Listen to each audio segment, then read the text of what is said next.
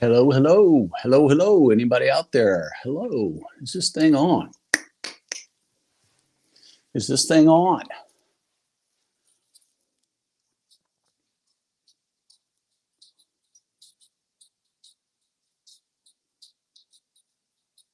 Let's see if we can invite guests to come up here. Let's do that.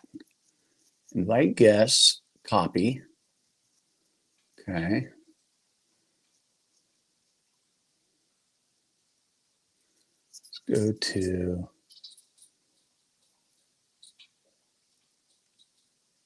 Let's go to post comment, paste, and should be done, yeah?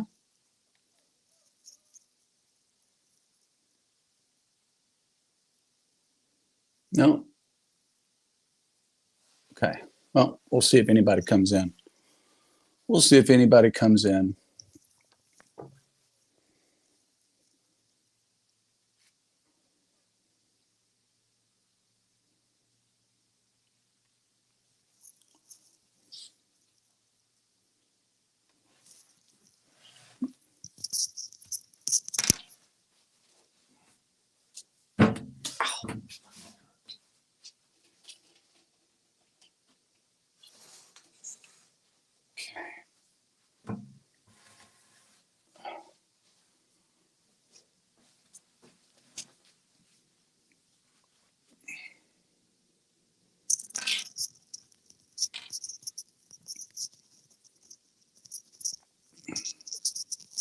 Hello, hello, everybody. Hello, hello, hello. Hey, Lashes, how are ya? Hey, Nicole. Can you guys hear me? Can somebody give me a hell yeah?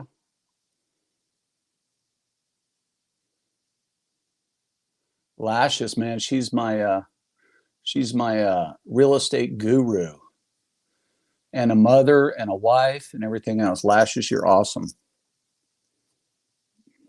I don't know how you manage to do it all. Just Jason Keto, thanks for stopping in, brother. Appreciate it. Nicole, thank you. All Terrain Coffee and Camping. Thanks for popping in, guys. How y'all doing tonight? Cool. Let's see if I can get this thing straightened out. There we go. How's everybody doing? All four of you. Tonight's going to be a good one, guys. Tonight's going to be a good one. Get all your friends and family in on this one. You're not going to want to miss this. And you got to wait till I'm tired of talking. There's going to be a giveaway at the end. Or there's going to be an announcement for a giveaway, I should say. It's not going to be a live giveaway. Totally stinking awesome. That's great, All Terrain. I'm good, Nicole. Nicole, you're getting a shout out later on, by the way. You're on my list. And All Terrain Coffee, thank you so very much. If you don't mind, if you feel comfortable, All Terrain, can you drop your real name so that everybody can know who you are? Or if you don't, can you put it in private chat if you just want me knowing it, no one else?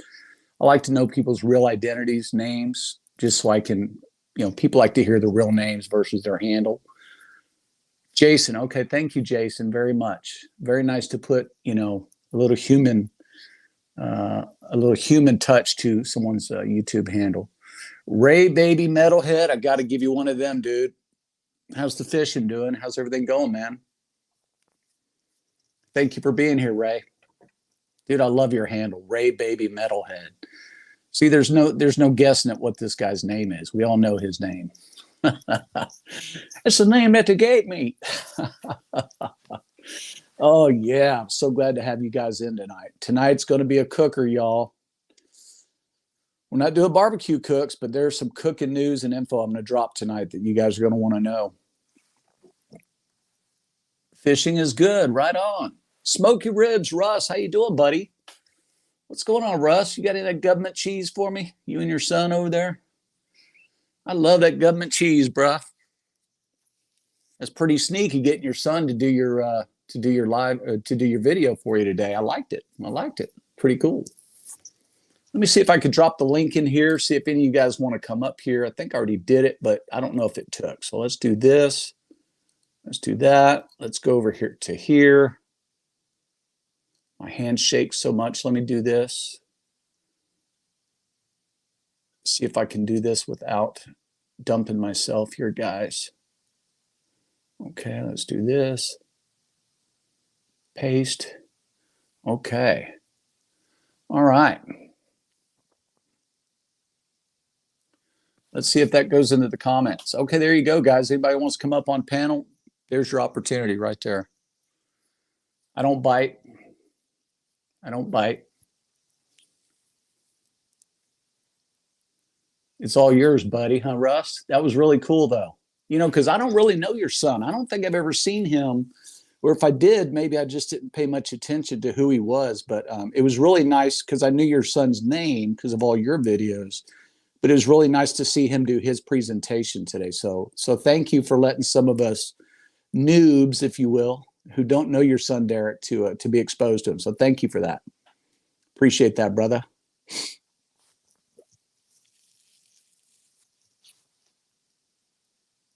Hey, what's up, VR? What's happening? The real VR. Ladies and gentlemen, don't get it twisted. He's the real VR. Thanks for being here, brother. Tonight's going to be a scorcher, man. I've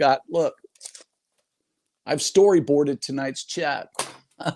You're in trouble.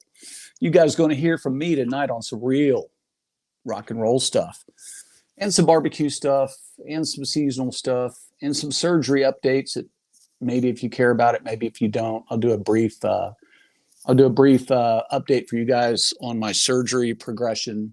It's going to be a pretty good chat tonight. So we're going to let a few more folks trickle in. If you guys don't mind just kind of hanging out, saying hi to each other. Has some other solo videos from last year. Plus, he has been in quite a few. Yeah, Russ, you have so many videos, brother. You're one of the elder statesmen out there for people like you and me. Or people like me, I should say. Sorry, Russ. So I'm still going back through your old catalog. I think you can kind of see that by the comments. It's blunt time, huh, VR? So Russ, yeah, man, I'm going back through your old catalog of stuff that I haven't seen from you before. Just give me time. I'll get through all of your catalog. As I told you, Russ Jones, I was a big fan of yours long before I started my channel. So everybody who has not ever been on Smoky Ribs Barbecue channel, I don't know why you haven't. He is like the, lack of a better term, he's the godfather of Southern barbecue here on YouTube. He really is. The guy knows his stuff. You know, I like to think that I'm somewhat accomplished. I've been doing this for 40 some odd years. Russ could kick dirt on my face and dare me to get up. That's how much I respect Russ. So Russ has got it going on. His son, Derek, he knows what he's doing too, guys. So please check out Smoky Ribs Barbecue. And take a minute, guys, to, I don't have a moderator to drop all the links. Hold on. Somebody's in the basement. Let's see. Who do we have here? There's Russ. Oh, wait. Sorry, Russ. I dumped you. Can you do that again, Russ? There you are. Hold on. Here you go, buddy. What's up, John? Hey, man. Thanks for coming up, brother. Yeah, man. No problem. Yeah. I was just plugging you, man, if you don't mind. Yeah, I heard it. I appreciate that. Yeah, he wanted that camp chef. I wasn't interested in it. And I said, hey, if we get it, then you're going to do the review video on it. He said, all right. But yeah, he did, I think like August of last year, he did quite a few, not a whole lot, probably about 4 or 5 videos on his own, but he's been in quite a few of mine. He hadn't lately because he just hadn't felt like it. I said, you want to get in this one? Nah. I said, all right, whatever. I think he's getting back into it. If he's doing his own thing and trying to live on his own name, well, that's really cool of him. Not trying to live on your coattails. That's pretty cool. Yeah. I mean, it'd be easy to do to, use your name out there. Everybody already knows to get a little traction, but he's choosing not to do that. It looks like, huh? Yeah, I do like that camp chef though. After he just sent me the footage on it this morning, he shot it yesterday. And I sewed it together. It didn't take long because normally I'm dealing with 3 or 4 cameras that I have to edit between. I only had 2 to ping pong forth back on this one, so that was pretty easy. I Mm-hmm. knocked it out, got it uploaded, threw a thumbnail together, and it ain't doing much right now. But man, nothing is right now. It don't seem like it. Just God, it's crawling. Mine ain't. I think I got molasses on mine because things is slow. God, I don't know what it is. I just don't know what it is. I'll be honest with you. I've never seen it this bad in October, this late in October. Normally things start kind of upticking. I start getting a lot of views on a lot of my older videos, like for Thanksgiving bids, and which is still early. There's still another month for that, but we'll Mm-hmm. see. Well, I will tell you, Russ, that the fact that you're on here today, I had you on, I think, one or two other of my lives. I think this is only my third live. So you've been on one or two of my other ones. Yeah, I was probably on your first one. I That was one here out. last week, but I didn't get on. I'm not going to be able to stay on long tonight because at 8 o'clock or thereabouts, I've Uh-huh. got to put a dough together for. I got to shoot a video tomorrow using the pizza oven, the Fontana, and I'm doing French baguettes, and I've got to Oh, make shit. it's Really? a 14-hour rise, slow rise. Mm-hmm. A little bit of yeast, very little yeast in it. And it's got a rise. It's a no knead type. I've done it before years ago, and it turns out really good. It's a real rustic looking French bread, and I'm gonna pop it in that pizza oven to do it. And Are I'm you gonna doing the start. 5 slits across the top? Yeah, it'll have at least 4 across it, depending on Yeah. how long. The last time I did it, that dough recipe will do 4 average size or 2 really big ones. So I think I'm Mm-hmm. just going to do 2 if I can find a pan long enough to accommodate that, and just lay parchment paper in there. I'm putting them in a pan because I've got to turn them midway through. It's just going to be easier with a pan. Yeah. Yeah. Well, that'll be good. When is that video going to drop? Next week sometime, probably Monday. I need to get back on track. I never post on Thursdays, and that's another thing that's hurting this video because it's not my normal day that I post. I normally post on a Sunday or a Monday, sometime Tuesday, right in there, kind of early in the week. Hey, let's give some shout outs here. Lashes Journey, thank you very much. Al Lunacy, Russ, I think you know Al. Yeah, yeah. Barbecue Channel, he really knows his stuff. That guy, oh Al, you're dude's down and dirty with it. He knows what he's doing. Oh yeah. Gallivanter Slots, welcome. Thank you for coming up. Appreciate it. Ray Baby, what do you got there? Smoky Ribs, that's one for you, Russ. Ooh, he's talking about your crabs. Oh yeah, the seafood and stuff. Yeah, I do quite a bit of that. Matter of fact, I was going to do that tomorrow, but not really show how to do it and kind of show it, putting it on like the baguettes or whatever. But I'm not going to have time. I was going to do a marinated shrimp, kind of like a pickled shrimp, and but I'm not going to do it on this video. But I do plan on doing that at some point when I get ready to do some seafood stuff. You know, Russ, I told you a time or two, I'm a huge shrimp guy, being from Daytona Beach and all. Oh yeah, I love the Key West pinks really better than any of them. yeah, they're good. But I've never tried a cured shrimp. I've got to have mine, brought through, cooked all the way through. I just can't. Yeah, these are cooked all the way through. Oh, The are they? marinated Okay. shrimp is basically the way I do it is I take cold water and I put the shrimp in there. Then I turn the burner on like a real low to medium, and I bring them up ever so slowly to where you can never really get them to a boil. I'm just watching the color of them. And Okay. when they get good and pink and the meat is no longer translucent, and I know they're done, then I take them out, scoop them out, and put them in an ice bath. I chill them. You And shock then they them. go Yeah. into a jar with onions and all kind of stuff, mustard seed. It's got oil in there. It's got some vinegar in there. It's got a variety of things along with the Cajun flavors. And Ooh. then that marinates for 24 hours, and they just suck up all that Oh, flavor, yeah. and man, they're good. But you can do that also. Like, let's say you do them like that, then you take that same pot of water after you got these cooling off, and you put your crab bowl and everything in there and get that boiling and kind of dissolve your powders. Then you let that cool all the way down. Put it in the refrigerator, let it cool down. Then put the shrimp in that. If you want like boiled cocktail shrimp, that are perfect. Pills perfect every time, you know. But with these, You I'll cook them with the head and the shell on. Then I'll remove that. I will devein them using a toothpick before I go into the water. Then I'll shell and devein them. And when they go in the jar, there won't be no shells on them. You know, right. they'll really suck up all that flavor. Music Logic, thank you for coming in and being gone. Thank you. Appreciate you coming through. I've been watching your stuff lately. I think I watched one of your videos today. Thank you for coming. Gallivanter Slots is getting hungry, Russ. You're getting these people hungry, Russ.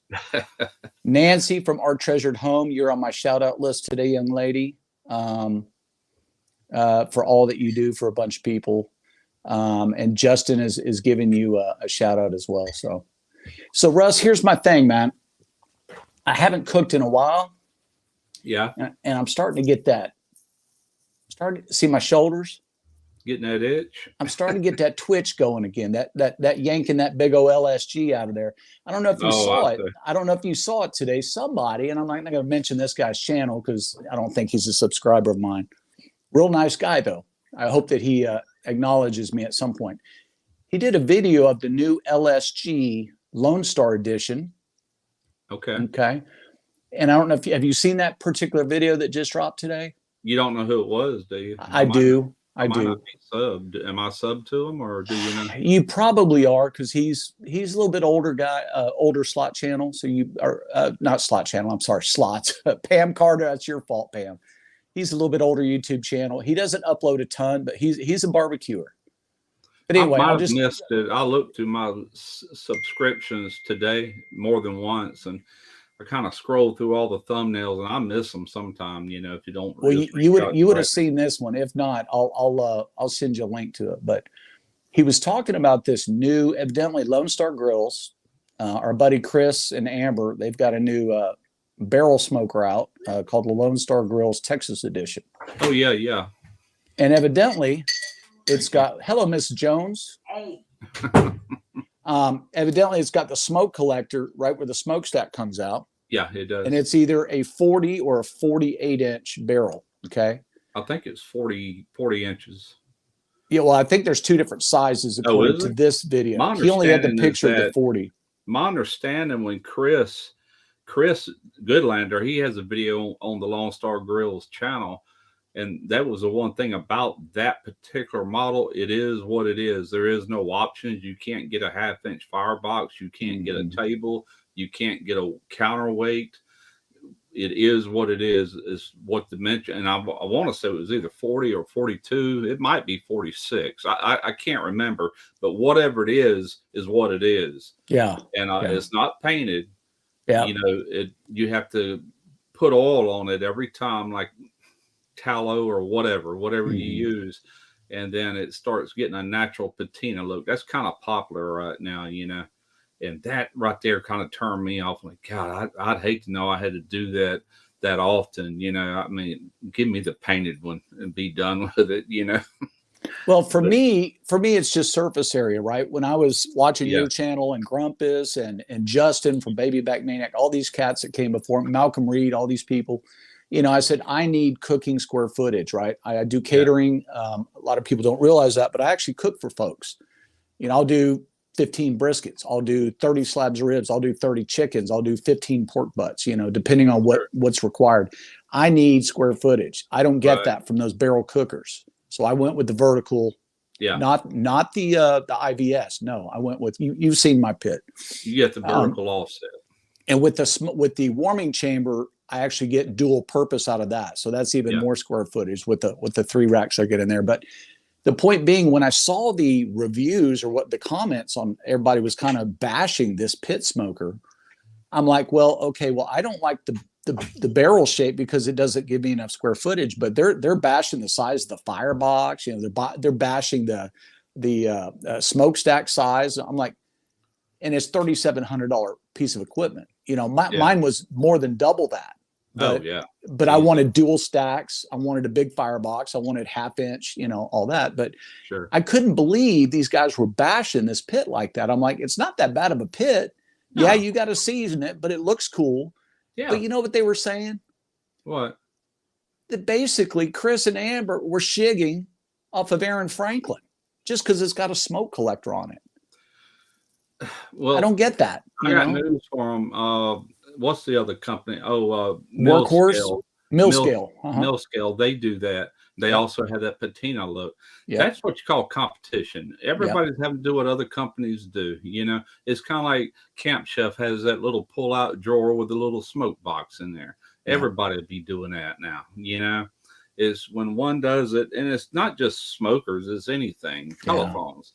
When the Android comes out with a new feature, iPhone will have it on the next go around. You know what I'm saying? It's just the way it works. We're in America, Yeah.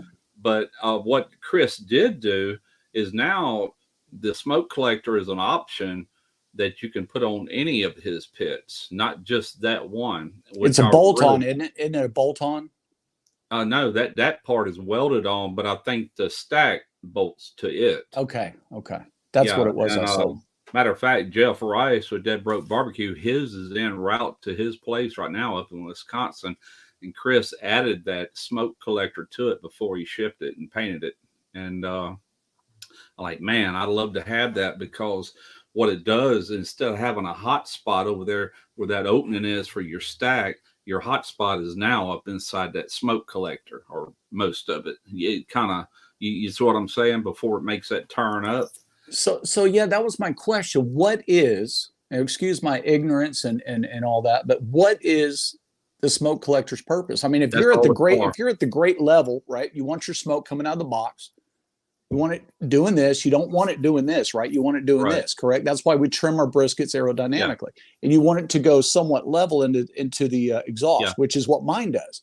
My holes aren't way up here; they're basically there. But my stacks are like 40 some odd inches tall, and they're dual. Right.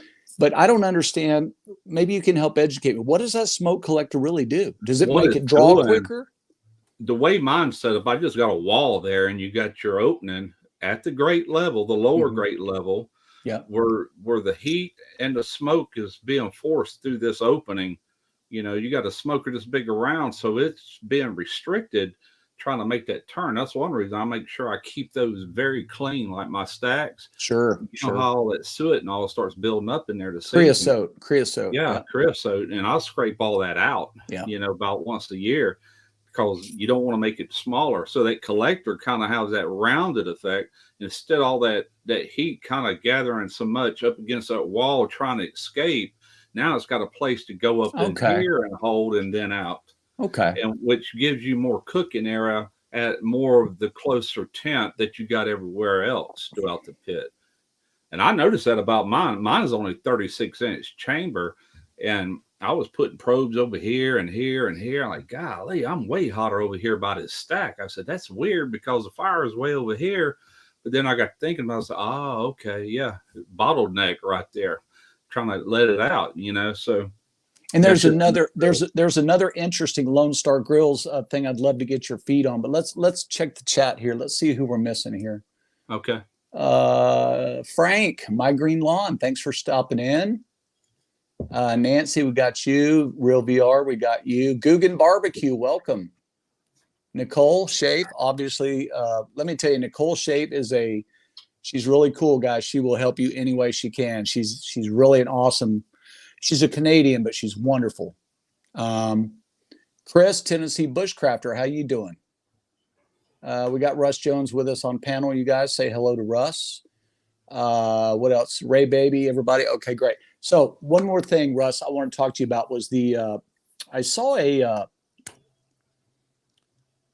video that really intrigued me. Now on your LSG, do you have heat plates in yours? Tuning plates, yes. Tuning plates. Okay. Mm-hmm. How do you feel about those? I use them because I've just never taken them out. I know people that get rid of them altogether. They said that it really, to them, it works better without them. I leave them. I have one about a 1/2 inch from the firebox side. Then I go a full inch. Then I go 2 inches. And that's just where they've been ever since I've owned it. And it does seem to hold everything about the same temp, except for that extreme stack side. That's hotter. That's a hot spot for that pit. Okay. And I just explain why, But I've never tried it without them. I even told Derek, all my pits are over there at his place because where we shoot videos. Sure. All but two, and I'm trying to sell them right now. They're out in the garage here. And but I don't know. I might experiment one day, just take them out, see what happens, you know. So that's my point. I just saw a video, not to cut you off, Russ, but that is precisely why I asked you that pointed question. I use mine just like Chris told me to do. You start out small, and of course, because we know the heat's going to come toward the stack. We know that through experience. Right. You space them out wider as you go. And so that's what I did. I get pretty even cooks. If I don't, my meat, my protein's going to show me. That sugar's going to come out, and it's going to show me where I'm hotter. I saw a kid. I say a kid. The guy's young, and I'm not going to mention his name because I don't really know the guy, so I don't really want to blast him. But he took all of his tuning plates out of his Lone Star grills, and he swears that he gets that Aaron Franklin. Everybody matches up to Aaron Franklin. I've had his barbecue. It's very, very good. Yeah. Listen, I'll cook against him. I will. I may lose my shirt. I'm not going to put $1,000 on it, but I'd love the opportunity to cook up next to him. I'm not afraid to. Let's put it that way. And I think he wouldn't beat my ass that bad. This kid says, I get that Aaron Franklin smoky, like, you know, when grease strips down from a burger or a ribeye, you get that extra little, what do you call that? That when that grease comes up and it hits the meat? Like, it's atomizing back into the meat from like hitting the hot coals and everything, infusing back in, giving it that grill flavor, you know. So he says he gets more of a grilled flavor even with an offset. Now I'm asking myself, no, wait, that's not possible. How does that heat transfer make it all the way to the protein? You know, he's on a barrel style pit. So you got your smoke box, right? Fire's coming up, no tuning plates. He's getting the vortex because that wind, right? He's wide open. He's getting a vortex of wind. You could actually hear it. So maybe that's how he's getting that extra little flavor, not just smoke flavor. Did you taste it yourself? No, I didn't. I haven't tried. I'm asking you if you've heard of this method because I'm thinking about trying it. But I will say a drum smoker vertical will give you that taste because you got charcoal directly underneath. Yeah. Exactly. Not on a horizontal vertical or a horizontal. No, I don't get that either. You know, that fire is over here. Right. And I don't know. I would have to compare it with something else, you know. But yeah. But I'm getting the itch, Russ. I'm ready to cook again. I've got briskets in the freezer. I've got pork shoulders in the freezer. I've got ribs in the freezer. I'm ready, but my back is just what I may do is I may just call up a buddy. Hey, pull it out for me.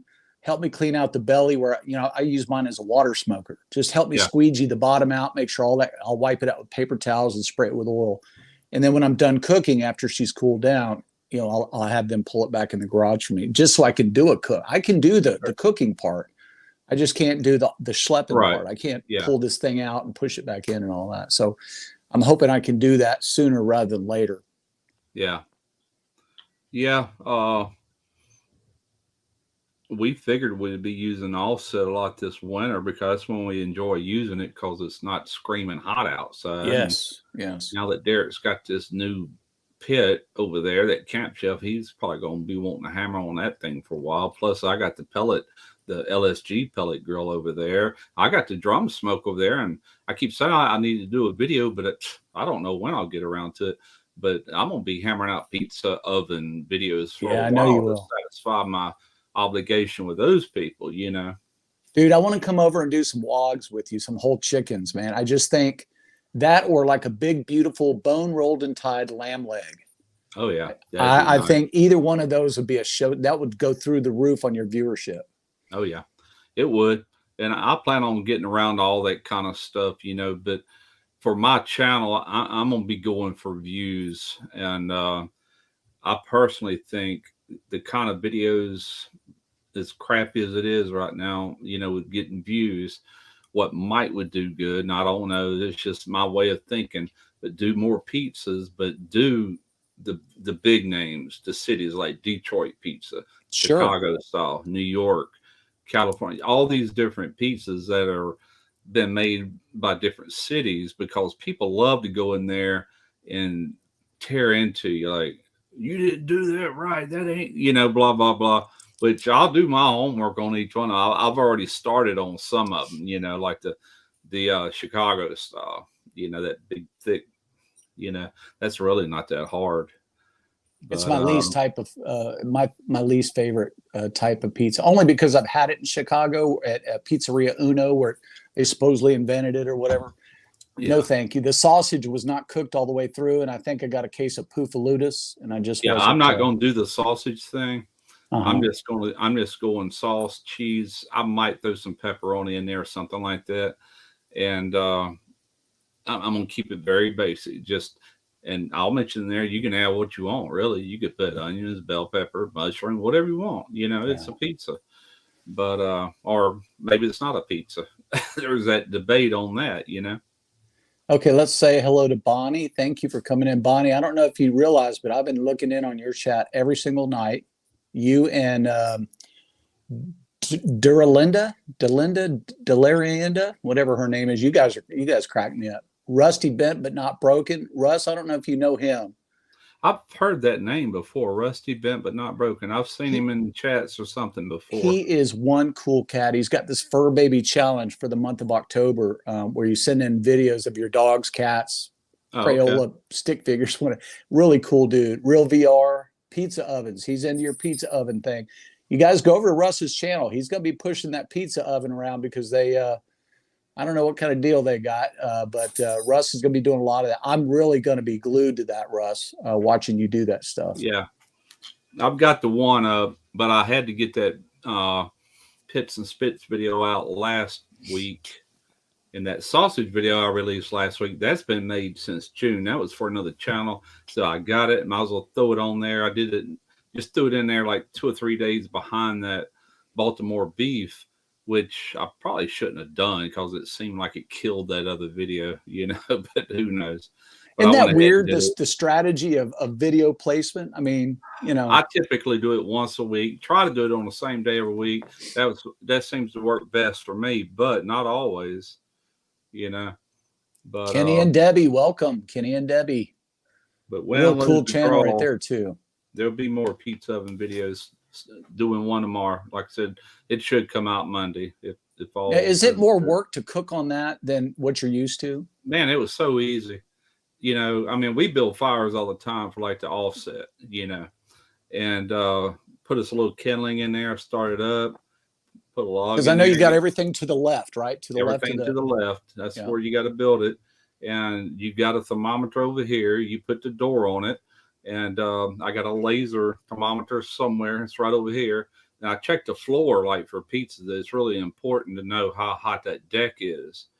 And once it's up to heat, it took me 35 minutes on that pizza cook to have it ready to cook pizza.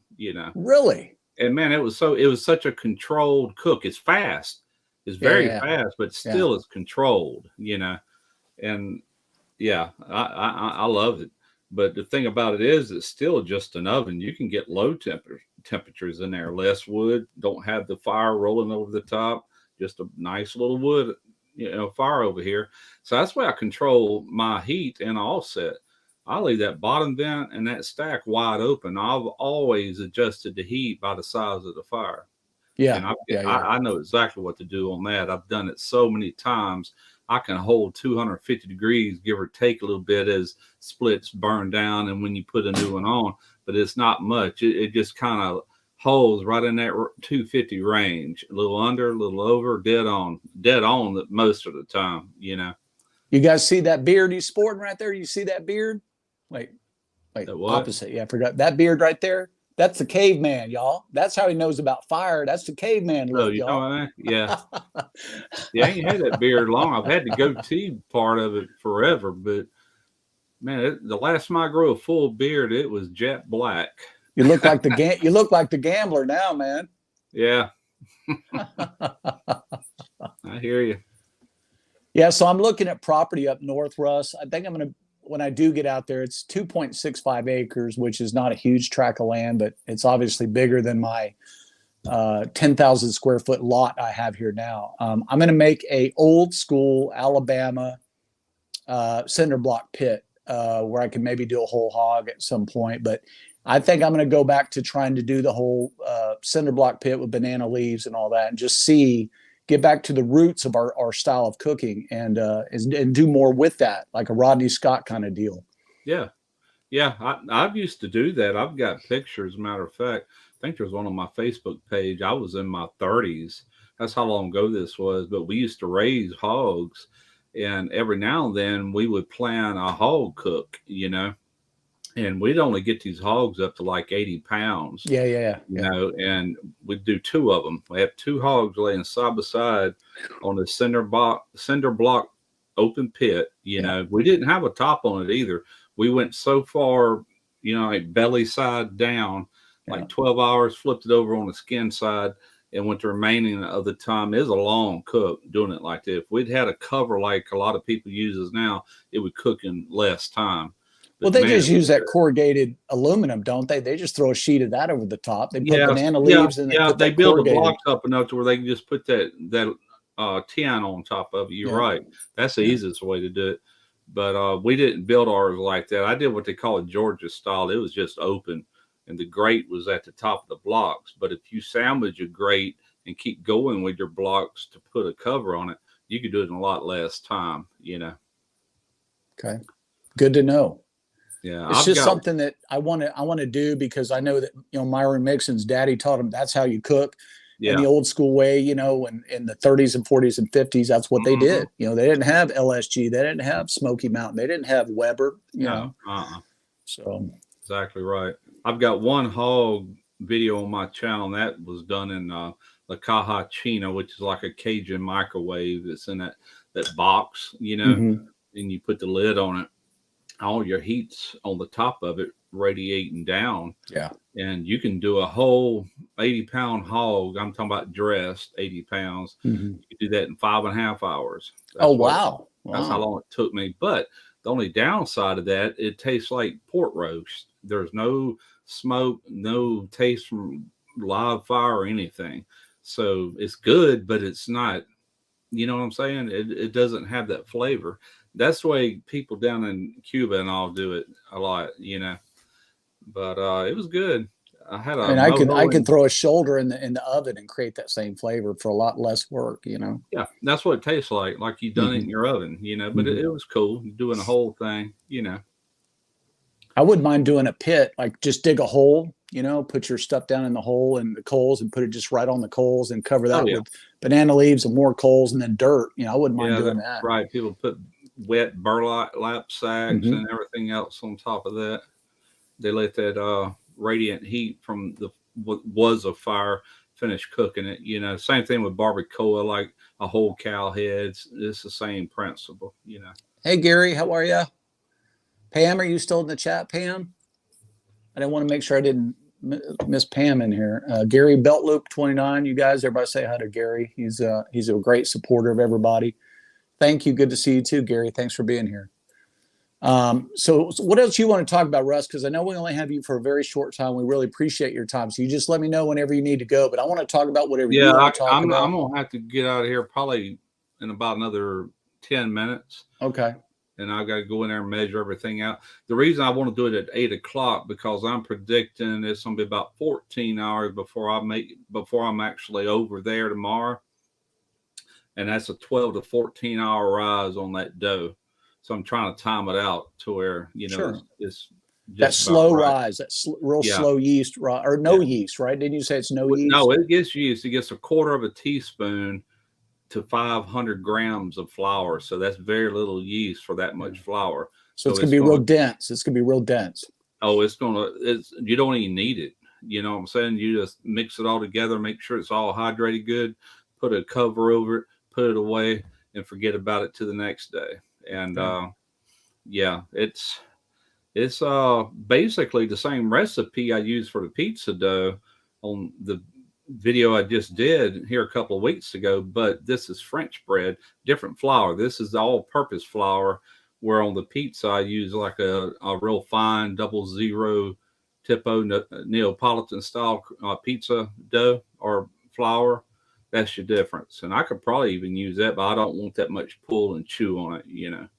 I think we have a pizza joint here in downtown Carrollton where I live, and it is a Neapolitan style pizza. They That's have my this favorite. huge oven. I mean, it's I don't know how you measure those big pizza, but it's a big dome. It's at least 4 foot across, 5 foot across, Yeah. interior, and it's got the tiles on there, and it has where in Italy where it comes from. Mm-hmm. But they get that thing so hot that each pizza, each pie that they cook, obviously thin crust, it's going to be I think a 12-inch pie, and it cooks in under 90 seconds. Oh yeah, yeah. And it is the flavor that burnt crusty that charcoal flavor. You know, it's like It's unreal, man. You know, that video I just did, that first pizza I did, I didn't time it, but you're watching me in real time cook that. That's about how long it took me to do that. And I kind of screwed up. I pulled it out. I said, man, that looks good. I should have took it on off right then. But I put it back in there. So we're going to put it back in for a few seconds. And it got a little bit more char on one side than what I really would have liked because it had the perfect amount. I'm like, crap. So the next two, man, I nailed them, you know. It's like, okay, I know not to do that no more. I had it a little too close to the fire too, you know. I actually like that kind of burnt part, if you will, because to me that's authentic flavor. That's that coal flavor. I like a little bit of that too. I just don't, appearance wise, I overdid it just a touch. You know, wasn't much. The bottom was perfect, you know. And that's what I kept worrying about. Like, golly, man, I was running like 726 degrees on that deck. Shit. I said, well, I'm gonna scorch the heck out of this pizza. And you don't. The thing about it is, once you lay it down, even though you're spinning it with this tool, you always want to land it right back where you originally put it, you know, because you've already cooled that part down just a tad, you know. And it's just that's your safe zone. Yeah, right. And if you want a little bit more color, move it over to a hot side that you haven't used yet for a few seconds. It'll get a little bit more, you know. But yeah, I've watched a ton of videos on wood-fired pizza ovens. That's how I even know that. It ain't from experience, I promise you. Yeah. You know. Well, you know, a year from now, you're not going to be able to say that, Russ. You're going to be saying, I've cooked a few pizzas in my day, but let me tell you. Let me tell you all about this. Yeah. Your beard will be like, you look like a freaking Harley guy. Your beard will be like, I'm Russ Jones, Smoky Ribs Barbecue. Smoky Ribs. That's right. No, Gary, I do not have Nightbot. Do we have somebody amongst us that should not be here, Gary? And if you say yes, I'll know who it is and I'll kick them out. Just say yes or no, Gary, and I'll do the appropriate measures. I know who you're talking about. Look who it is, Russ. Look who you drew in. Grumpus on fire. I want to be Russ's neighbor. I think we all want to be Russ's. Well, you need to be Derek's neighbor because I do all my cooking over there in Mobile, Alabama, even though I live in Mississippi. Not too far, 45 minutes from his driveway from here. Yeah, he was saying southern Alabama today, like Mobile area, right? Yeah. Lower Alabama, L.A. I was like, look, there's baby Russ doing his thing out there. Yeah. He was nervous in front of that camera, but towards the end, I could tell he was getting his confidence. It's been a while since he's been in front of that camera, you know. I said, dude, it's just a camera. It can't bite you, you know. Yeah, it can't bite you. Just act like you're talking to somebody that don't know anything and explaining to them, you know. And but he did pretty good considering he just got that pit. I mean, he just got it put together the day before yesterday. You know, and look at there, Gary Belt Loop 29 is representing Mississippi. Do you see that? Oh yeah, I said that's right, Mississippi. Some of the best boiled peanuts I've ever put in my mouth come out of damn Biloxi. Mm-hmm. Heck yeah.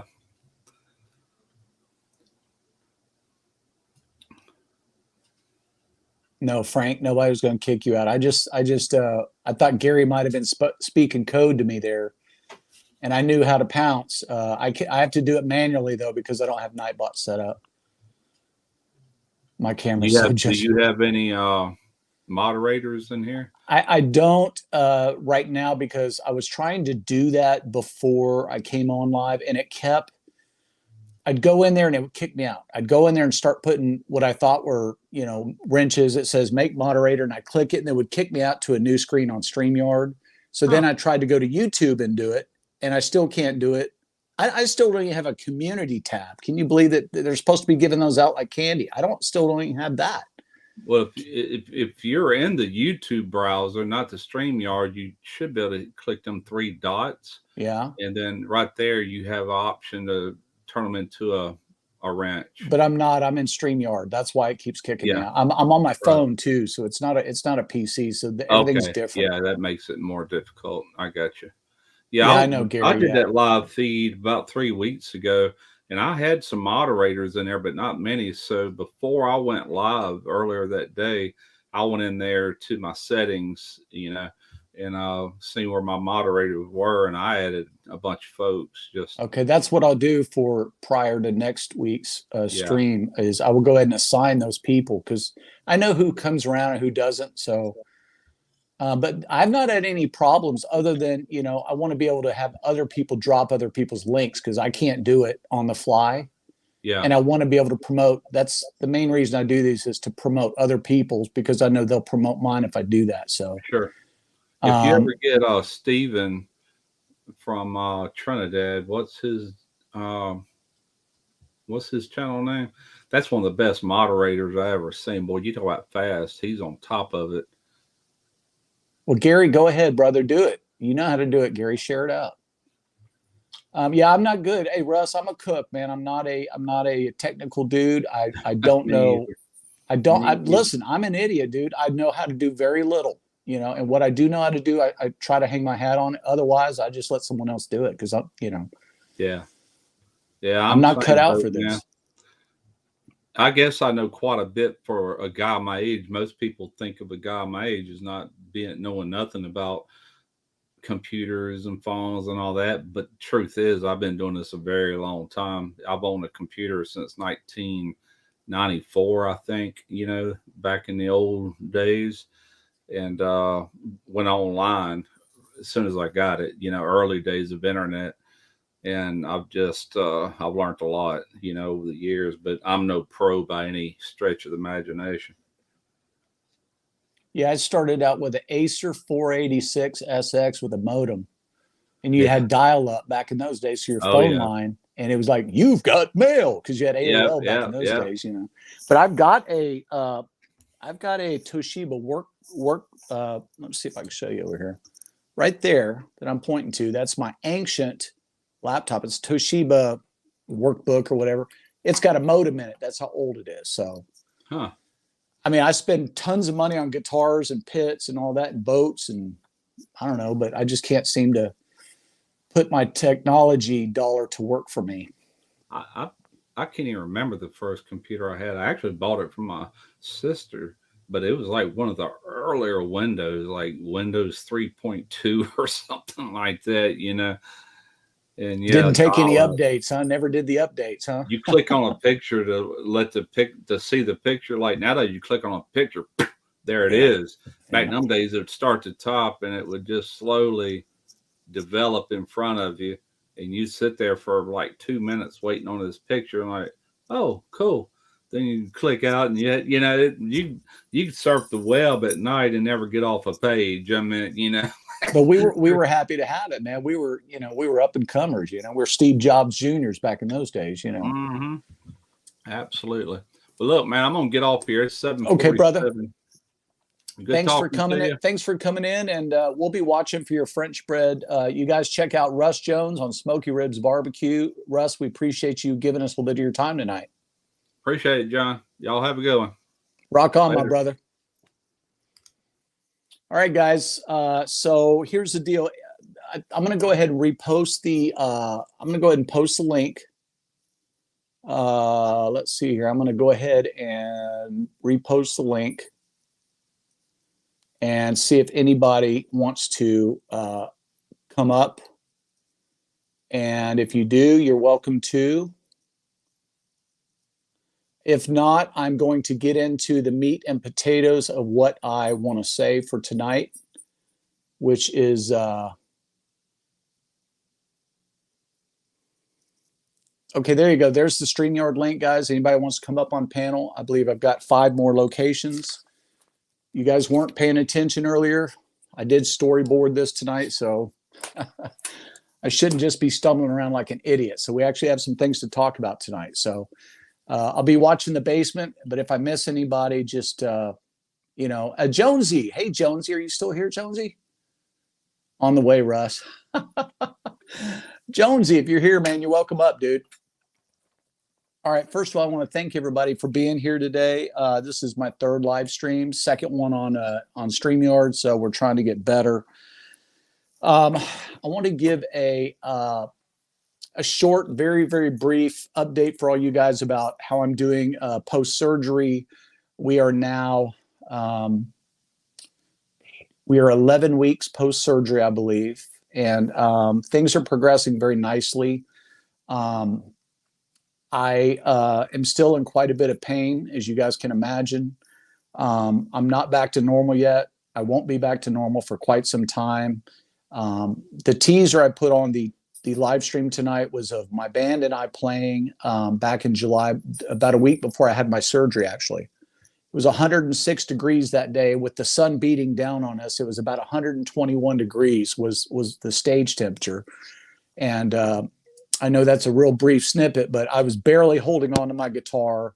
I had the blue towel around my neck trying to keep my carotids cool because it was just brutal. So that was my band back in July. We have not played live since. My band is pretty much gone on to do other things because I'm out of commission for a while. Maybe we'll get back together. Maybe we won't, but I wanted to answer that question. That is my former lineup of my band, which leads me into another thing I wanted to say. Back in December of this year, I'm sorry, December of last year. Yeah, December of last year. We haven't had December this year. I applied for a U.S. trademark for my band name of Rocket Queen DFW. A federal trademark for the name Rocket Queen DFW. And the reason for that, I won't get into. But I will tell you guys, it is not easy being in a local tribute act. Bands break up all the time. Other members, they think that, since you hired them into their band, they can go back out under your name and start touring around and selling tickets and putting shows together under your name when you actually have indemnity over that name. It becomes real and personal property of yours at that time. Intellectual property is what the law reads it as. So we had a breakup in one of my versions of my band. No harm, no foul. These guys are still friends of mine. We've sorted it all out, but I had to go out, and for legal protection, I had to spend $3,200 in filing a petition for a U.S. trademark, which I have been granted through the circuit court and then through federal court. I got an email yesterday from my trademark attorney stating that Superior Court found no conflicts, and they went ahead and forwarded to the federal court. Federal court has posted a 30-day conflict clause. Anybody who subjects themselves to scrutiny, in other words, anybody who has a cause that I cannot assume this name, they have to bring their information within 30 days to the federal court. And then the federal court will kick it down to the circuit court. Circuit court will then review that information, and they will find out, arbitrate it to see who has the right to the name. But as it stands now, it looks like I'm going to have full rights to my name, Rocket Queen. Now, anybody who's a Guns N' Roses fan will know that Rocket Queen is actually a name of a song. I believe it's the closing song or the second to the closing song on Appetite for Destruction. It is a name of a song. The way I worded my trade clause was that I reserve this name for live performances as it relates to tribute band live performances. No other indication is needed. So in other words, basically, it's just for a tribute band name only. an identity only, a brand, a TM, a trademark. Right now, we've got the, a Circle R, registered trademark. Right now, we are under federal protection with a trademark, a TM at the back of our name. So we are federally protected, even though it hasn't gone through federal court yet. We still have, I think, November 27th or 28th, we're supposed to be awarded if there is no conflict. And this is open to the United States of America. So if there's any conflict, if one of the publishing companies says, hey, no, we had that name before, but in the database, evidently there is no federal trademark for the name Rocket Queen. There may be rights to the song, publishing rights to that song, but no rights to the actual name. They did not trademark the name. So I'm trademarking the name so no one can go out and tour under my name while I'm down.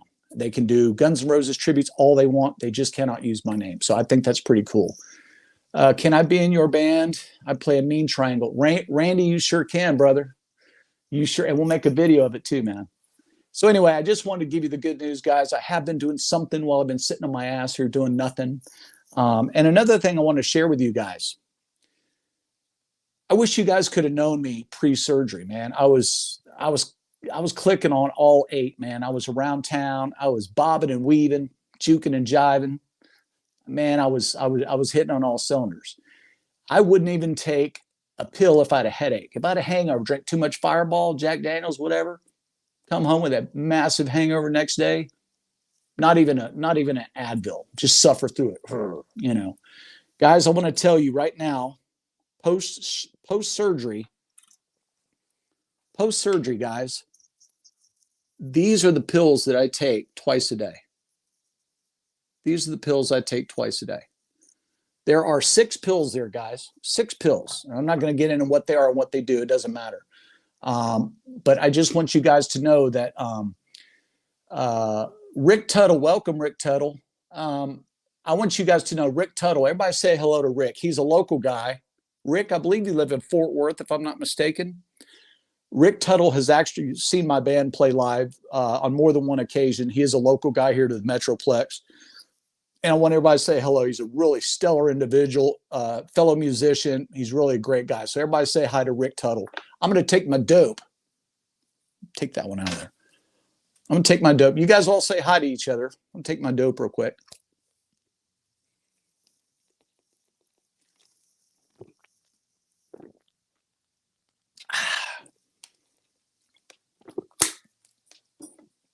Okay. All right.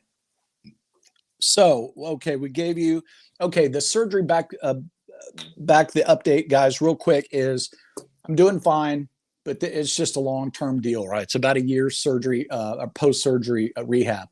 I'm not doing rehab or physical therapy at the moment because they want me to stay basically, it's almost like a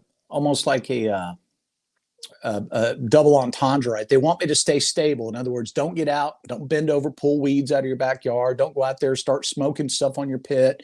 Don't go out there and start, acting like you're playing golf again. Don't do any of that. Stay home, let your lower back mobilize. Because remember, guys, there is a cage that is built around my spine. Okay. There is a steel cage. There's a fake disc in between L5, S1. And around that, they have built a cage with rods and screws that are holding my L5, S1.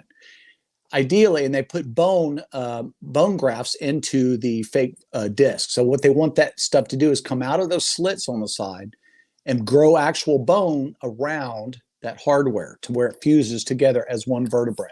That is why somebody gets a fusion, is to strengthen that weak area. Everything's going good to plan, all of that, but I sleep a lot, guys. These pills I just took, they'll put a rhino down, man. Chuco, ¿qué pasó, güey? Yeah, Panchuco is good people, guys. I second that, Gary. Okay, but guys, just listen. Everything's going good on the rehab. It's just I sleep a lot. I can't be the guy I used to be. I cannot play live. So, yes, I baited you with a little live clip. That is my band that played just back in July. We are a Guns N' Roses tribute band because, quite honestly, I believe it's the best band other than the Rolling Stones and Led Zeppelin that there ever has been. And I stand behind the statement. But you won't see me playing a whole lot of guitar. I may drop a guitar review tomorrow. But more importantly than that tonight, guys, I want to bait you guys a little bit more to stick around a little while longer. Help me get my watch hours up, but I'm going to make it worthwhile because we're going to have a giveaway, and it's going to be a real big giveaway. And I'm going to be sponsoring it solely by myself, and it's going to be something you're going to want to know about. I was racking my brain how I can get more viewers, how I can get more watch hours. So, guys, if you'll just hang out with me on this live chat, I need more people up on panels. So, anybody wants to come up, hit the link above, scroll down till you see it, or scroll back up till you see it. Anybody who wants to come up here who can be respectful to our community is welcome up here on panel. We welcome that. Gary, Bonnie, anybody, Pam. But yes, we will be rolling out the rules and regulations of this giveaway. This could be a pretty good one. So stick around for that. Right now, I want to give some shout outs. Hey, everybody. Hey, y'all doing? Oh, boy. Okay, shout outs, guys. And when I'm doing this, guys, I don't want to alienate any of you who don't get a shout out in this. These are people who have either gone on their own page and shouted me out, via text. In other words, like Gary, what Belt Loop just did, come join me, Barbecue Rock Stars live. Gary drew traffic over here. That's how some of you guys found out that I'm live, is because of Gary. So Belt Loop 29, Gary, you're my buddy. But there's others, guys. And I'm going to go through and I'm going to give you, it's going to be very brief, so I'm not going to bore you, but don't be upset, guys, if I didn't call your name. You're probably going to be next on the next one next week. These are the guys that have physically helped me grow my channel. I'm going to get serious about this. Let's go through these, okay? Drunken Chef Barbecue, okay? Everybody knows Drunken Chef Barbecue. If you haven't, go over to his page, Drunken Chef BBQ. He does a really good line of rubs, barbecue rubs. I think there's 5 in total. There's one seasonal one right now, Ghost Pepper, for Halloween month. DrunkenChefBarbecue.com, I believe, is his website. I'm a customer of his. I've actually gone and bought his salt, pepper, garlic with jalapeno, and salt, pepper, garlic with habanero. Guys, I'm telling you, they're beautiful. They're a little warm, a little spicy, so use them in moderation, but use them on everything. Right? He'll make more. Don't worry. You're not going to run him out of stock. Him and his wife and his little daughter, Little Chef, they'll make more for you. Stuff is good. It's very thick and granular. So if you want a good rub that's going to create a good bark for you, guys, don't use the real thin, powdery stuff, confection sugar kind of crap. Don't use that. Use something thick and granular. As chunky as you can get it will create you the best bark. You heard it here first. No lie. Drunken Chef Barbecue. And by the way, be on the lookout. He and I are going to be doing a collaboration very soon. You're not going to want to miss it, guys. It's going to be loco. Okay. Our treasured home, Nancy. I've become very good friends with her lately. Nancy, you are a very good steward of the community, and I wanted to say thank you to you. Frank, I can't pronounce your last name, but I love you and you know it. He's a fellow landscaper like I am. Frank from My Green Lawn. I want to say thank you very much for all that you've done for me. Fellow musician, right? So I love him. Paulie Detmertz, if you're listening, Paulie, thank you very much for all that you've done for me. Paulie is a fellow metalhead like I am. And so I'm giving you a car, huh, Frank? No, I'm not giving you a car.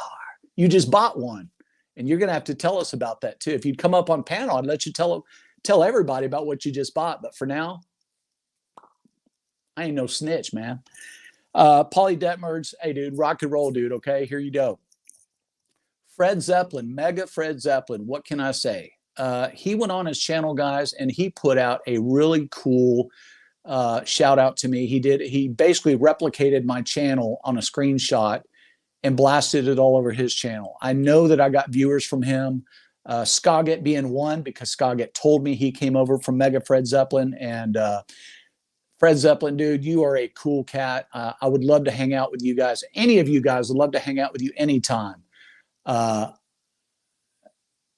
It's okay, Gary. No worries. No worries, Gary. It's not a problem. Next one, Skoggett. Skoggit.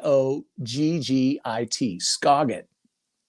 I think he's got another channel, Maple Barbecue, something or another. But I just go by Scoggett on his. I pull him up. He does have another channel. This guy is a true chef, and you guys know I'm a foodie, right? Scoggett, Skoggit, Scoggett, sweetheart of a guy. I don't know much about him other than his love for cooking, and he knows his stuff. He's been doing it a while, and a real sweet guy. So all these channels, guys, reach it. You know, there's no link. I understand that. I'm an idiot. I don't have Nightbot on here. I don't know how to drop links. Guys, you know how to get out of here, or just write it down. Scoggit. You type into YouTube, Skoggit, Scoggit. You pull it up. That's him. Hit that subscribe button. Just like Fred Zeppelin, Paulie Detmers, Frank with My Green Lawn, Nancy with Our Treasured Home. Rusty, Bent But Not Broken. Rusty is another one of those guys who's always around in people's chat, lending support.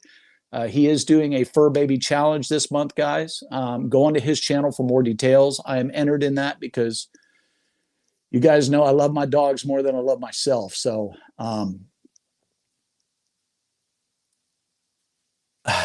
hey, Big Tiny, what's up, my man? What's that? Grumpus, it's probably best we don't live close to one another. Okay, whatever. I'd love to come hang out with you, Grumpus. And we do live in the same state. So there, I know kind of where you live. So don't make me come find you, pal. But guys, these are a few people I wanted to shout out. And of course, Gary Beltloop, also Devil Dog. Devil Dog, you guys, has done a lot for me. He's a fellow Marine, just like I am. And, you know, I want to shout out all of our veterans who have served in the past, active service men and women who are serving our country. Huge respect. I cannot imagine what our current service people are going through. I wouldn't do it in this day and age, guys. I served my country proudly for 3 years. I've been all over the country for my country. I've been all over the world for my country. I've done some pretty dangerous things for my country, and I'm glad to have done it. This day and age, I don't think I could do it again for a variety of reasons. We're going to leave it at that. Okay, now,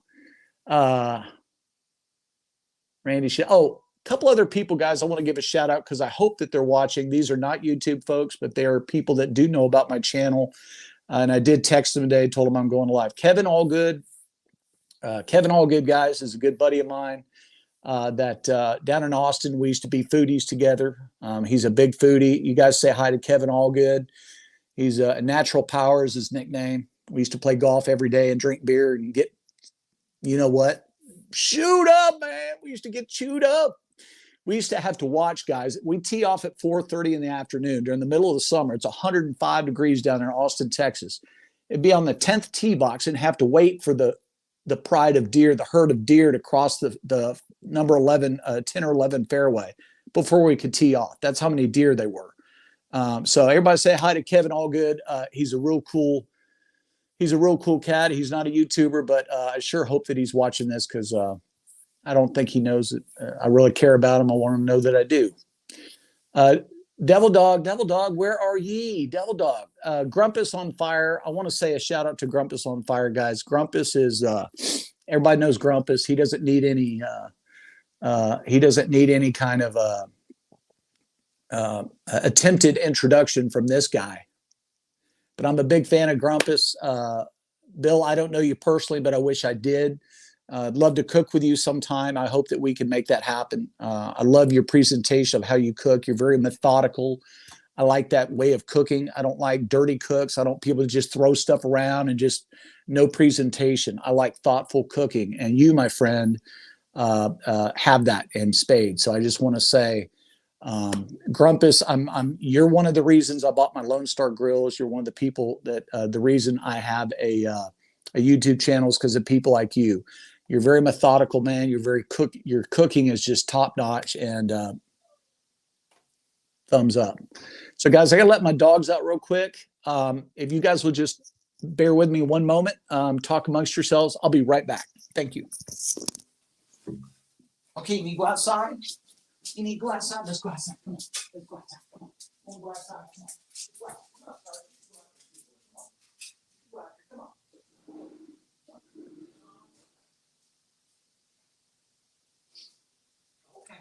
Okay, boy. Here you go.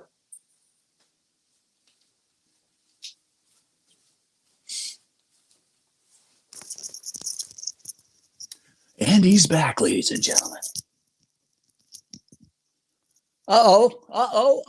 Ladies and gentlemen, do we have a Marine amongst us? Do we have a Marine amongst us? Is there a Lance Corporal Devil Dog in the house? Hello, Leatherneck, Teufelhunden. Identify yourself, son. Come up on panel. Let the world see you. Come on, son. You got the link right there somewhere. Okay, I'll go ahead and drop it again. Golly. Damn it. Wait, nope. That's not what I want. Hold on. Sorry. Okay, let's do this. Let's do this. Let's do this. Sorry about my thumb being in your face, guys. I'm doing all this on my phone, so please bear with me. Sorry about that. Okay, Eddie. All right, who's in the basement? Oh, there's Miss Nancy. Hello. Hello. Hello, my darling. How are you this fine, lustful evening? I'm doing good, my love. How are you doing? Oh, it's a beautiful day in the neighborhood, yes? Yes, it is. I made you laugh, didn't I? I made you laugh. I was on the rescue squad. I had a lady that would ride with me. And she was from England. And by the end of the shift, I was talking English. And they go, Nancy, what's going on? I'm like, I can't help it. I just pick it up. So if someone starts, it just comes out. You know, I love people's different, accents from mine. I love that, you know? Oh, yeah, definitely. Now, my son, he can do a lot of accents. Hey, you, I'm talking to you. Me or her? I forgot your name. Hi. What's your name? Anastasia. Anastasia. I was going to say Ambrosia, but I knew that wasn't correct. I didn't want to sound stupid. Good to see you, Anastasia. Hi. Do you want to see a new stuffy I got? Sure. I think everybody wants to see it. Oh, that's cool. Is that a ghost? Oogie boogie. Is that a ghost? It's an Oogie Boogie Squishmallow. Oh, I should have known. It's an Oogie Boogie Squishmallow. I mean, how did I not know that? We got someone in the basement. Hold on. Oh, there's our guy. Now we got a party. Nancy. Look below you. All Nancy. right. Hoorah! Eddie. Hey, Anastasia. Hey, Nancy. Hi, Dog. What's up, Rockstar? Eddie. Hello, Eddie. Hey, Grumpus. Hello. Belt Loop. What's up, guys? Hey, thanks for being here, man. Appreciate it, brother, man. Not a problem, I don't know man. if you can see this or not. It's a bracelet I made for Jamie. Oh, nice. Watching. Look, there's Tom Darby. I call him Mr. No, YouTube. I actually don't think she's watching. I think I know she was cooking. I think she's eating, and we were watching a show, and one of our shows or whatever, and my tooth's been killing me all day, and I had a headache, but I took some Tylenol, so I don't know. Hey, Maureen, if you brushed your teeth every now and then, that probably wouldn't happen. Hey, how you feeling? Who, me or Nancy? You. You. Oh, John, well, I already gave my medical directive earlier. So if I drop dead during this live stream, I've already given away everything, so it don't matter. Hope you left me in your will, bro. I did. I sure did. Actually, guys, I'm gonna have a giveaway. I want to string you guys along as I can tonight to get the watch hours. But there you go. But what? How many watch hours you got? No, dude, I'm not even gonna say. You'll laugh me off this live stream. No, I'm not even gonna say. It don't matter. Everybody's got to start somewhere. Well, yeah. Hi, Beverly Moffat. Hi, Beverly Moffat. Hi, Beverly Moffat. Hey, Beverly Moffat. Hi, Beverly Moffat. Hey, Devil night, Dog. Tom. I don't have enough to even talk about, but hey, look, man, I've been watching you in Belt Loop. I know what I'm doing now, what I got to do now. So awesome. Well, I can turn you on a thing too. I mean, yeah, I appreciate it. You're not. I mean, I will do that. You're not my priority because right now, listen, Linda, you're at 345 subscribers. I like to try to play people that are, 500 and above, especially the people that are close to 1K. But as I have, listen, Linda, but as I have extra devices, I would, and because you're a Marine and Marines take care of their own, I will put you on one. So here's the deal.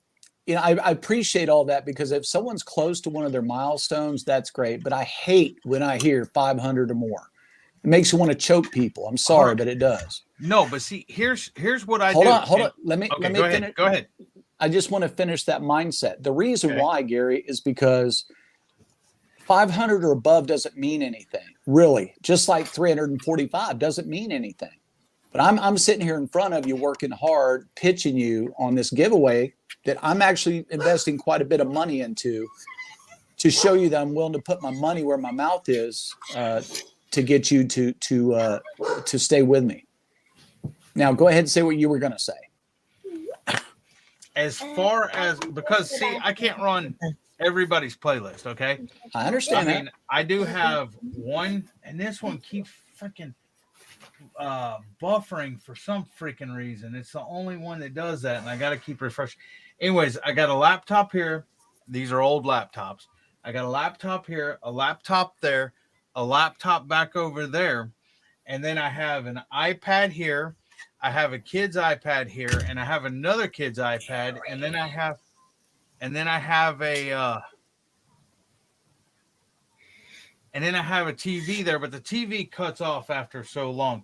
And this one, for some reason, lost connection to the internet, so I got to get that back. But hold on. But here's the thing. What I tell everybody is, as far as when you're at 345, I tell people work on subscriptions until, try to get up to 500. And you'll do this little freaking thing right here. But once you get up to 500 subscriptions, subs, friends, whatever, however you want to say it on this channel. But once you get up there, then concentrate solely on watch hours, because the subscriptions will come. And then by the time you get to 4K watch hours, you should have close to a K subscription, a K subs. Yeah, I know. That's why I'm doing this live tonight. This is not to get new subscribers. This is to get watch hours. Well, I understand that, but even if you had 4,000 watch hours right now, you're still going to have to get 655 subs still. But it wouldn't be that way. If I was at 4,000 watch hours, the subs would already be there. And I know the formula. So I do know that would be a true statement that you just made. The subs would already be there. I do know that. It's the watch hours that I've got to work harder on to get more of. The subs will fall into place. I do know that. Excuse me. Now, let me ask you a question. Do you have, you need to make a playlist too. I do have a playlist. Am I on the right one? It looks like the right one. Barbecue Rockstar. Hold on. There's several on there. Yeah, there's one that's got like 1,000. Right, it's got 1,000 videos or something on it. But it's just everybody's videos, not just mine. I think I only have like 70 videos or 80 videos. I don't know. 344 subscribers. Yeah, that's you. I'm subscribed right there. And yeah, that's you. And I go to playlist, and there's only one playlist there that I'm seeing on here, and it says 6 videos. Izzy Stradlin.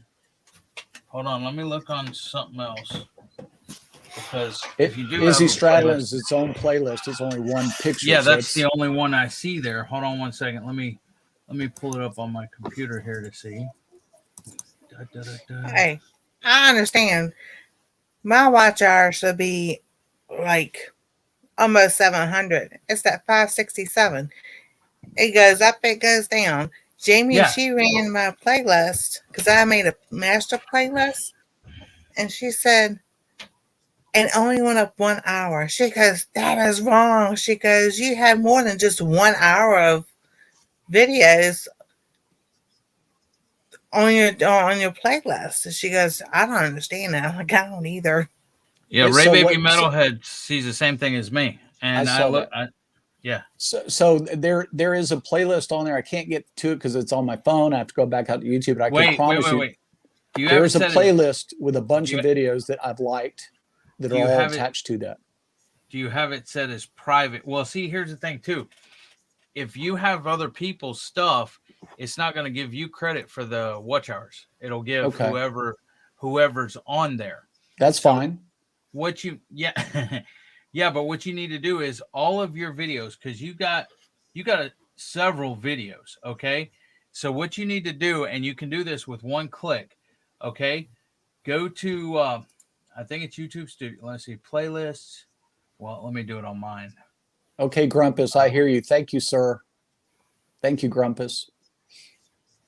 There's somebody else while you're looking that up, Gary. I want to say hi to Randy Shifter. Thank you very much, Randy. I'm going to do everything I can to push you, brother, because you're a hell of a dude, man. Straight up. You're always there supporting everybody else. I want to do whatever I can do to help you. Straight up, Randy Shifter. Go ahead, Gary. I'm sorry. Or not Gary, Devil Dog. I'm sorry. I'm looking at Beltloop 29 on you're the chat. fine. You're fine. Let's see. Maybe There's I've got a it what- marked as private and you can't see it. Maybe I need to. Yeah, that's what I said. That's what I said. Okay, Maybe you have okay. it as private. Okay, I'll check that one tonight. I will.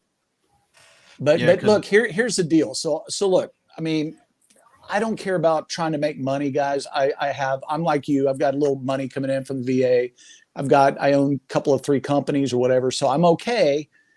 But it's really more of a goal that I set for myself, right? It's more of a milestone in my life. You know, Right. I'm a guy that likes to put a goal out there and achieve it. You know, it's like one of those things. Like when I'm sitting here in a compromised position, if you want to say that, there are things I could be doing with my mind to keep me active. And this is one of those things, right? So I want to engage everybody because, guys, I have a lot to say in my life. I've been all over the world, man. I've done a lot of really cool stuff. I've met some really cool people, and I want to share all that with everybody. Yeah. You see what Gary said? On a computer, you can go to content and click on the top box about the above the boxes, and then click on add to playlist, then make a master playlist and add them. You can I see that, Gary. I don't have a computer yet. I gotta save up my money to get a computer. I got you. So guys, again, I'm pretty sure I have a community tab because I just got an email from YouTube saying they're giving them out to everybody that's a legitimate. Once you've been vetted, you're a legitimate content creator, you're going to get a community tab. But because I'm on my phone, I can't see if I've got it or not. I probably You don't do. you don't have it as of yet. I do not. Okay. No. Well, it's coming. It's coming. I'm sure it's coming. It'll come. Now, let me ask you this. Did you go to advanced settings and click on all the advanced settings? Because from what I've been told, you have to do that. You have to have all the advanced settings clicked on YouTube Studio. I don't think so, but I know how to do that. I could go in there and look for that and do that. Okay. Yep. You need to do, from what I've been told, because I've already had my community tab, but you have to go into YouTube Studio and click on all the advanced settings. Yes, or whatever. Okay. I can look at it right now. YouTube Studio. I have to go talk to Mommy and Daddy for a minute. Okay, let's knock on the door. When you upload a new video, you can have it automatically. Yes, Grumpus, that's one thing I need to pay closer attention to make sure, because I have to do it manually every time, and I forget to do it sometimes. So yes, I do know that's the thing. Yeah, I've noticed that when I go upload it on there, if I'm not paying attention, they'll automatically put it as a private video. Mm-hmm. And then I'll go back and like, why isn't anybody seeing my video? And I have to go back and change it. I'm like, yeah. Pay attention, Nancy. Pay attention. Well, yeah, like Eddie's telling me right now, I've got a whole playlist. It's a really pretty extensive. It's all my videos plus all the ones I've handpicked from others that I'm trying to promote their channel as well as my own. You know, it's like grow together. That's what Gary and Devil Dog have taught me in this thing is grow together. And that's what I'm trying to do. Yeah. Yeah, so I just got to unclick private and it'll be fine. Yep. So that's not a big deal. Hang on, I'm going to show you her bracelet. Okay, so guys, can I get to this? Giveaway real quick? No. Sure. Well, yes, it's your channel. You can do whatever you want. Hey, you know what? Until we can get a unanimous decision, we're not going to do shit. How about that? We're going to sit here and eat popcorn, okay? I got popcorn.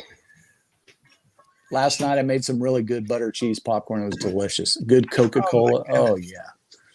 Okay, so I want to Gary. Geez, good Lord. I'm looking at Belt Loop 29. I'm talking to Devil Dog.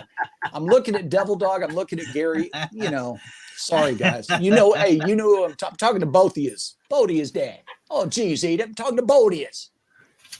All right, so guys, in an effort to make everybody pay more attention to what it is I'm really trying to do, and that's get a message out. Okay, you might have to decipher a little bit about what's real and what's not, but it's all real. I have a lot to say. I have a lot of promoting of other people I want to do. I want people to promote me. So to get you guys to help promote me, I'm going to make a little bit more of a thing for you guys to think about. Between now and the end of the year, which is about 6 weeks or so, 7 weeks, I'm going to throw a giveaway out there. And in this giveaway, it's going to be a grand prize winner, and it can be anywhere in the world. So it's open to our folks live north of us and way, way, way, way south of us here at the continental U.S. That's going to be the grand prize winner can win that prize. The second or the runner-up, the first prize winner, is going to win something else, a different prize.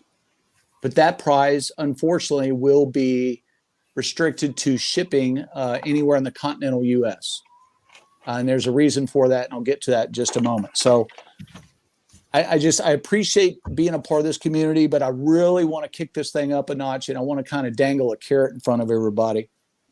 As you guys know, I'm a musician here locally, and I own several companies, small. Don't get too impressed, guys. It's little internet businesses. Raquel, did I say hello to Raquel earlier? Raquel, hello, Raquel. How are you? Raquel, don't worry. You're going to get the grand prize. Don't worry. You're going to win the grand prize. It's even better than the first runner-up prize. Don't worry. You Canadians, you're so. Where's Al? Get Al Shafe over here. At least Al and Nicole, they're tough. They're tough. No, it's 10 o'clock. Al's probably in bed. He goes to bed at like 8. I'm just kidding, Raquel. Raquel, I'm a huge fan of yours for a variety of reasons because you're a metalhead. And you're beautiful too, just like Nancy. Okay, so here's the dealio, Emilio. We're going to run a pseudo algorithm. She's in the basement. Raquel's in the basement. I can't see the basement. I'm sorry. I'm so sorry. I'm not an admin on his. I'm not an admin on his channel. You can't see the private chat, Eddie? No. Well, the private chat, yeah. Okay, I wasn't looking at the private chat. I'm an idiot, Raquel. I'm so sorry. I've been sitting here 5 minutes. Well, we do serve good refreshments. Did they treat you well down there? Did the waiter come by and Dale calls it her green room. She calls it the green room. That's my green room. Hopefully they took good care of you. Okay, so here's the deal, guys. I'm gonna start calling mine the sand pit. The pit. Should. That's what. Yeah, because that's a Marine Corps term. I understand. That's what I want to start calling it. The pit. No. What you should call yours, Eddie? You should call yours the whiskey locker. Oh yeah, that's that too. Yep, there you go. That's a good one. I dug deep for that, man. I dug deep. Okay. Yeah, you did. That's going back for me. That is going back. Okay. The whiskey locker is where you keep all the cleaning supplies and everything else in the Marine Corps. Well, not only that, but if you got in trouble, your drill instructors would take you in there. They'd beat the hell out of you. So you didn't want to go to the whiskey locker unless you were getting stuff to clean the head, which is the bathroom. You didn't. You get called to the whiskey locker, you were about to get a butt whipping. Yeah. Okay, but now back to topics. I'm going to run a little thing, guys, between now and the end of the year, whereby I want you guys to go out and promote me. Okay, and this is going to be a pseudo algorithm. I'm going to be tracking it very closely. And and I'm going to be making notes of how we're going to quantify this. In other words, the numbers, who are largely responsible for the numbers, and out of the top 15%, we're going to take those people and we're going to put that into a hat. We're going to draw a name out of that hat. Out of the second 15%, the lower down tier, we're going to put those names in a separate hat, whether it be 5 people, 6 people, 10 people, 30 people, it doesn't matter. And we're going to do it old school. We're going to turn our head and pick a number out of the hat. The number is going to be next to a name. And that name is going to be the winner of the prize. And those prizes will be announced on New Year's Day. Probably actually January 2nd, because no one's going to be coherent January 1st. January 2nd. Unless we hit our goal of 1,000 subscribers before then, which is what I would love to see, because I would love to ship these products and the winners have them in their hands for New Year's Eve, which is everybody's typical party night. So let's get on to the gifts, shall we? Sure. Does anybody have any questions about of what we're trying to do here? Does everybody pretty much know? How do you get entered in it? You just basically go out and you promote my channel every chance you get. I shared you out already. That's great. That's one. Okay, you get one. You get one entry. Wait, hold. Hey, you got a community tab. You better share him out. Yes, definitely. So guys, this is for everybody. Now listen, this is really cool. Here is the grand prize.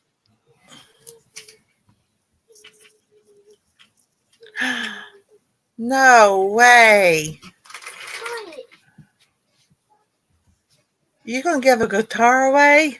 Not only a guitar, if you will do me a favor and go on to YouTube and pull up Rocket Queen DFW, you will see me sweating all over this guitar on several stages, both here and down in Florida, because we did a little mini tour last year down in Florida. You'll see me playing this exact guitar.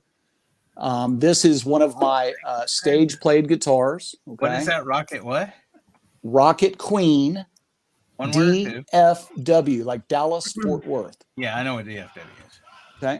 I'm going to be giving this away, guys. Oh. Is that the one that you're limiting? This will go anywhere in the world. I've got a guy that can ship internationally for me. And because this is a guitar and it's made out of a agricultural product, so to speak, which is the fretboard material, it has to be registered with the USDA, so it can only be shipped by certain companies. I have a shipping company who is legal to ship this out of the United States of America. So this can go to you, Raquel. This can go down to Jonesy. It's coming to me. I can. I think boxing. The winner should be able to play a guitar. I want it autographed. It doesn't matter. It doesn't matter. It matters. Rockstar, guys, this is about a $900 guitar. You can hang it on your wall. When I win that, I want it autographed by you. I will sign it. If you want me to sign it, I'll sign it.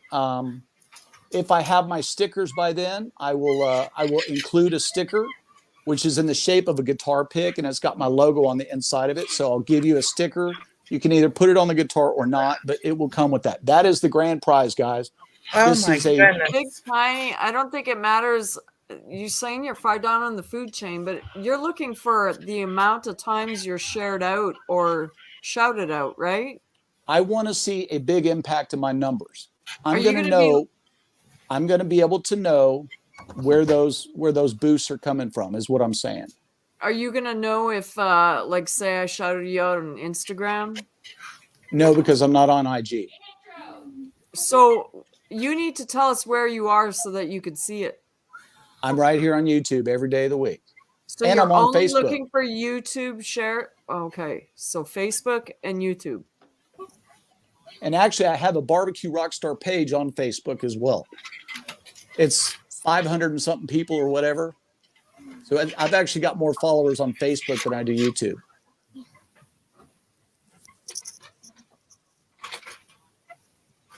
All right. You know you can stream live to Facebook and YouTube at the same time, Rockstar. I didn't know that, but I don't want to do that. Okay. This is just closed to the YouTube community for now because I've already got a little bit of a foot in the door. And be honest with you, most of those people that are on my Facebook site are local people that I've sold barbecue to or that know me from the scene. I want to do this more internationally to people who don't really know me locally. What brand is that guitar? It is a vintage, Vintage, 500. V is in Victor, S is in Sam, A is in Apple. And it is an antique cherry red. Why are you using police things? It's Victor Sierra Alpha. I forgot.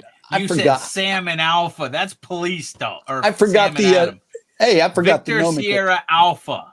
Dude, I've been out of the Marine Corps since 91. I've been out since 93 and I still know my phonetic alphabet. I don't. Oh my gosh. You want me to refresh your memory? Hey, you're talking to a guy who took his rucksack and threw it in the fireplace the first chance I got, okay?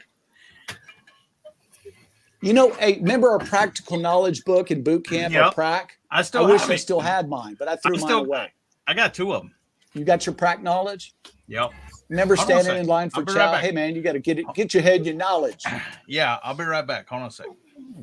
Okay. So I'm while gonna give you he's some ice, gone, okay, when he's gone, we're gonna unveil the second prize. This is going to be closed only to the continental U.S., and there's a reason for that, Raquel, and I'll tell you that in just a second.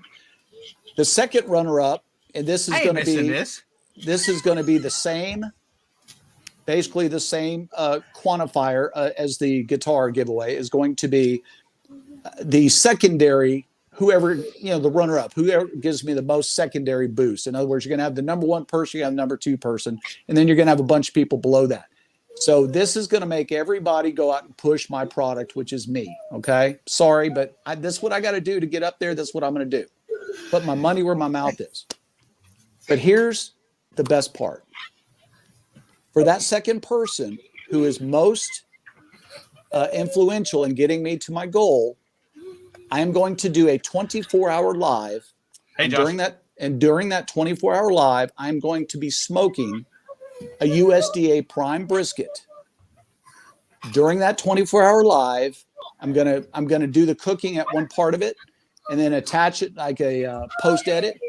I'm going to be showing me wrapping and boxing up that brisket, and I'm going to be shipping that brisket on dry ice, cryovac, to the secondary runner-up, and they're going to get a brisket that I cooked, that you saw me cook, and that's the brisket you're going to get in your mailbox. Wow. So this That is would just be an awesome. effort. This is just to let y'all know, briskets are about $100 right now. The I'd rather have the prime are gonna be more than guitar.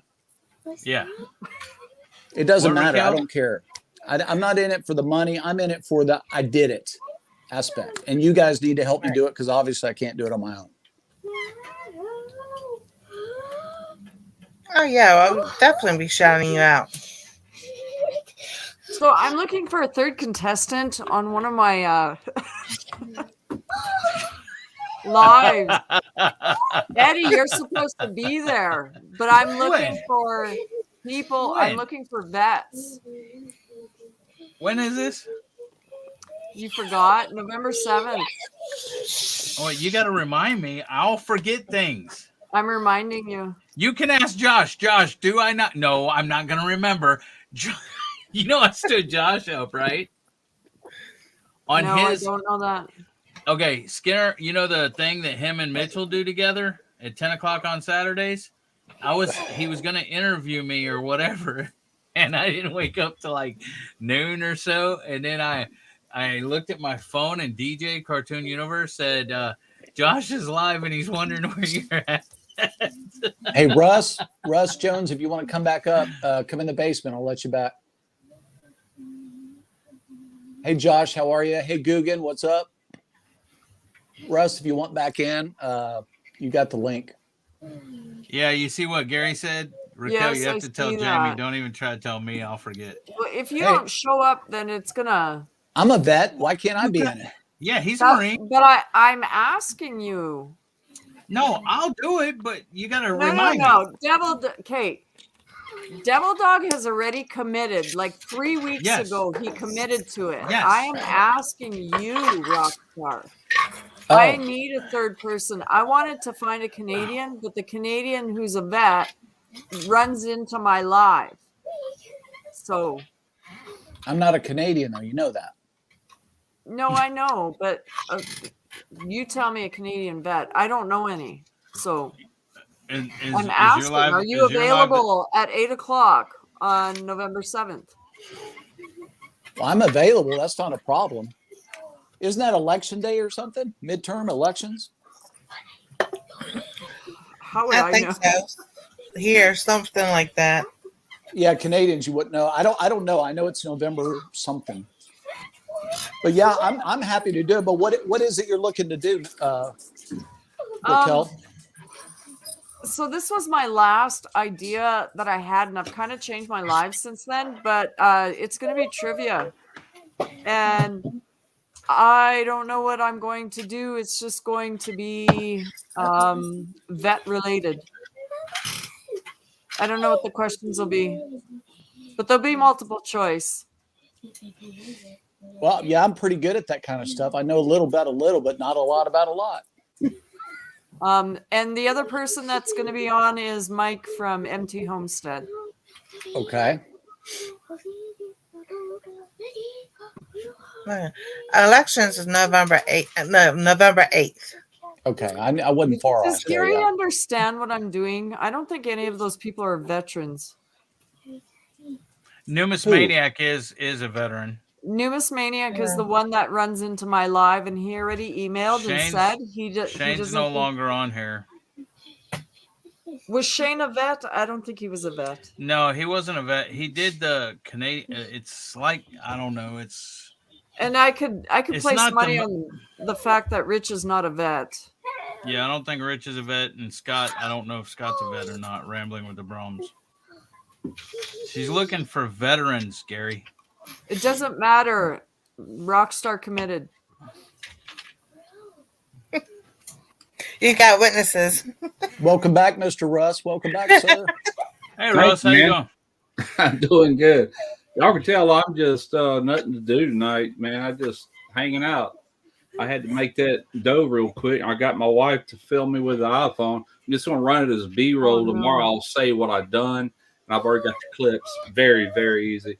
Yeast, water, salt, flour, mix it real shaggy, put the cover on it, put it away. That's all there was to that. Smoky Ribs has like hundreds and thousands of followers, doesn't he? Yes, he's a big Okay. channel. It don't do me much good nowadays, man. A lot of them people bailed out years ago. That's 10 years worth of building subs. So all those folks do not watch my videos anymore. I wish they did, but they don't. And look at that beard, by the way. Look at that beard. He's a real beard? caveman. Your beard. Yeah, it's starting to get out there a little bit. It's about time for a trim. And Devil Dog, Eddie's beard too. Yeah, his is way bigger than mine. Hey, Chef, what's up, brother? Get your ass on up here. I done gave you a shout out earlier, man. Pop up here, brah. You can sit next to Nicole. You could be in between Nicole and Mr. Jones. You know what? I don't get what Big Tiny is saying, but Is it Nicole or Raquel? What's up, Chef? oh, Big Tiny's probably saying that he's a vet, right? Yes, he is. Yes. Where's He was Big Army. Joe? Big Joe's in the house, y'all. Killer Miller Q, y'all. You better know something now. I want to give him a shout out. That's a barbecue channel right there, guys. Thank you, Randy. Gary, you're listing all these Canadians. I already know they're Canadian. You can stop. Oh, is he personaling you right now, Raquel?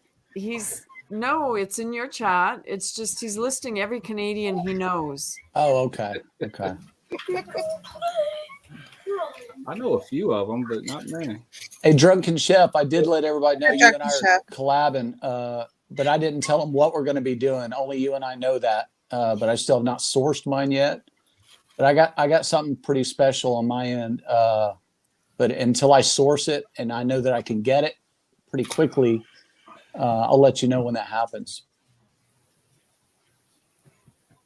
Yeah, Rush, you're going to be interested on that. That's going to be something cool that Drunken Chef and I are going to do, but we're not saying too much about it till I know I can source what I want to source. It's something different. I can tell you that. Cool.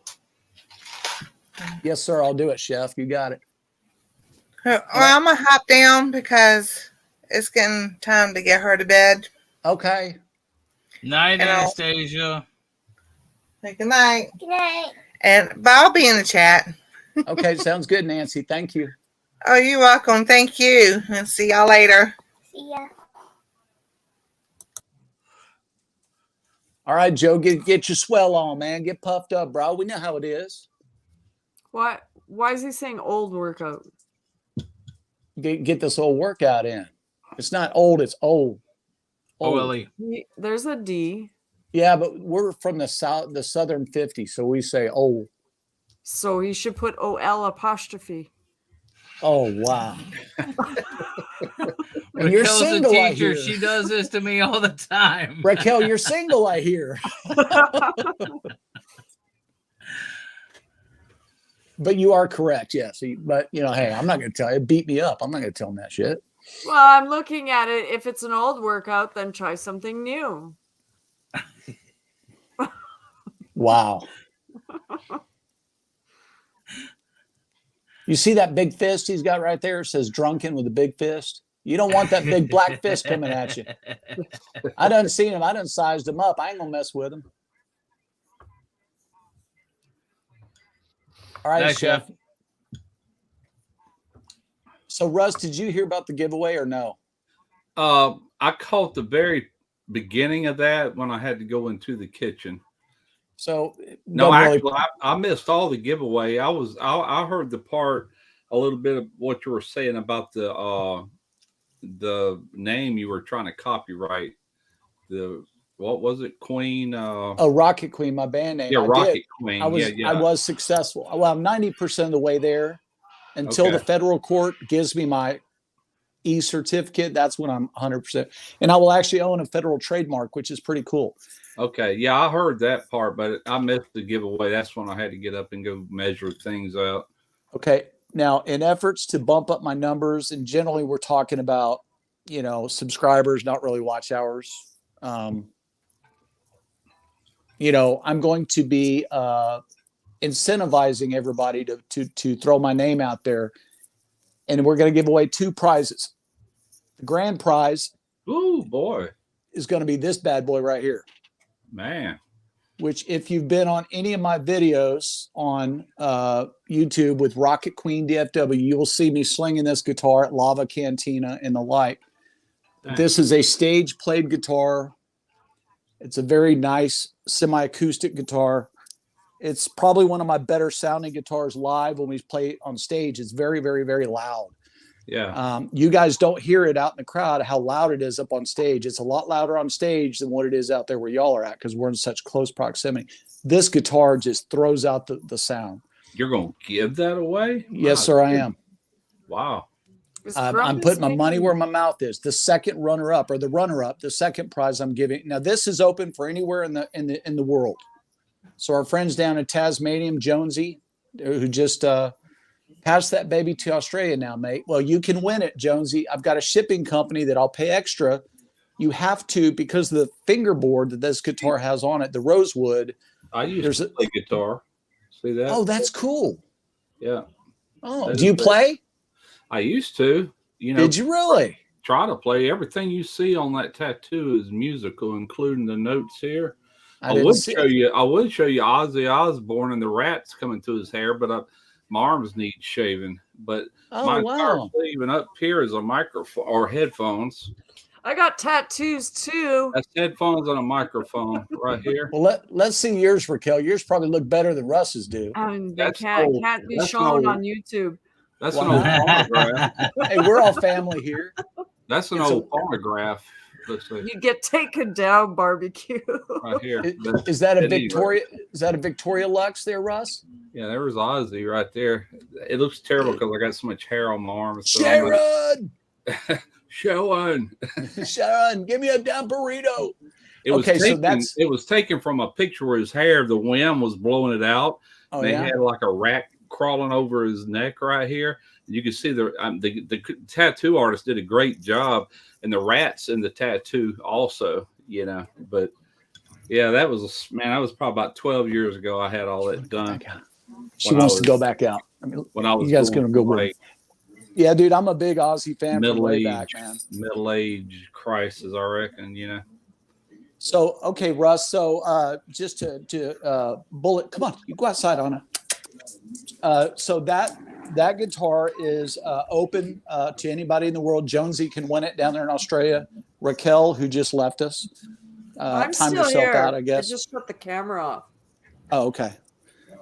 We're not going to ask you what you're doing. She's showing her tattoos right now. Yeah, I know. That's just like her. She won't show me the good stuff. I'm going to pause mine, too, for just a second. Okay. While I get a dip at the back end. You could still hear me, right, Russ? Yeah, I got you. Okay, so that prize is open internationally, guys. I can ship it. It'll cost me a fair penny to ship it because of some of the wood that the guitar is made out of. But anyway, we'll get it legally shipped, packed up, and insured, send it to the winner. We'd like to do this hopefully before New Year's Eve so that everybody can have this in their hands to enjoy for New Year's Eve parties and whatnot. Okay, so you can either have it signed by me or not signed. It's up to you. I will be putting one of my stickers in the box. And the second prize is only open to continental U.S. winners, Russ. And that is I will be going live sometime that week, the week of New Year's, in between Christmas, probably on my birthday, because my birthday is December 28th. I'll probably be doing a 24-hour live, and I'll do a post edit at the end of the 24-hour live. But the 24-hour live is going to consist of me smoking a USDA prime brisket that I'm going to go to Costco and buy. I'm going to smoke it during the 24-hour live. At the end of that 24-hour live, while the brisket is resting, I'll attach a post edit to the end where you see me boxing, wrapping it, cryovacking it, shipping it with dry ice to the winner. Whoever the second winner is going to get a custom smoked brisket from me to you, hopefully by New Year's Eve, hopefully.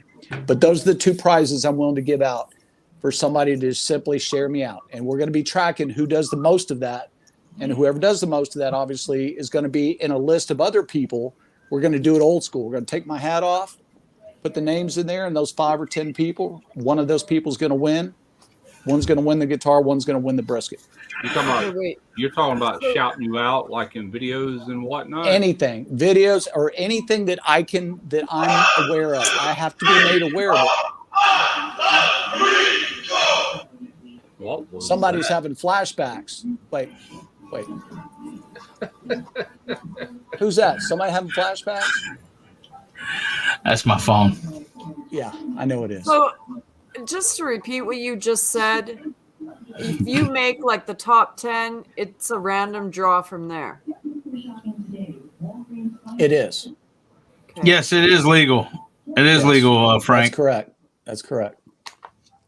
It's all because it's a giveaway. It's a giveaway. It's not a taxable item. I own everything, so there's no taxes involved. You're not going through a corporate sponsor. I am the sponsor. Frank, why would you even ask? I'm not sending you a bunch of my own weed. Definitely not giving y'all none of that. Maybe except Raquel or Russ, maybe. Oh, there's a good idea. Randy Shifter, I just shared this chat to my Facebook page. 22,000 members on that page. Yeah. You know, I don't do that, but I really, if I get old and I'm in pain a lot, we can grow our own here. And I'm thinking I'd do that. I don't really do it anymore because I'm on all my pills that I just showed everybody earlier because I'm on pretty heavy narcotics. But yeah, I've done it in the past. I will do it in the future. I'm almost legal because I'm what's called 100% permanent and totally disabled through the United States government, from the Veterans Administration. So my doctors know that I have done it in the past, that I will do it in the future once I'm off of these pills, because it does give me health benefits. But I'm not a smoker anymore. I quit smoking cigars back before my surgery, and I still haven't smoked any cigars. I told someone the other day I was smoking one only to make them feel better because I wasn't really smoking one. But I was a 6 cigar a day smoker for a long time, and I just quit leading up to my surgery. But I would rely more on edibles, Raquel, probably, to get my THC than actually smoking it. I don't like the smell of the way it burns. It Just stinks. put in a cookie. Yeah, make a butter and make Is a it cookie legal out in of that. Texas? No, No. it is not. No. No. Now it is decriminalized as far as the penalty. Yeah. Basically, so it's decriminalized, right? You're not going to go to jail. You're going to get a ticket and you'll have to go to court. You'll pay a small fine and that's it. Up to 1 It's ounce. It's like a Class C misdemeanor now or Yeah. whatever, like a speeding up ticket. to 1 ounce. And what I don't understand about that is 1 ounce is a lot. When I used to deal in it, not deal. No, I never dealt it. But when people used to give me bags, like they give me a 1/4 ounce bag, and that was a lot. And then I've seen what a 1 ounce bag looks like. That's a lot. And what Texas has tried to do is get away from distribution, right? They don't want people distributing it or selling it. So they gave it that parameter of 1 ounce, which I think is very generous. I think that's actually more than what it should be. But I'm not weighing in on the legalities. Should it be legal? Should it not? Should people do? We're not commenting that tonight. That's just the way the law is written at this point. Now in Oklahoma, it is legal. I can drive right up here to my local casino. I already have a card on file in there. I can go in there and I can get as much as I want. And the funny thing is, Raquel, in Texas, if I get pulled over, if I go to Oklahoma, okay, and I buy a 1 ounce bag of medical grade marijuana and I have it in my car, or let's just say it's just under 1 ounce, and I buy 2 cookies, just 2 cookies, it's a lot less marijuana than the 1 ounce. I get pulled over by a Texas, whether it be Texas DPS or a local police officer, whatever, they're going to write me a ticket for the up to 1 ounce of weed. I'm going to go to jail on the edibles. I'm going to go to hardcore jail. They're going to throw the book at me for 2 cookies because the 2 cookies cannot be regulated. The strength of those cookies cannot be regulated. There's no way to regulate it. But the weed can be somewhat scalable, you know what I mean, as far as potency goes. So that is the way that Texas law is written. It's a felony. You get a felony charge for edibles, but you only get a slap on the wrist for a large quantity of marijuana. I don't understand it, but that is the law in Texas. A misdemeanor. Misdemeanor. Yeah. I'm fairly. You know what? I know nothing about all of this except for that we're allowed to grow 2 plants. And then I saw Rich, the CFM. Yeah. He was doing somebody's roof and he was showing us the plants growing in the neighbor's yard and they were over the fence. Yeah. And I'm like, how big do those things get? They can get big. About 6-7 feet, I think. Wow. That's the one part I've never Gary, understood. I don't know what Gary's talking about. Mention your Halloween costume. That's the one thing I've never understood. Like marijuana in its natural form, in its leaf. I'm not talking about the coca leaf and making powder out of it and putting your man-made influence into that to concentrate it. I'm talking about the actual leaf that you hang upside down and dry out and then roll in a paper and smoke. God created that. It's like, who is man to dictate to people that they can't partake of that if they want to? I used to back in the 70s and a few times in between then, but my problem was I would go on these laughing fits and I couldn't stop. I'd have the whole room cracking up and laughing. Really, I enjoyed the heck out of it, but that was a long time ago, But so I think, Russ, to answer your question, I've done a little bit of fair amount of research on that exact thing. And I know I can only speak for Texas. Yeah. Back in the 30s during Prohibition, right, they outlawed the public sale of alcohol and the consumption, really. Yeah. And you weren't allowed to have it. And then I forget, was it Roosevelt or somebody turned it over, whatever, and made it back legal again. Well, it took a lot of illegal businesses that they're trying to get the mob out of the liquor business. I think what they were trying to do, if I'm not mistaken, somebody can correct me. But weed at that time was another drug of choice that people liked. Even back in the 30s, people knew about weed. It got a bad stigma basically from the Bible Belt. Okay. The South, kind of where I live and Russ lives, in Belt Loop. It got this nomenclature of, it's bad for you. It's a hallucinogen, which it's just not. Does it alter your brain chemicals? Yes, it does. It's been scientifically proven to do so. The thing about it that makes it illegal, so to speak, and such a polarizing kind of thing to this day is they don't know how to regulate it like they do alcohol. That's what I've always heard. And Like they beer, don't like beer and wine, you have your beer and wine stores separate. Well, in a lot of cases, separate from your liquor store. Sometimes they're integrated, right? Grocery stores, most grocery stores here in Texas will sell beer and wine, but they won't sell liquor. I just got back, but did somebody greet Pam Carter? Because she said hello, Cottonwood, and Gary said somebody I greet did Pam in Carter. there, did I not? I went to my phone to say hi. I say hi to her almost every night when I Okay. talk to her on the phone. So, hi, Yeah, I Pam. believe that. It's got to be that, and they don't know how to tax it because Correct. you can actually OD on alcohol poisoning. I know people that's died. I've done it. I've done it. You can OD on most everything, but I don't think anyone's ever OD'd or died on marijuana, have they? Not that I know of. Is it possible? You know, anything's possible, Russ. I'm 53 years old and I've learned anything's possible. We put a man on the moon, so they say. Yeah. Anything's possible. Well, I meant too much salt to kill you too, but they Damn don't right. regulate that. It'd probably kill you a lot quicker than marijuana. But you know what they say? Love is like oxygen. You remember that song? Love is like oxygen. You get too much, you'll get high. Not enough, and you're gonna die. Same thing. Yeah.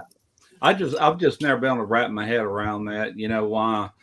Man, it feels like they can control that to the extent that it's not so bad now, but all the other years previous, highly regulated. But it's still regulated strict in this state, as far as I know.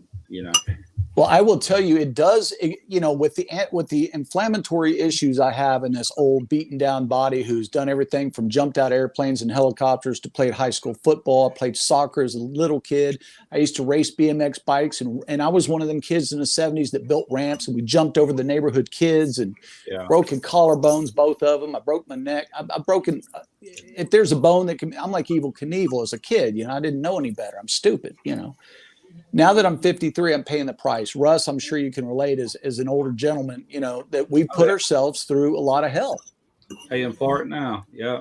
So it's just part of it, and I got to be honest. And again, guys, I'm not trying to polarize the viewing audience.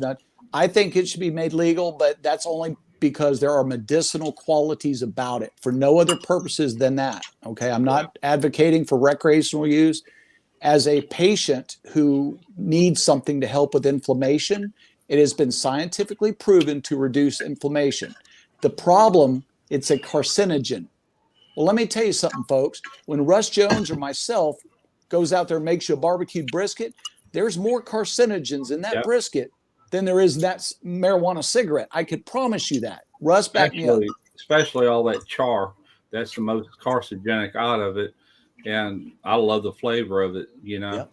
But it's the same issue, guys. Yeah. And a little bit here and there is not going to kill you, guys. God made your cells to regenerate. So as long as you don't sit there and cram it down your face 24 hours a day, you're going to be fine, most likely. But I got to get my charger, so you guys are going to have to walk with me. If they made it legal tomorrow, would I buy it? Probably not, because I'm so used to. I don't need it in my life. There used to be a time when I was of the age that it was really beneficial for certain activities, and it just exaggerates. As far as a painkiller, to me, it makes pain worse because everything that you experience while you're under that, it seems to accentuate it, whether it's a really good feeling or if it's a bad neck or something, But as far as inflammatory, it probably does act as that. But as far as relieving the pain, to me, it never did. It just made it like if I was throbbing here, it was really throbbing, or that's the way it felt. Everything was just exaggerated, if you know what I'm saying. Oh, yeah. Yeah, and those other activities you talked about, I totally understand. You know what I'm talking about. That was the best, man. Yes, it was. Crap. Yeah, buddy. I've got to take away my plug in my charger. So problem with me was it was so far and few in between. I would always crash and sleep, man, forever.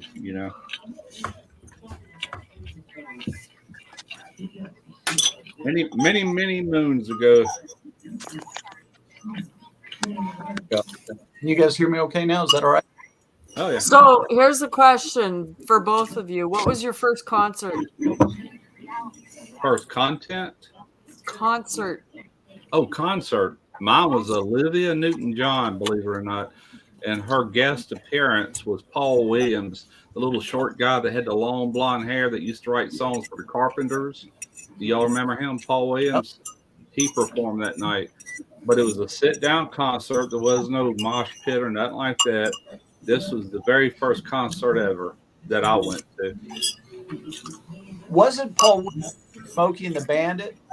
Paul Williams, I think he was on one of those. Yeah. He had the little short text, and I think he was. Yeah. Yep. Paul Williams, sure enough. Yeah, that was him. So you know what mine was, Raquel? Well, no, that's why I'm asking. I lived in Huntsville, Alabama at the time. My dad was in the Army. We were living on Redstone Arsenal naval base, or not a naval base, but a missile base. 5 missiles at that time. It was right next to the Marshall Space Center right there in northern Alabama, right below the Tennessee border, 45 minutes south of Tennessee. My first I went with my mom, and that was Alabama, the band Alabama. That's what Beltloop just said, didn't he? Alabama played in the high school auditorium. Okay, I'm gonna turn my camera off. I gotta go get something. I'll be right back. I got to see Elvis Presley a year before he died in Mobile, Alabama. He used to tour. On his tour, he would always stop by Mobile, and that was really cool. I got to see the King. There was a lot of people I wanted to see. I never got a chance to, but did get a chance to see him. My sisters and my sister-in-law camped out overnight in the parking lot to get tickets for everybody. And back in them days, a concert ticket was like the average was $9. Oh yeah. And Elvis was $12. Man, we just thought that was insane, but we paid it. You know, nowadays, if you want to see it's what $100, $200 now to see somebody just to sit. What was he showing us? He was showing us our practical knowledge book that we used to have to. It was our drill book when we were in the Marine Corps in boot camp. Eddie, what's your answer to the question?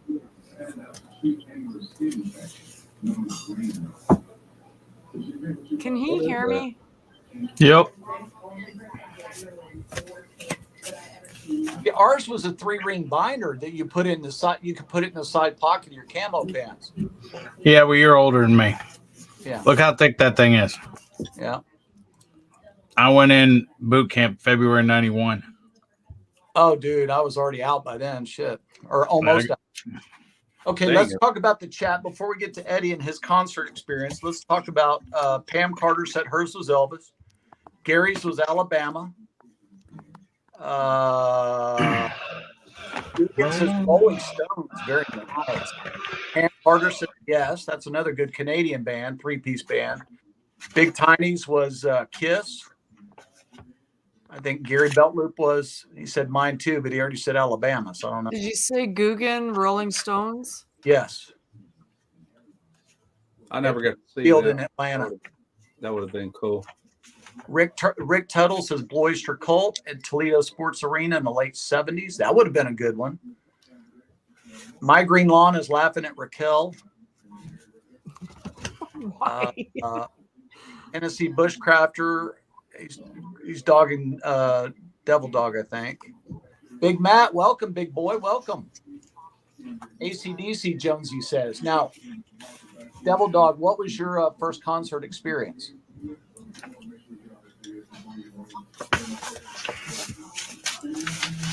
I don't remember. Then you did it right then, buddy. Grumpus on Fire, 1979. He saw Chet Atkins live at Rockefeller's here in Houston. Wow. Chet Atkins, wow. Are you kidding me? That's the M60 right there. Dude, don't tell me about an M60, buddy. Well, it was an M60. How about a T150? Talk to me about a T150. I used to blow them up. This is a M249 saw. That's the air-cooled assault rifle. Yeah, I lit up both barrels. Minute. We had both barrels glowing red on that. Yeah, you always had to have your A gunner giving you a new barrel, throwing it in the cool it off. Yeah. Anyways, this book is thick. I wish I still had mine. You can see how thick that book is. What is that? A Marine handbook? Yeah. Basic skills, weapons training, battle skills training, essential subjects handbook. Okay. It's what we had in boot camp that we studied, and the writing's small in it too. A lot of freaking information. Everything from how you wear your uniforms, where your chevrons go, and the measurements, how to iron your M16, M249, M203 probably. You know what? You know what I like about military books? I know a guy that used to live at some apartments, and what branch was he in? Air Force, I think. Very smart guy, but at any rate, he had a whole bunch of military books that he was showing me one day, and a lot of them, he was like an electrician. I did a lot of electrical work, and he let me borrow a few of those, and I read them. What I liked about the military books is that they wrote everything to like the 9th grade level. It was not like a college issued book with all this terminology. It was for your layman to understand, and they. Ever seen a bunch of jarheads at 5:00 on a Friday in the E Club? No. We turn into a bunch of freaking cavemen, drinking beer right out of the pitcher, and then beating your buddy over the head with the empty pitcher. Yeah, but that's what I remember about them books. It was so easy to grasp and understand everything. It was not above anybody's head. Well, if you're going enlisted in, let's say, the Marine Corps, because that's the only thing I have experience in, you're not the smartest guy to begin with. So you don't really, you got to kind of know your audience there. They're just assuming you can read the book to begin with. First aid. Yeah. They have everything in here. So we got some Ozzy Osbourne people. That was theirs. We got some Charlie Daniels. Tennessee Bushcrafter Chris said he saw Charlie Daniels at a tiny little bar and grill. I've seen him 3 different occasions, 3 different events right here on the coast. Guggen Barbecue. His dad was a Thunderbird pilot for the Air Force in the 90s. It was fun to watch him fly air shows. I bet that was something else. Okay, Gary. Sounds, brother. Hit those what do you call those clocks? You got to hit those clocks, don't you? Put your key in there so it punches your card. There's Gary right there, Belt Loop. He said he saw Charlie Daniels down there. Yeah, we have a thing every year here called the Crawfish Fest right here at the Biloxi Coliseum, and one year it was a barbecue fest, and the other 2 times I've seen him different years. It was the Crawfish Fest. I've seen a lot of different people there, man. It's outside concerts.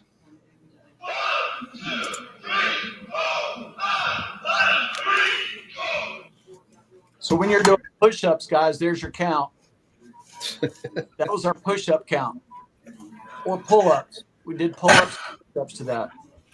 Or when you're jogging, you can do that as cadence. That makes me hurt just thinking about it. Oh. Side straddle hops, freaking mountain climbers, bend and thrusts.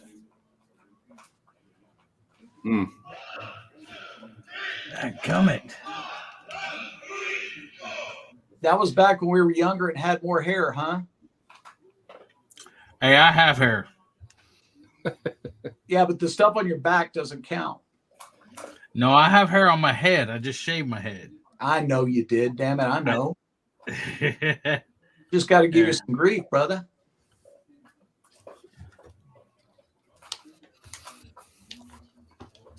I turned it off, my ringer. Okay, Raquel, you want to say more about what you're doing on the 7th so people can know and come tune in and watch? Well, it's not a big deal. It's just I had themed quizzes from week to week, but I kind of stopped that. But I've already made the commitment of the November 7th one to be veteran theme because November 11th is in that week and I do Monday lives. So that's why it's on the 7th. Yeah, So, but it's like everybody could get their favorite beverage. I mean, tell them about the good part about it. Everybody gets your favorite beverage, and even if you're not in the games, you can guess. And if you're wrong, you got to take a shot. Tell oh yeah. No, I usually get the audience participating. I don't know. I just don't What time advertise is that that, much. Raquel? Oh, I start at 8. Central or Eastern or Yes, what? yes, 8 Central. 8 Central.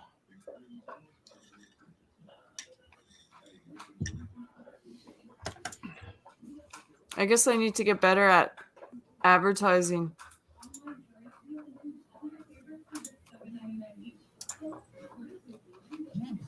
Well, I Yeah, know. Josh. I'm know going that to have you, my 3 contestants. I've already got them lined up. yeah, I remember you used to do those, Raquel, and that was before I knew you. And I used to guess along, and I got more wrong than I got right. I can tell you that. Everybody was holding up their little card, and I was like, damn it.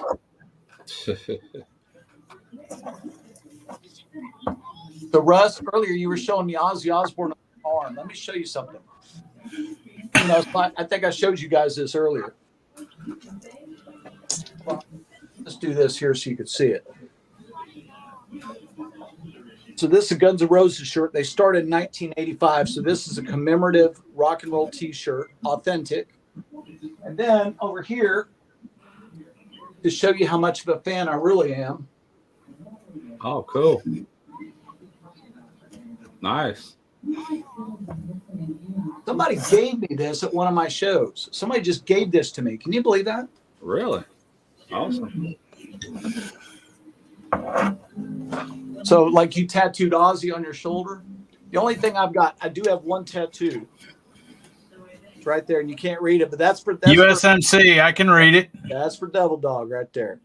Okay. I got that in Millington, Tennessee, right outside of the gates in 1988. Yep.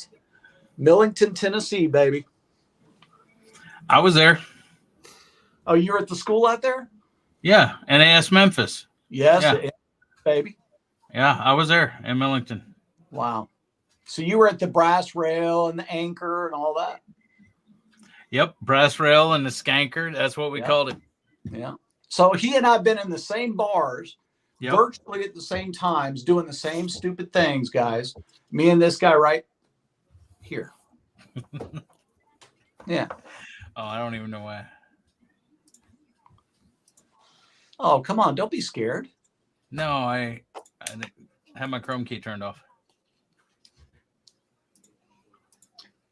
Goodbye, Grumpus. Randy Shifter says he gets down with Dead Horse Ministry and stuff like that. That stuff scares me. I feel like I'm going to go to hell if I listen to that. You ever listen to Hank the Third? Oh, yes. Hank 3? Oh, man, I'll sit there and just binge watch him, man. I love his music. Dude, what about Shooter Jennings, baby? Oh, yeah. Oh, yeah. Come on. Man, you got a guitar picker now. Woo-wee. I'm talking about get down on a get down now. That's right. Yeah, we did a voluntold 5K run down in Memphis. So who is it? Something about Memphis is not in Tennessee. That's Tennessee Bushcrafter. That's Chris saying that. Oh, Chris, he gave it to Arkansas. Yeah. Man, we used to go down on Beale Street in Memphis, man, hang out at B. Kings and Silky Sullivan's, and got tore up from the floor up, baby. Got in fist fights with a bunch of squids. Yep. And by the way, I hate to mention this, Devil Dog. The only time I ever got my ass whipped was by a squid smaller than me. He sucker punched me and knocked me out, and I fell underneath the car, and he kicked me up underneath the car. That was the end of the fight. That was the only fight I ever lost. But I didn't even think we were fighting. I was just turned around, bam, he hits me. All I see is white, and I wake up underneath a Buick. End of story. Spent 2 days in a hospital with a busted eardrum and a concussion.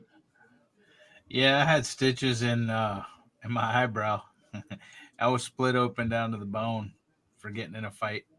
So you guys look, I'm going to show you something crazy. See that bump right there on my nose? Yeah. That's a broken nose, okay? I would love to say, yeah, I was fighting these 3 guys, and man, I was winning. No. dog, we were up at Combat City, up around Bitch Ridge and Mount MFer. You know where I'm talking about? Be up at San Onofre doing training during boot camp. And out there, you only have your fart sack, guys.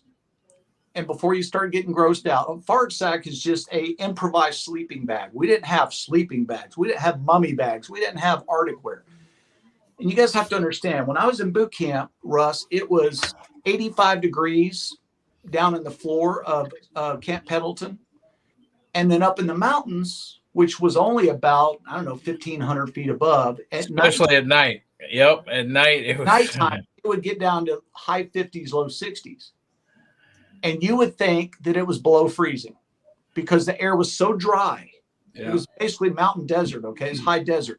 You basically freeze to death. So you're in this little improvised, it was basically an inner lining and then your poncho wrap around it, taco shell, they called it. And so I'm up there and there's no tents, no fires, none of that crap. We bivouacked. It's called bivouacking, but no tents, no shelter halves. Those came later. We were taught how to basically survive. We had 1 or 2 guys on fire watch. So they did 4 hours each on fire watch that kind of watched over the troops while they're all sleeping. And then it was your turn to get fire watch. You get up. One night I was freezing to death, but I had to go pee real bad. Did you have to sleep? Guys, you had to look out for rattlesnakes. Okay. They're everywhere. Rattlesnakes were everywhere in the high desert. So I'm freezing to death in my fart sack one night, probably 2 a.m. if I had to guess. And I feel something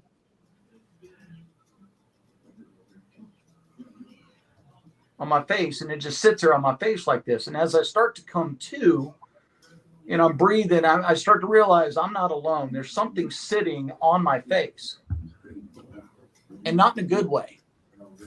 So come on. We're not even talking anything gross, Raquel.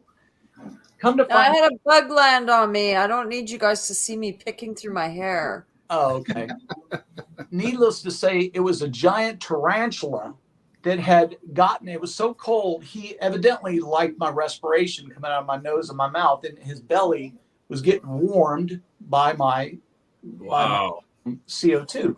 He's sitting there. I didn't know what the hell it was. All I know is I'm freezing to death. I got to go pee. I'm scared to death that a rattlesnake's going to get me. Because, by the way, when you're in that fart sack, you're wearing a T-shirt and you're wearing a skivvy drawers, boxers. That's it. No socks, no nothing. Because did you have to sleep? What? Did you have to sleep with your M16s? Yes, sir. Yeah, and those M16, that cold metal, freaking, cold. So what I did was I always kept my weapon wrapped. I kind of made a little wrap around my weapon. So even though it got cold and I could still put my elbow, I could still feel it. And guys, the reason we made us sleep with our weapons is number one, so you're prepared if you get overrun in real combat, you got your weapon there. But number two was theft. They didn't want someone stealing your weapon. So you always had to have it strapped around your shoulder or whatever. Anyway, so I get up to go pee and I notice there's something on my face. I went to Buster Douglas in my own face. I start to punching myself because I'm half asleep on my face. I think it's a rattlesnake. So I'm punching myself. I broke my own nose. I start screaming like a little girl. Damn. Fire watch comes over. Deez, what the hell's wrong with you? And I pick up my weapon. I'm like, my nose is like hanging off the side of my face. I'm, dripping blood. And I think there's a picture somewhere. The drill instructor came over and took pictures of it because he was like, only you, Deez. Hey, bro, I don't think they know what Firewatch is. I just told him Firewatch. I told him what it was. You weren't paying attention. Oh, did you? Okay.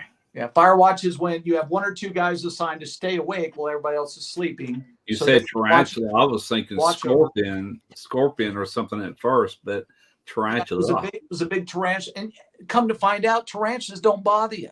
I mean, if you might get a little bump or pimple or something. It's no big. I thought it was a rattlesnake laying, because here's the thing, guys. We had heard from other platoons before us, hey, man, y'all get at Combat City, man. Make sure you cinch your fart sack up tight. Them rattlesnakes, they want to get in around your feet. Ooh. Because they want to lay there and stay warm. Yep. Full-blooded creature. Yep. So we were always scared. Don't let rattlesnakes in your fart sack with you. Also about the earwigs. Exactly. Earwigs, too. But I thought it was a rattlesnake curled on my face. I went to punching myself, and that's how I broke my nose. Golly. True. But you're talking, I'm a 17-year-old kid, Russ. I mean, I didn't know any better. Yeah. That's Raquel? wild. What? Hey, Raquel. Yeah, you couldn't gross me out. Okay. I have a barn spider living in my kitchen, and I have brought one of those back from the barn, and I've had it crawl on my face. So they're not tarantulas, but I know what the feeling is like. Hey, Tennessee, and you know everyone has seen Full Metal Jacket? You know that for a fact? Well, I'll tell you what. Hey, Devil Dog, I will tell you, when I first watched that, I was surprised at how realistic it kind of Exactly. Well, that's because of Gunny Army, though. Well, I mean, well, as far as drill instructor wise. I met him a year before he died at a book signing over here at Grapevine Mills Mall. He was doing it was at Bass Pro Shops. He was doing a book signing. And I went up and I said, "Hey, Gunny, really nice to meet you." I showed him my tattoo. He jumps out of his chair and he starts screaming at me, like really busted my chops. I mean, screaming, and everybody, there's 100 people standing there waiting to get their thing signed. He's like, "How dare you get out of my?" And I'm looking at him like I didn't know whether to lock it up or what. And then he goes, "I'm just kidding with you." And he just went back to being by himself. I was scared to death. I'm like, "Whoa, what's wrong with this guy?" And Well, he was an actual Marine Corps drill instructor, but yeah, the barracks and everything else, it was spot on. I mean, everything in that first half of that movie. And Mark D'Onofre blowing his head off, very, very, very, very, very accurate, guys. We saw, I saw that more than once, not with an M1, but I did see it with a 45 when we were. Devil Dog, I don't know about you, but we were transitioning away from the Colt 45 ACP. We were going to the 9mm Beretta when I was in, phase 2. Well, they changed it up now because when I was in 91, when I was in 91, they had very, very strict live ammunition inventory. Yeah. You did not have any live ammo at all. When you went to the range and everything else, they kept track of that, and they made sure no one took any freaking rounds with them and everything else.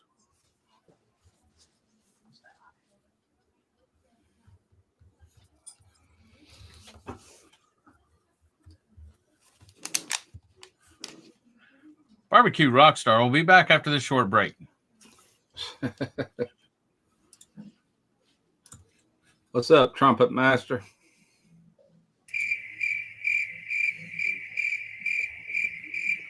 Only kill stuff to eat or if they deserve it. Well, see, you couldn't even down at St. Onofre or down at the range and everything at Camp Pendleton, you couldn't shoot any it was protected, any wildlife. And if you were at the range and anything went on range, they'd call ceasefire because they didn't want any animals accidentally getting shot and everything else. Because a lot of military bases you went on, even in Tustin, the wildlife there was so tame because it was protected that they would basically walk right up to you almost. Yeah. But like I was telling them at Pendleton and the range and everything, if any kind of wildlife came on the range, they'd call ceasefire. Edson Range, baby. Yep, Edison Range. That's exactly it. Ceasefire, unload, clear, and lock. All on the firing line. I will tell you guys that so we had amnesty boxes where if you got an extra round, you're supposed to count your rounds before you go because they only give you a certain amount of live rounds. Yep. And count it because when you're doing your scorebook, each round is accounted for not only by you but by the person pulling butts. The butt puller. They called it the butt puller. I know it's crazy names, guys, but these are naval terms. I don't know where they came from. But if you're working the targets, you're working the butts. Okay. Yep. Down French, you're pulling the papered butts and you're plugging wherever so-and-so hit. They've got a round marker, a black marker against a white backdrop that you can see from back on the line. That's how you mark your score. I'm a 225 out of 225. Thank you very much. They put the butts back up and then they have a metal sign with either one side's red, one side's white. Yeah. And if you miss, they'll wave it across like that. But if you hit it, if you don't qualify, I shot expert as well. They have 3 qualifications: marksman, sharpshooter, and expert. And expert's the best. But then also, if you don't qualify, it's what's called going unk. Yeah. Unqualified. But so we had amnesty boxes. And the only reason I'm telling y'all this is because these are things that it goes back to what I was saying earlier. We have stories to tell, each one of us. And these are unfortunate stories that of people who could not handle stress in life. They couldn't handle being away from their loved ones. But we'd have amnesty boxes where you're supposed to, if you had extra rounds, you're supposed to turn them into the amnesty boxes, and there was no penalty involved. Your one chance to make sure that before they shook you down, because then you step in a line where the line judge or somebody would shake you down. And if you were caught with rounds, it was your ass. PMIs, primary marksmanship instructors and stuff. Whatever. I call them line judges. But anyway. But if you got and then you got online and you marched back to the barracks, if you were caught anywhere near the barracks with a live round, you could actually get court-martialed and kicked out, because that's how seriously they took it. You've got an M16A2, which is AR-15 with a firing pin in it, and you've got live ammunition with unstable kids who've never been away from their mom and dads, people that have nervous breakdowns, because I don't know if you guys know, but Marine Corps boot camp is one of the hardest things you'll ever go through. We had like 90 some or 100 and some start out and only 45 complete. Well, see, that's why you don't earn a title till you graduate boot camp, because there's a lot of people that don't hack it physically or mentally. You see grown men wet in their bed at night and everything else. That's right. You'll see mattresses. Yeah. Or worse. Rockstar, I'm going to drop down. No. Go jump in the chat. No. Yeah. No. You see grown men crying and everything else, Raquel. We're going to cry if you leave. We're going to cry.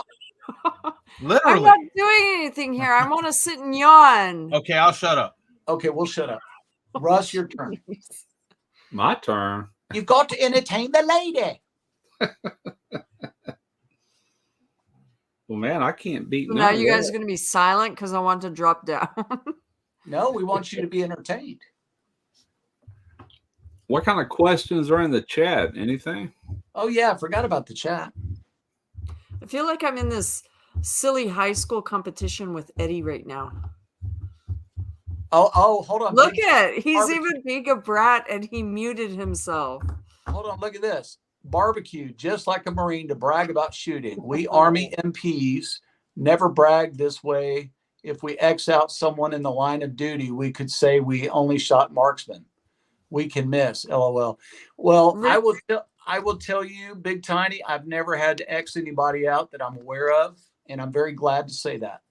Rich, I had this awesome idea for tomorrow night, but I can't do it. But I was going to dress up like you and come up on your panel. Who are you going to do that? Like who? Like Rich. Like I was going to dress up like the Canadian fishing musician. Okay. But Rich, you're welcome to come up, brother. Just hit the here. Let me go ahead and hey, he could take my place. Well, hold on, I got to invite him. I got Eddie pouting now because I said something. Well, he didn't want you to.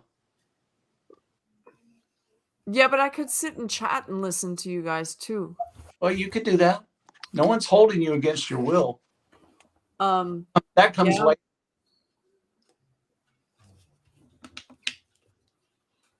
Oh my goodness. Okay, here we go. Sorry about the thumb, guys. This is the way I've got to do it for now.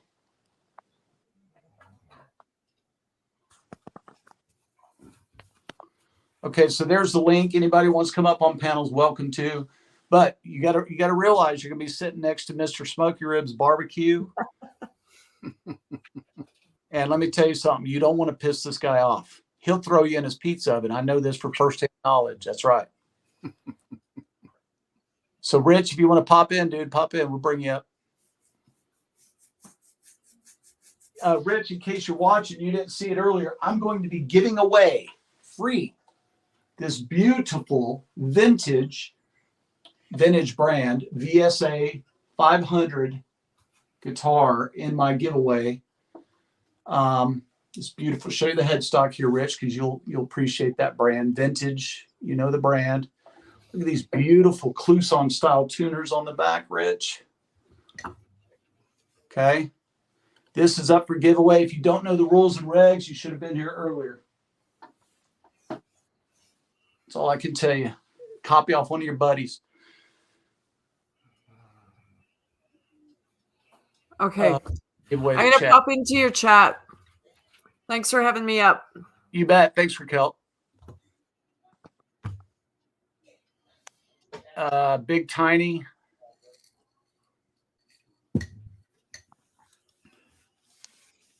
Yeah, that's true. I guess so. Sorry about that, Big Tiny. Sorry, brother. Rich cannot come up. I have all my streaming gear all set up for the stage. Okay, brother, no worries. I'll pop in on your stuff. Yes, I'm giving the guitar away, brother. I'm giving the guitar away. Cocaine is a hell of a drug. I don't know what that means. I've never tried cocaine, and I probably never will. I'm 53 years old. I've never seen the need to try it, and so I don't think I'll ever do it. So, Nope, same here. Tennessee Bushcrafter Chris says, Guggen, I like big butts. Okay. I cannot lie. I think there's some freaky shit going on there, Russ. What do you think? Huh? I mean, I'm trying to give away a guitar. They're talking about big butts. I think we're missing out. Big butts and cocaine. I mean, we can always do. Hold on, let's do this right here. Let's see. Wasn't there a song? Yeah. Eric Clapton, Cocaine. Wait.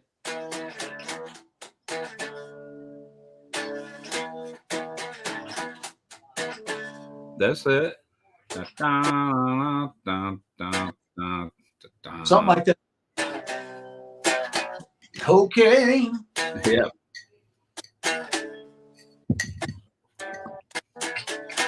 I don't know. I've never tried to play that song in 100 years, but I haven't heard it in 100 years, man. Neither I come up on Eric Clapton. And I'm a big Eric Clapton fan. Oh, by the way, we just lost Buddy Guy's brother yesterday. He's a Mississippi. Well, he's known Tennessee and Mississippi. He's well, you know who Buddy Guy is, obviously. His brother, I guess, was a blues guy too. I never met him or knew about him. Oh, okay. Yeah. But Buddy Guy's brother passed away. God rest his soul. I'm a darn. Let's see here. Canadian Fisherman. I'd love to rock that guitar. Dude, it's a beautiful, it's a 100% hollow. Well, it's not 100%. It's a semi-hollow because it does have a, it's either a spruce or a maple block that runs down the middle where the pickups are attached. There's Rick Tuttle. There you go. There you go. Rick has probably seen me play that like at Lava or somewhere. Yeah, man. Guitars, man, to me, they're not just instruments to play. They're pieces of art. I love to have them hanging around. I've got other guitars over here. It's like air purifiers. I got to have them. It's another red one. This is a 1985 Aria Pro 2 made in Japan. And this thing is mint. Awesome. Mint. I mean, these things are so rare. And it's got that, I don't know if you can see the metallic paint in there, but it's just not a scratch on the damn thing. I bought it brand new back in the 70s. I paid like $600. It was a Fender Stratocaster before Fender sold out to AMF or whatever. And then I think they bought it back. But it was an original Fender Strat, like mid 1970s. And it was blonde, but you could see the wood grain through it. Love that. I love it when you could see the wood. Those are probably an ash body because they have the wider grain. Yeah. And that's the one I learned how to play on, actually. But I had a Yamaha acoustic. Then I had a Epiphone electric. I had all kind of equipment. I had like a Fender Quad Reverb, a PVPA. So I had all kind of, not a whole lot, but about that. I had like 3 guitars. And then that big Fender Quad Reverb, which my brother had the old Fenders from the 60s, the tube amps that really had that great reverb sound. When they went to solid state, it just lost that sound, but that's what I learned how to play on many, many moons ago. Well, I will tell you, Russ, that right now, both Gibson and Fender are coming back with those transparent finishes, semi-transparent finishes where you can see the grain. And they're a satin finish. They're not a high gloss. So it's got that old something else I wanted to share with you guys. This is a drum head, okay? And I believe that's a snare head, if I'm not mistaken. This is from my this was my first, you can't really see the autographs that are on there. We all signed this thing after a show one night. We were going to give it away to one of our fans. There's me, John, right there. This is from my first band that I ever formed. That was a Guns N' Roses tribute called Rocket Queen. And anyway, it's signed by all the members of the band. I'm probably going to be doing a giveaway, and I'm going to give this away. This makes a great wall hanger as well. Kind of cool. So I've got a lot of memorabilia that I want to give away to people who maybe they're wannabe musicians, or maybe they just haven't had the chance to go up live and play, but they understand what it is and they like it and want to be a part of it. I think I want to give these items to those people. You know what I mean? Just kind of give back to the community, so to speak, you know? Yeah. Yeah. Heck yeah. Christy V, what am I drinking tonight? My wife mixed me something with 7-Up and vodka, and I don't know what else is in there, but I know it's got vodka. I know it's got 7-Up. That much I do know. That's all you need. After 3 of those, who cares? Yeah, she's a bartender by trade, so she's always mixing up something, you know. Hey, Russ, does she ever make you those nothings? Matter of fact, it's about empty. Hello. And I'm gonna have to text her to see if she'll make me another one without screaming and hollering. Make it yourself. But that's you what do Tom such a Garvey good job. Wife watches it whenever he goes live, and she knows when he's on empty. He'll do that. He'll be like, Marie. She'll come in the door behind like yours. Yeah. Everybody says, hi, Marie. By the way, congratulations to Tom Garvey, Mr. YouTube, both him and Devil Dog both. She'll rather make mine because I'll fill it halfway up with booze and then cap it off with whatever, you know. Oh, wait a minute. Hold on. Stop. Hold on. Whoa. Chat, slow down here. We got Guggen Barbecue just got my attention. Guggen writes, I have a Gibson SG Voodoo. I want it. I'll buy it from you. Ash body. You can see the red accents in the grain over a black body. I think I bought it in 2005.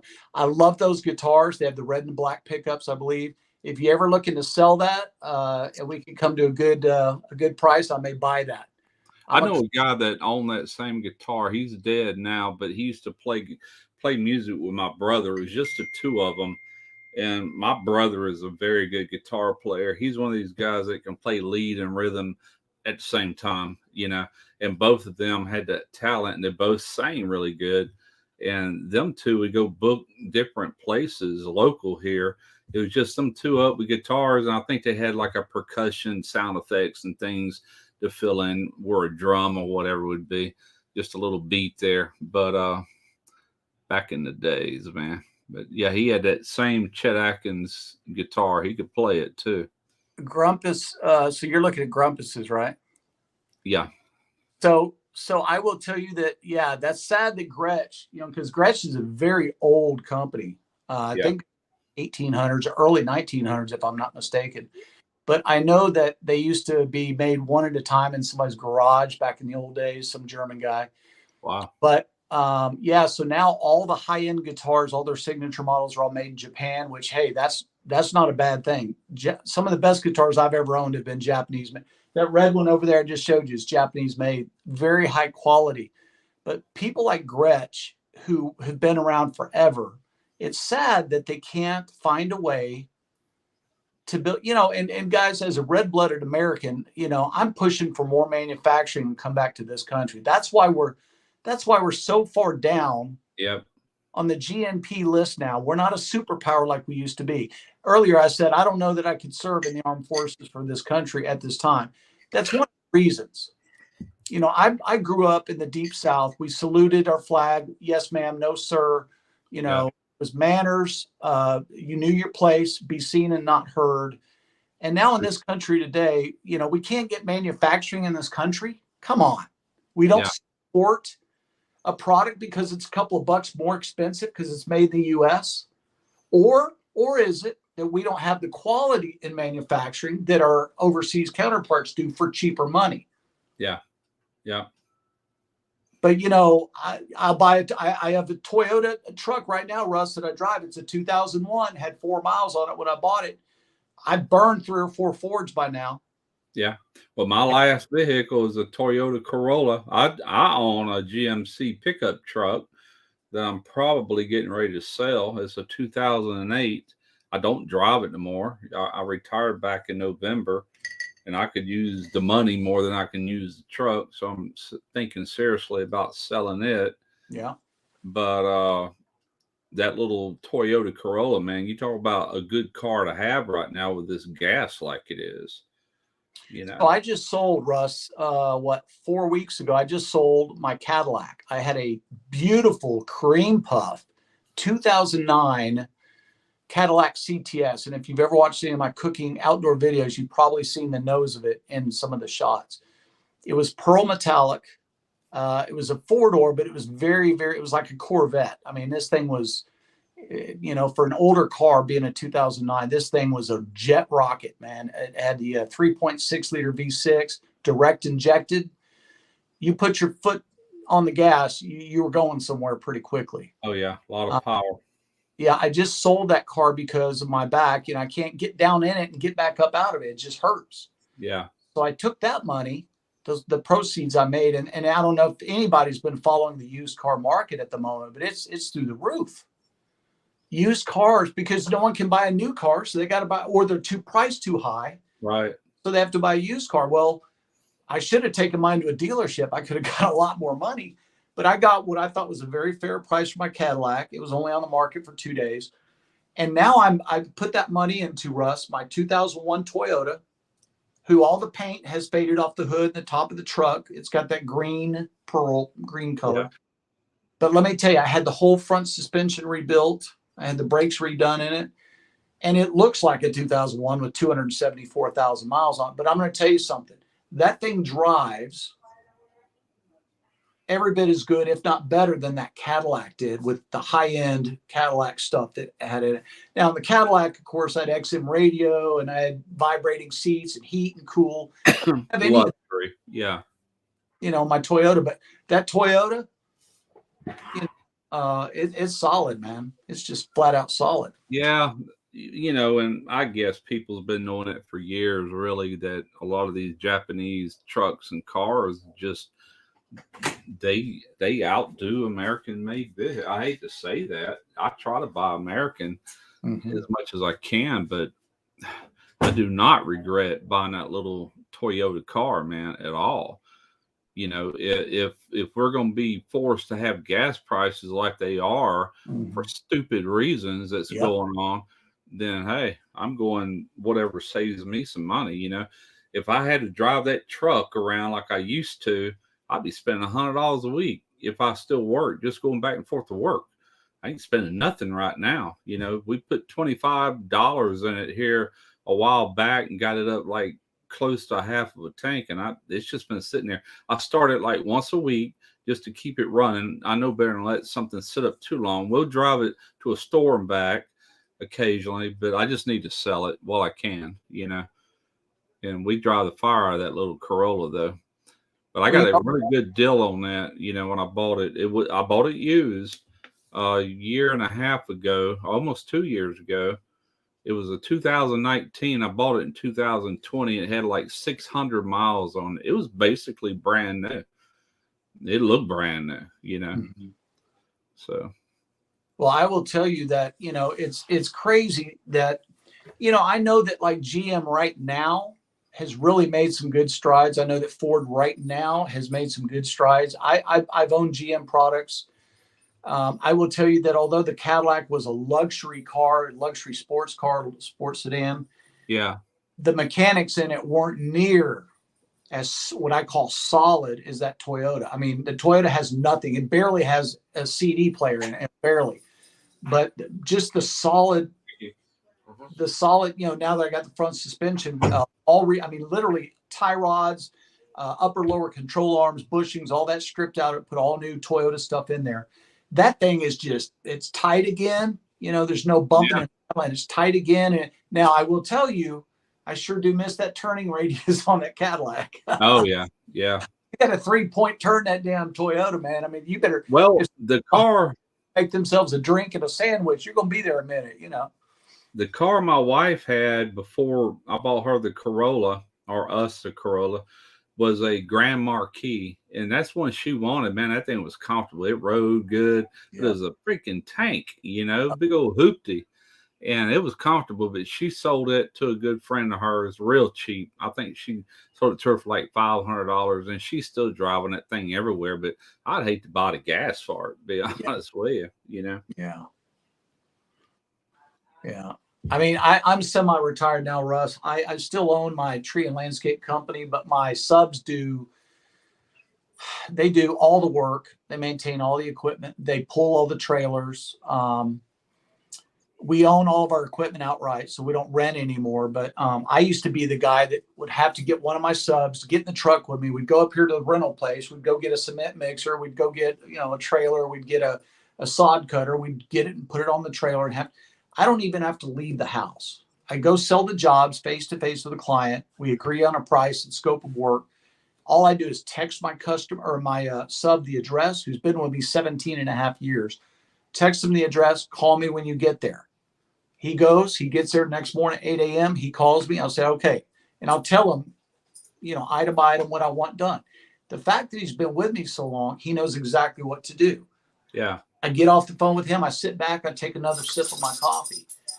11:30 comes. He's done with that job. Okay, I'm about to text you the address to the next job. Text him next job. Call me when you get there. He'll call me. Okay, this yard. Remember over here, you got this over here, the apple tree. Remember the apple? Okay, you got, and I'll tell him what I want done. Sit back and I'll have my lunch. Third job comes and so on and so forth. So I don't drive like I used to. So gas prices they don't hurt me like they used to. But that 6 Toyota Rest, brand new, only got 17 miles to the gallon combined. Yeah. Probably gets 15 now, maybe 14. Who knows? I don't care. Right. I was going to the casino one day a year or so ago in the Cadillac. And by the way, the front air dam had a 4-inch clearance from the road to the front of the lower part of the front air dam. I mean, it had a scoop. It was like, Sure. Shit. There was a tire, a tire truck sidewall, or the tread, what do you call it? A tread? On the tires? It was laying in the road sideways, it was curled up in the road. Car here to the left, car to the right. I couldn't do anything. I'm going 80 miles an hour. I ran over the son of a bitch. If anybody's ever run over and contacted a tire tread from an 18-wheeler, you'll never forget that. It ripped off my front air dam. Thank God it was still attached by one screw that was holding it on. Boom, boom, boom, boom. I felt every little thing, oil pan, everything else, transmission, everything else. It hit as I, at 80 miles an hour, chopped this thing up into pieces. And in my rearview mirror, I saw it fluttering in the, down the highway. I pull over. Luckily, no oil dripping, no antifreeze, no brake fluid, no hydraulic fluid. The only thing was my front bumper was bent down. So I always keep a couple of tools in the trunk. So I took my drill out. I had some sheet metal screws. I kind of jacked my fiberglass bumper up, and I know that there was an aluminum frame behind it. So I took that frame and I bent it back up, and I drilled 2 holes, put two sheet metal screws in there, held my bumper up to where I could make it to the casino. And of course, next day I took it into my friend who owns a mechanic shop, and he fixed it. But it's the scariest thing. And if I had the Toyota Tundra, because I'm sitting up so high, I would have never felt that tire tread. Because I've got a high clearance, vehicle now versus that one. So I think that there's a little bit of benefit and safety because if you're on a highway, if you're really driving. Oh yeah, there's no doubt. I remember one morning, when we lived in Gulfport, and I had to get up early. I got up way before the sun come up, and I had to drive from Gulfport to Pascagoula to go to work. And somebody had just hit a dog, and I mean a big dog. This is like a big old German Shepherd or something. And it's laying in a road, and before I could even swerve and miss it is about the time I seen it. And my front tire went over that thing. And I mean, this dog is sticking way up. And bam, man, I come back down, and I'm sitting there swerving back and forth. Thank God I was in my truck. If I'd been in a car, that probably would have been bad, And I'm like, holy crap, poor dog, but he was already dead. He was laying there, but it's like, man, that scared the heck out of me. It just, all of a sudden there it was, it's like, daggum, pay attention, Hey, Jonesy, how you doing, buddy? Doing great, mate. How's yourself? Doing good. Hey, Smoky. Did you guys hear where Chris, Tennessee Bushcrafter, he says he hit an 18-wheeler tread in his 76 Trans Am, great car, by the way, well, other than the fact it was a Pontiac and there's no more Pontiacs, at about 80 miles an hour, it knocked his transmission into park. He was going 80, knocked his transmission into park and bent the linkage to where he had to bend it to get it to drive again. Golly. I mean, it's no joke, guys. When you hit like a ladder, I've seen a lot of ladder or wood pallets at night, and you don't have time. I mean, if you swerve that quick, you're going to get in a worse wreck than if you just run over whatever it is. Yeah. I've seen people roll their cars because, they see a deer crossing. Just like they say in NASCAR, if you're about to get in a wreck, don't swerve. Just hold the wheel, take your foot off the gas. Yeah. And just brace for impact. Because if there's a deer coming at you, if you do that, you're going to roll your car. You're gonna hurt other people too. Probably kill you. Hang on. We got wombats. Wooden pallet. Did they have that stuff down there on the island, Jonesy? We got wombats. If you hit a wombat, they're like 10 bags of cement. Like they're built so tough and so solid. It can pull the bottom end off your car. Yeah. If they go underneath. So you got to really watch them little buggers. They scurry across the road as quick as they can, but and they're nocturnal as well, so they come out when it's dark. But you got to watch out for them.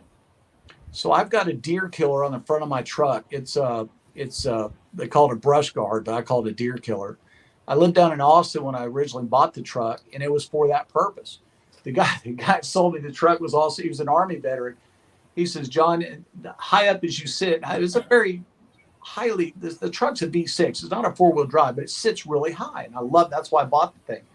He goes, you hit that deer, the way that guard is angled slightly inward, at any velocity, and the deer down in Austin are not the big deer like you have up in Montana or Wyoming. These are smaller whitetail deer, typically, and black buck that we have down here.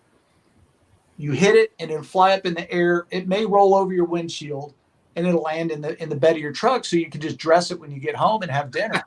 But luckily, I never had to. The only thing I've ever run over one time was a squirrel, and he darted out in front of me, and I was getting on an on-ramp of a freeway, and there's nothing I could have done. And he was still alive because I saw him, kind of doing this in my. There's nothing I could have done, but I wasn't about to flip my truck over. No. Save a squirrel's life, but no, it happens so quick sometimes, there's nothing you can do, but blump, blump, blump, blump. Oh, sorry, Man, kangaroos will jump in front of you and jump away, and you think you're safe. But then they're that stupid, they jump back. The day I see a kangaroo jump in front of me, I'm going to wonder where the heck I'm at. Hey, on the news here today, there was a kangaroo running wild in Britain somewhere. I just noticed it on the news. Some kangaroos got out of a wildlife park and living quite happily in the countryside in England. What other wildlife do y'all have there that's prevalent like kangaroos would be? What to run into at night? Yeah, do y'all have deer and things like that? There is deer, but they're not. We got camel. We got camels. You got crocs too, don't you? You got camels? Yeah, not down here. There's no crocs this cold. If you go up to Queensland where the temperatures are warmer above the tropics, there's crocodiles there. Okay. But yeah, there's camel on the main island. I'm on the little island, but on the main island, you go inland and there's camels and emus and wild horses and all sorts of things running about. Wow, that's crazy. You said up there it gets warmer. So that's total opposite. Here you go north and it gets cold. You come down south where I'm at. That's where all the alligators are, Yeah. Well, I'm in the deep south of Australia. Trust me, there's no alligators here. We're closer to the coldest place on earth. We got penguins and walruses and stuff. Good Lord. Okay, you're closer to the South Pole then. Yeah, that's correct. Okay, which is cold. All right. Yeah, and it's Hey, real quick, Chris, Tennessee Bushcrafter and Chris TV, thank you. I saw it come across. I blocked him immediately. I'm going to assign mods before I do my next chat. I just haven't set those up yet. But thank you for jumping on that. Appreciate y'all seeing it.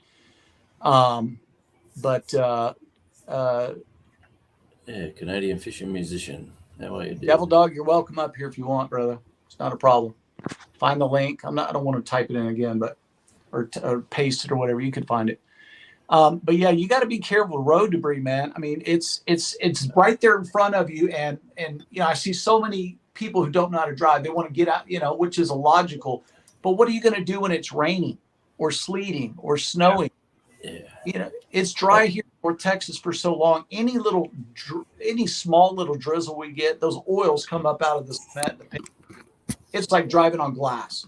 Yeah, you're absolutely 100% correct.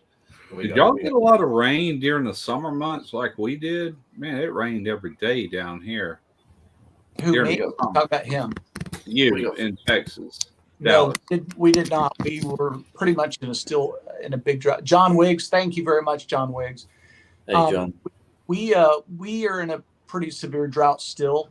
I lost both my front yard and my backyard this year. St. Augustine, it will come back. It's starting to come back now. It'll be in for the spring, but yeah, I lost all my yard, which has never happened before. Dang.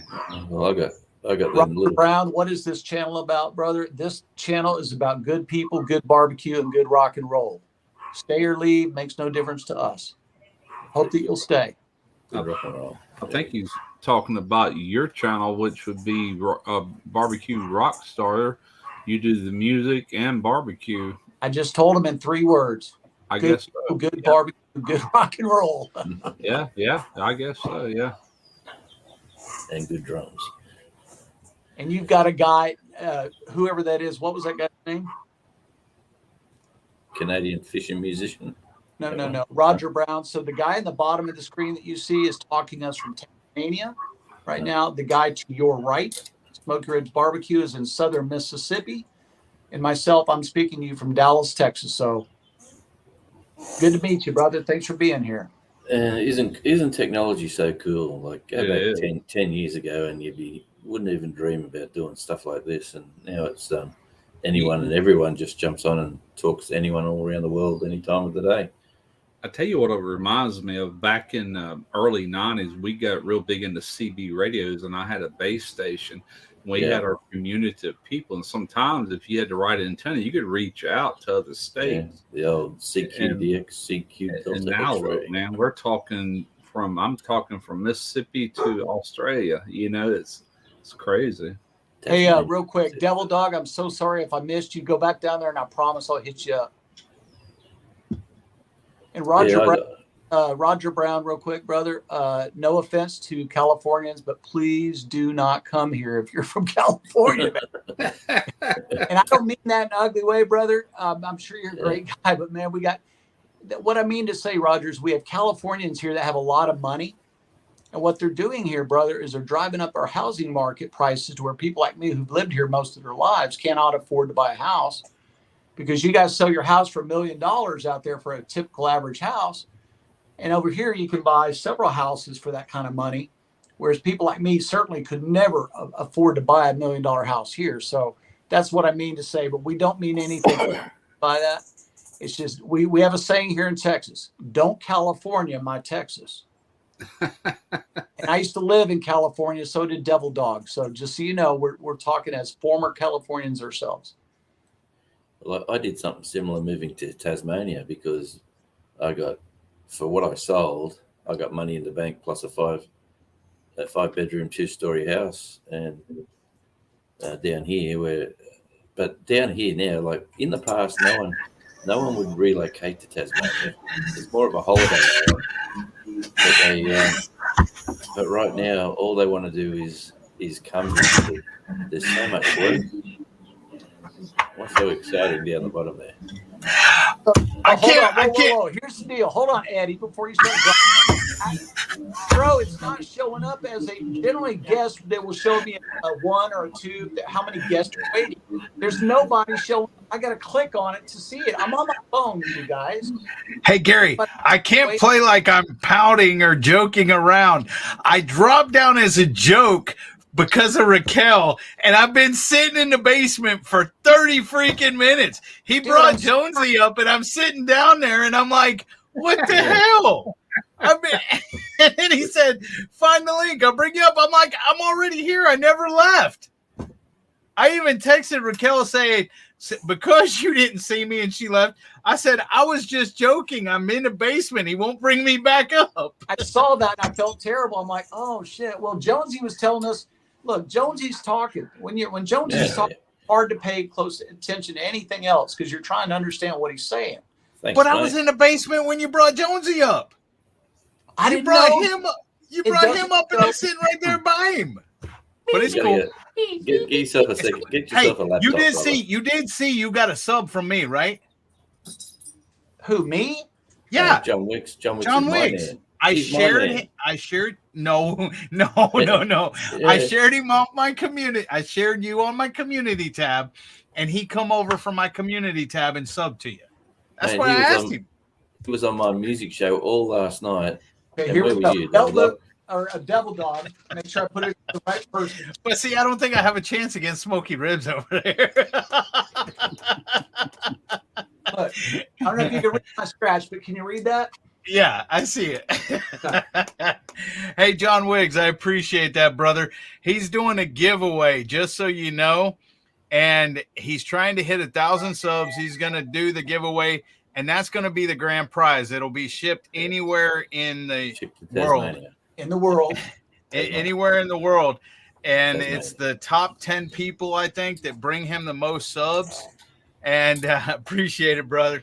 And so you're number one for me. Now, here, another John thing. Wicks, you're my man, aren't you? You were with me all last night, and since I'm over here, you just followed me across. Oh, so now y'all are wanting to split credit with him or what? No, I don't want to. No. He was with me. Hey, Russ, you know what I got to put Yeah. up with? Love you. I hear it, man. Okay, so look, round 2 is either you can get the prime brisket or you can get the snare head autographed by my band. You can That's get this, pretty cool. or give this away instead of the brisket. If you don't want the brisket, you have your choice. Whoever wins the runner-up prize gets the snare head, which is autographed by my band and myself, or the brisket. So I just thought I just came to me, go ahead and offer the brisket or the snare head. So there you go. Snare head's better than the brisket for me. Won't make it. Exactly, John. What's that? See, look, John Wicks. I'm going to say Jonesy as he gives me the. Look at Raquel. That's called karma, Eddie. My answer was Metallica, and I was going to show my signed jacket, but some narcissist started showing his book. Raquel, Hey, did Quint, you tell us what your first concert was, Raquel? I think you told us, didn't you? She I has don't- a signed jacket, though. Huh? She has a signed jacket from Metallica, it looks like. I want to see your signed jacket. I want to see her in the black wig again. And That John was pretty Wiggs, cool. John Wiggs, you're welcome up is too. John Wiggs, any friend of Eddie's is a friend of ours, so you're welcome anytime, brother. Hey, John, you see that setup behind Jonesy? He's got the guitars, the amps, the drums. You actually think he's going to give it? No. What do you want? I'm sending him a gift already. He won a gift last night. He said, I'm going to say Jonesy if he gives me the guitar. That's what I'm saying. You're not going to give him the Well, guitar if you win it. I'll Oh, give him. Lord, I'll man. give him my guitar because I'm sure it's worth a lot less. Hey, Quint, how you doing, Quint? that's pretty cool, Quint. Hope you enjoy it, man. I've got another chili recipe you might want to look at too. It's one I did 4 or 5 years ago in cast iron. It's basically the same thing, but it was done with like, what do you call it? Carne asada. It's just cut up beef, and that was really good. And I dehydrated all my different chilies that went in there, but either one is good. I'm sure you don't have, what kind of meat did I have in it? Antelope, I think. I doubt you're putting that in there. So just use ground beef, or like I said, the chopped up stew meat. You know. either way. You know, Russ, that tells me I also, whenever I make any kind of braised item like a stew or a beef roast or whatever, I always put some sort of chocolate, and I generally get the darkest chocolate I can Yeah. buy. It melted in there. Because it gets a smoky note, right? And Yep. it gives a little bit of richness. But here's what I also do. Just like pretty much every coffee drinker in the world, unless you use the Keurig Add the coffee. pellet grill, you always take whatever's left over at the bottom, that much, Yeah. pour that Yeah. in there because it gives a more Yeah. note and it gives another base of flavor. Whenever I cook, who's playing guitar? Somebody's playing guitar. Apparently, Eddie's playing left-handed. I heard some straight. Oh, come on, Eddie, bring it. Left-handed. I don't know how to play guitar. Well, show me. I see you're doing Left-handed. something. I heard it. I don't know how to play guitar. Russ, it's Russ all about layers of flavor, man. I want to taste this. I want to taste that. There's 7 different zones on the tongue. I want each zone to have something to say. You know. Right. Yeah, I know people that put coffee in there. That's one thing I've never done. I might experiment with that next go round.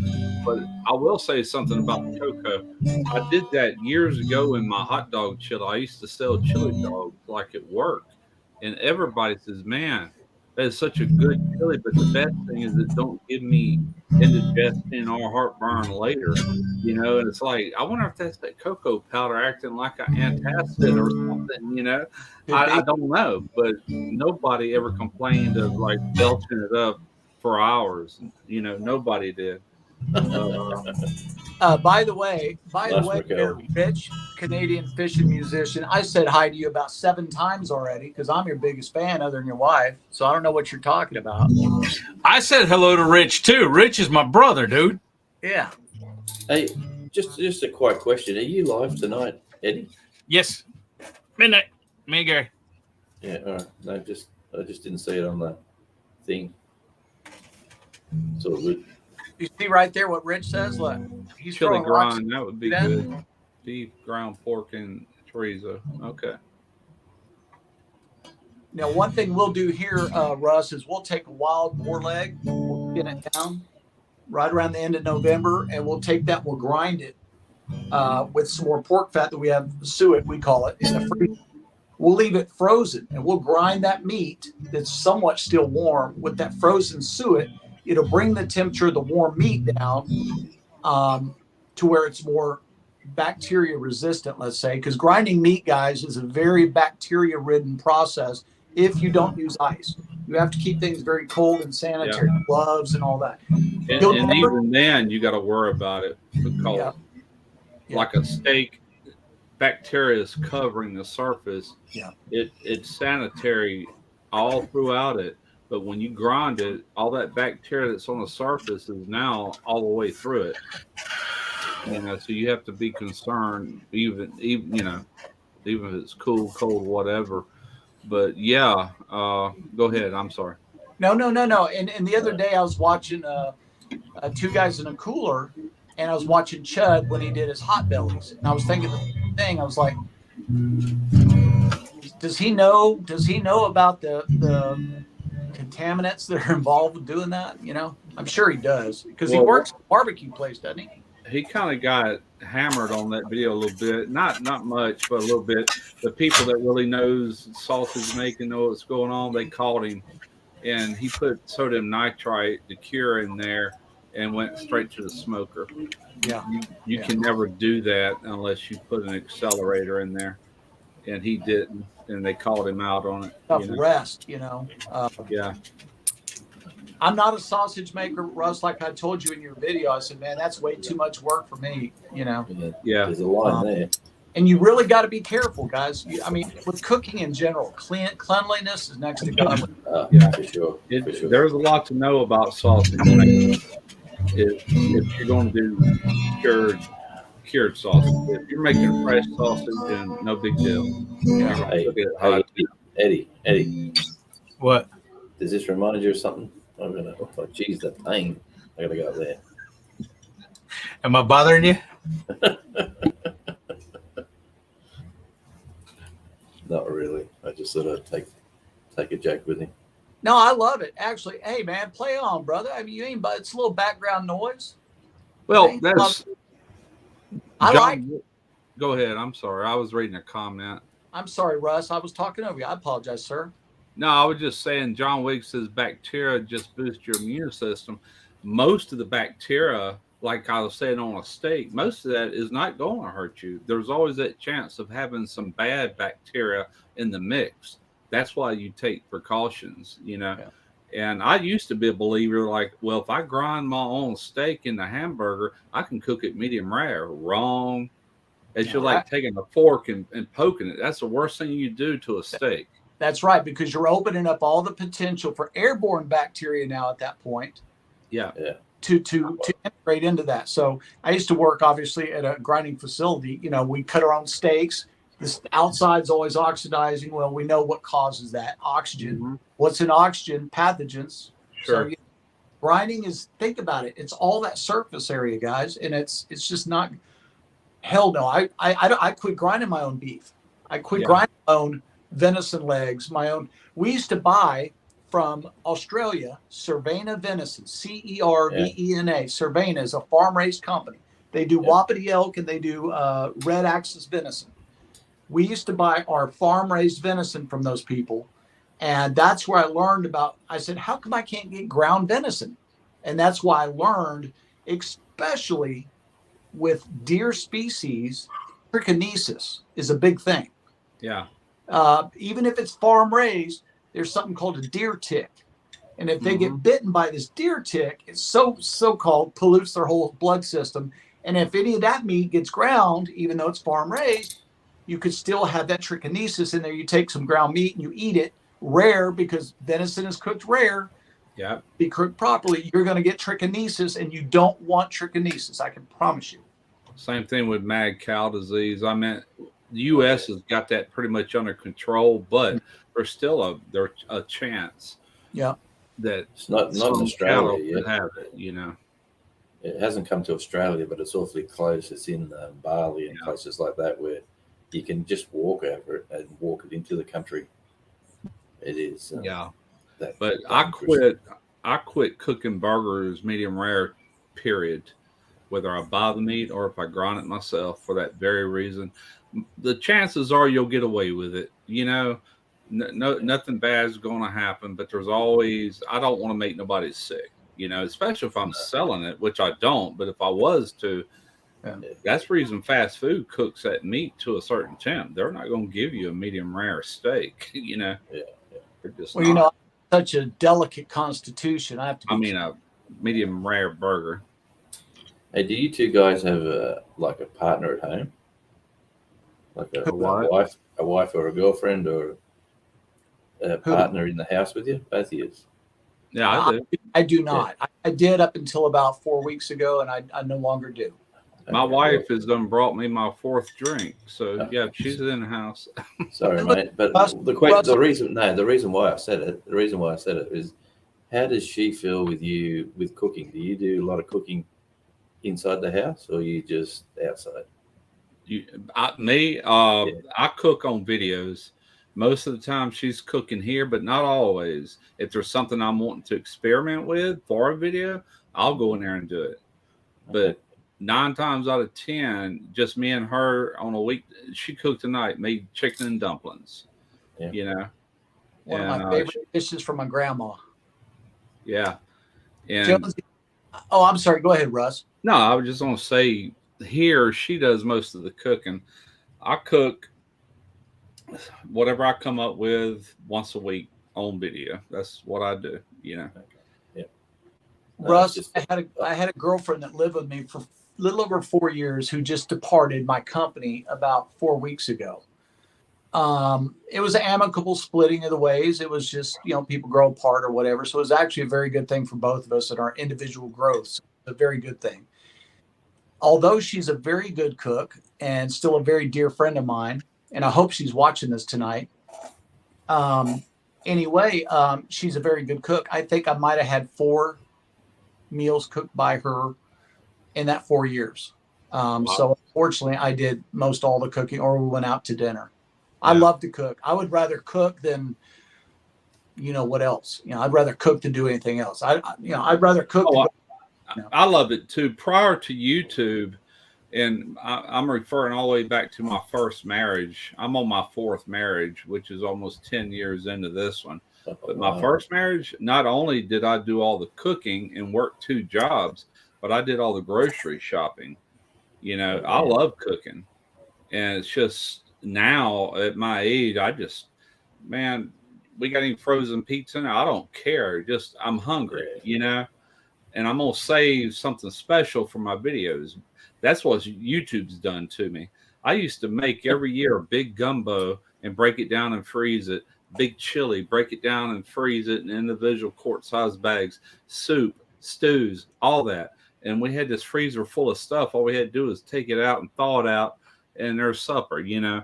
And I don't do any of that no more. I just don't. Now, I did make pizza dough the other day. I did enough for 6 dough balls, and I put them in vacuum bags. I set my vacuum chamber vac to where it only pulled 10 seconds of vacuum, then seal it. That way it wasn't real tight. It would suck some air out, kind of like a Ziploc bag would be, you know, if you try to push the air out. It was about like that. And I froze those dough balls for future cooks, either here or I'll take them over to Derek where my pizza oven is.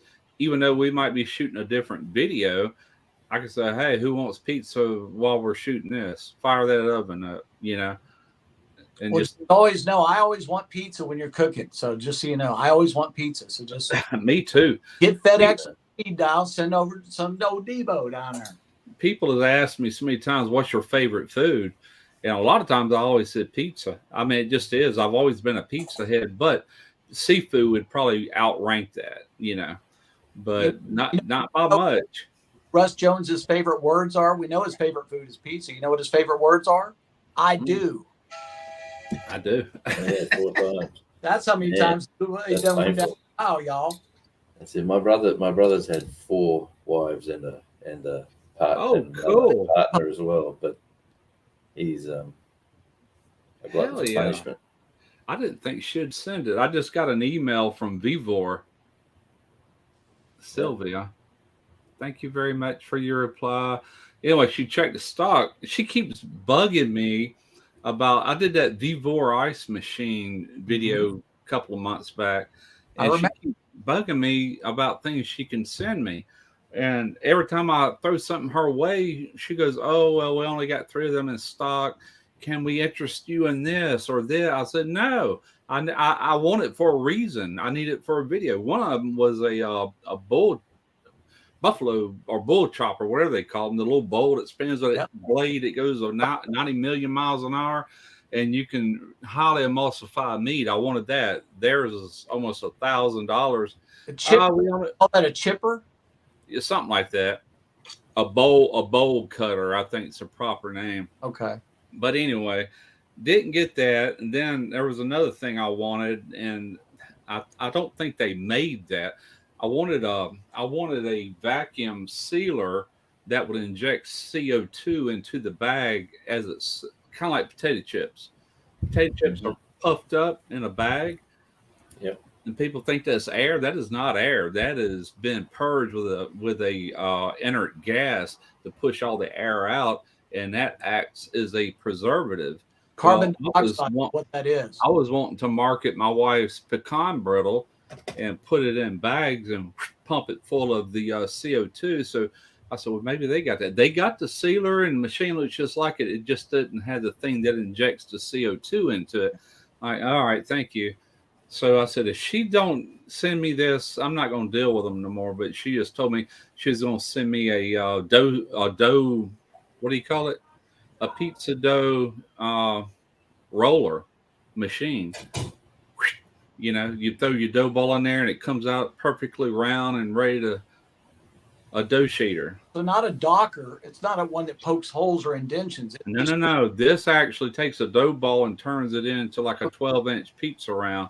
Gotcha. And I want that because I got 3 videos I'm wanting to do that requires a thin crust. One of them is going to be like a takeoff on Pizza Hut. Oh man, it's hard to see. And one of them is.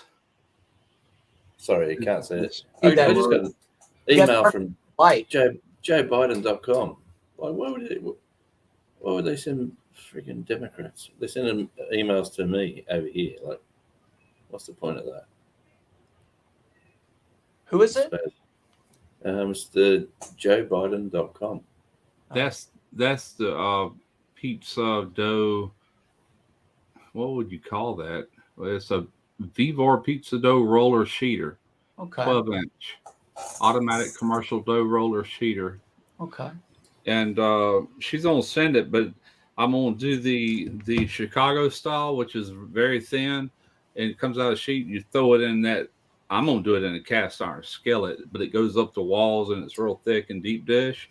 I'll also be able to pull off, I think, because New York style pizza is also rolled out, so I'll be able to do it for that. And I want to do a Pizza Hut traditional, like old school Pizza Hut knockoff, and I'll be able to do it with that. Thin and crispy, one of my favorites. Different doughs, but they still require a thin dough, you know.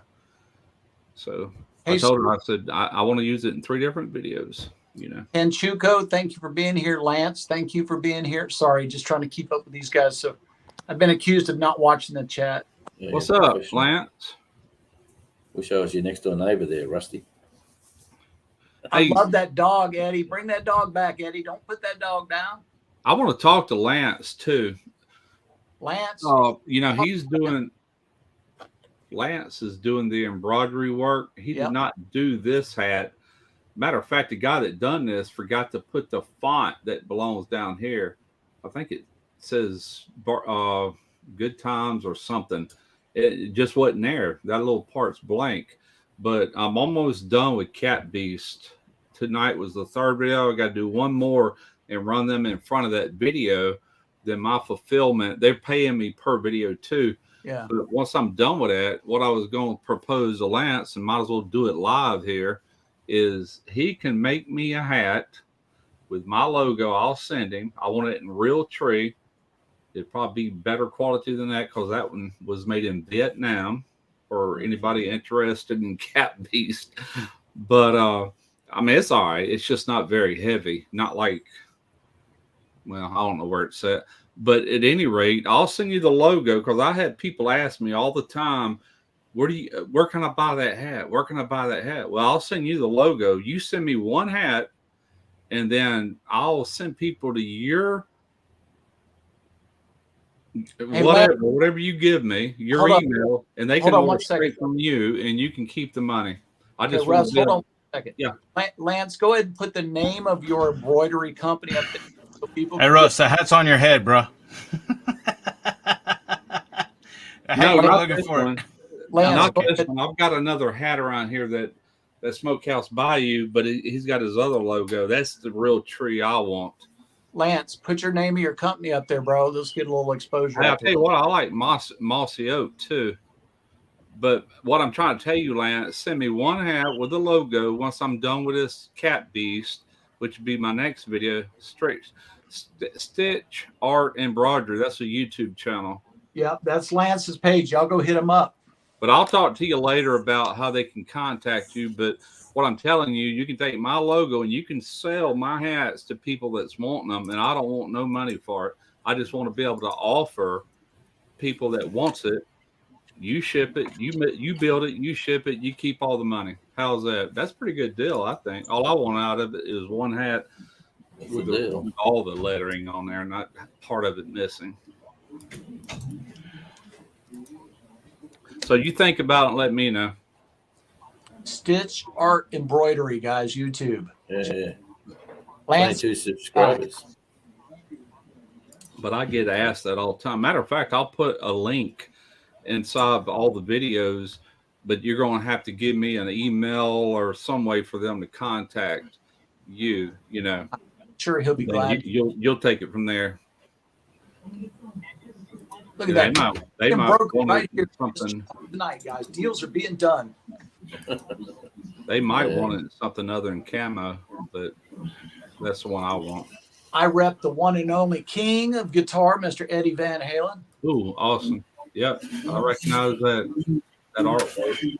I got that hat free when I bought an Eddie Van Halen guitar, 5150 guitar from Fender Guitar Musical Company. Hey, Gary, you need to talk to him about hats. Fucking hell, reverse. Dave Evans, king of badasses, of all badasses. Yeah, he was the first singer of AC/DC, to be honest. He's still going today. He's in South America at the moment, touring. Yeah, he's a good guy.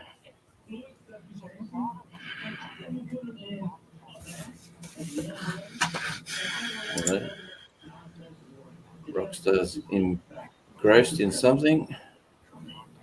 Do what? You're engrossed in something there? You're reading? No?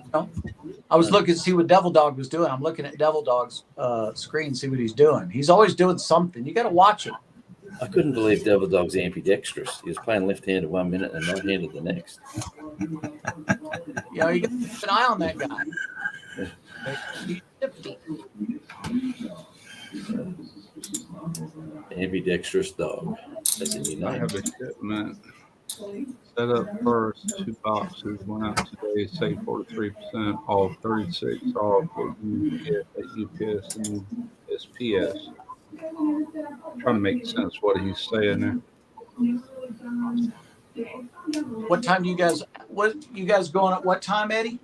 Midnight Central. Are we almost close to that time now? Hour and a half. Oh, okay. 10:30. Time, okay. I wanted to make sure that I had time to have a little something to eat, and then make sure I get on y'all's live like I typically do. I'm always in y'all's chat. Sometimes I say so, sometimes I don't. Sometimes I feel like a nut. Sometimes I don't. By the way, I wish I had some. I'm a candy bar guy, man. I wish I had some of those Almond Joys right now. You want some pecan brittle? It's pretty Ooh, good. I do. I'm a freak for pecan anything. Look at this. Let me see if I can get it to focus on. She's got sea salt on it. That's roasted pecans. See, now you're playing emotions, Russ. That is salted caramel with real salted caramel Crown Royal in the recipe. So you got my address. So, you know, just put a little pink bow around it and ship her on down there. She makes this weekly because I can't stay out of it. I'm trying to stop it because I don't need to be eating all that. But God, it's so freaking good. I understand. You know, my grandmother, she used to make those chicken and dumplings you were talking about. Yeah. And she'd say, well, you're only allowed to have so much at your dinner, and maybe tomorrow if there's any leftovers. They'd all go to bed. I'd be in this big silver aluminum pot. I'd be in there with a big spoon, not the spoon like you'd eat from, but the serving spoon. Everybody's in bed. I'm like, with the door open, with the light poking through. It's all dark in the house. Chicken and dumplings cold right out of the fridge with the door wide open. God rest her. No longer with us. Boy, she was a good cook. Yeah, John Wicks. Have you seen Bon Scott singing with a band called Fraternity? If you haven't, it'll break your heart. But that was before he joined AC/DC. He was a roadie, but he was working with a band called Fraternity, and they were like a folk band.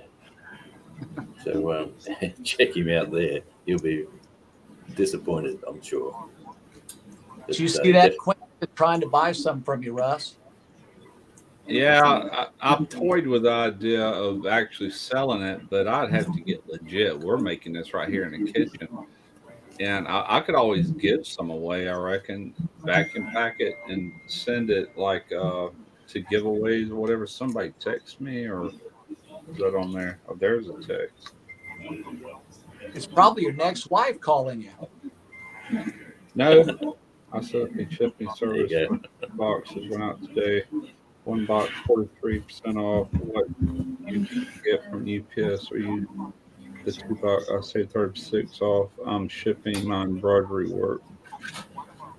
All right, Lance, I got that. I don't know. What I'm saying is I'll put a link and they can contact you if you want to do that. If you want to sell people, my viewers and followers, my hat, they buy it from you. You keep all the money. I'll send you the logo. I just want to wait for. I've been asked so many times. I'm like, yeah, contact this guy right here. He'll hook you up with one of my hats. And then what you do from there, shipping, all that, that's totally up to you. I'm out of it. I'm giving you this. I don't want nothing for it other than one hat with the It is a nice logo. with the lettering. It's With missing all the verbiage. right here. White lettering is supposed to be right up between here. It's not. I didn't catch it at first. It took me a minute.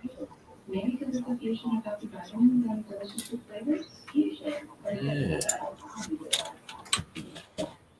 I wanted to call you anyway about our email. Okay. Call me tomorrow, Lance.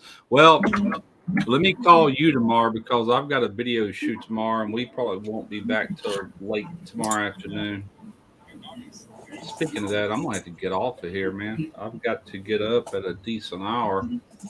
It's already 10:30. He's been on for a while. I've Yeah, been I out haven't had shopping. much fun. I've been on here. Well, I was on for about not even 30 minutes, and I had something to do. Then I come back in, and I've been on here for a while now. Too long. Yeah, man. It takes a time, doesn't it? Like the old It's YouTube can suck you right in. And it does. It's fun. absorb the I ain't got hours. nothing else to do. That or watch Netflix. I find this sort of chat is like you're walking into a bar with a bunch of friends or new friends, and you just say, "Hey, Yeah. mate," you know. Exactly. And let That's what it's everybody like. listen in. That's It's pretty it. wild, really. It I is, thought about going live this week, but I think I don't know what night to go live because every time I pick a night, somebody else is. I don't want to step on nobody's toes, you know. Well, you can't do that forever, but you know you can't say. You just got to say, "This is what I'm going to do, and this is when I'm going to do it." And Yeah, if and you want do to, it. if you That's want all to I come can and do. chat, I'm in a funny situation over here because usually this time of the day I'm usually booked to do work somewhere, but because of the weather, that's all been sort of cancelled. But my peak hour for me is like your late early mornings, like 2 a.m. to 6 a.m. or Yeah. 7 a.m. That's our peak hour over here, but you guys are all in bed. Got some peppers there. Is those serranos? There's some serranos in there, and there's some jalapenos in there. Okay. These are from a friend of mine who grows tomatoes, various different peppers. These are really good because they're not so hot that you can't eat a bunch of them, but I like to snack on them late at night. Heck yeah. I love peppers, man. They're good and good for you. I just opened a jar of that Booger US 100 YouTube channel. She sent me probably 8 months ago, and she sent me some cowboy candy, the candied jalapenos, and they've been gone. And I remember that jar of just regular jalapenos, pickled jalapenos. I've been eating on those. Ooh, boy, Pretty hot. Sounds crunchy. man, It's pretty hot, but I like them. got some heat to it, huh? I just can't do it. I've never been able to eat hot chilies or you call them peppers. It all depends. I don't want something that's so screaming hot I can't enjoy it, but I do like my heat. You know? So, Russ, I will tell you, I'm exactly like you are on that. This one, when you first bite into it, the first thing you get is that grassy flavor. I call it the green flavor, that fresh grass. But then the second thing, you get a slight little sweetness. And then, I mean, wake up. Wait, I have a question. Here's another jalapeno. Barbecue Rockstar. Yes, sir. See Nets over there? I'm pretty sure she followed. followed. Hey, Nets, did you follow my community post over here? No, she come over because of me. Shut up, Jonesy. Hey, Nets. Okay. How'd you come over here, Nets?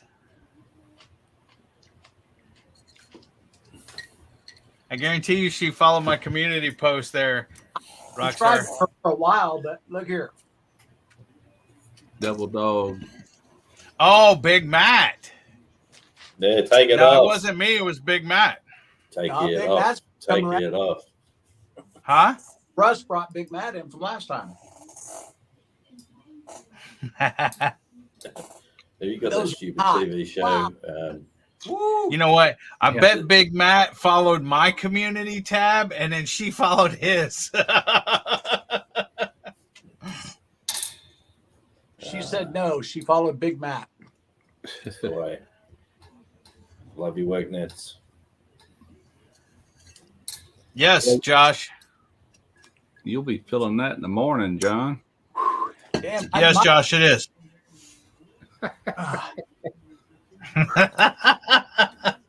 What are you eating over there, Rockstar?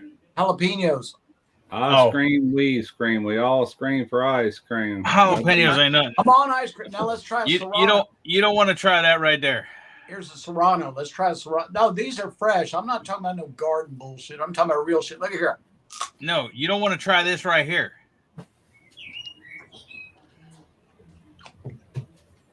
Ghost pepper. Oh shit! Oh man! Woo! That's the Blair's Mega Death hot sauce.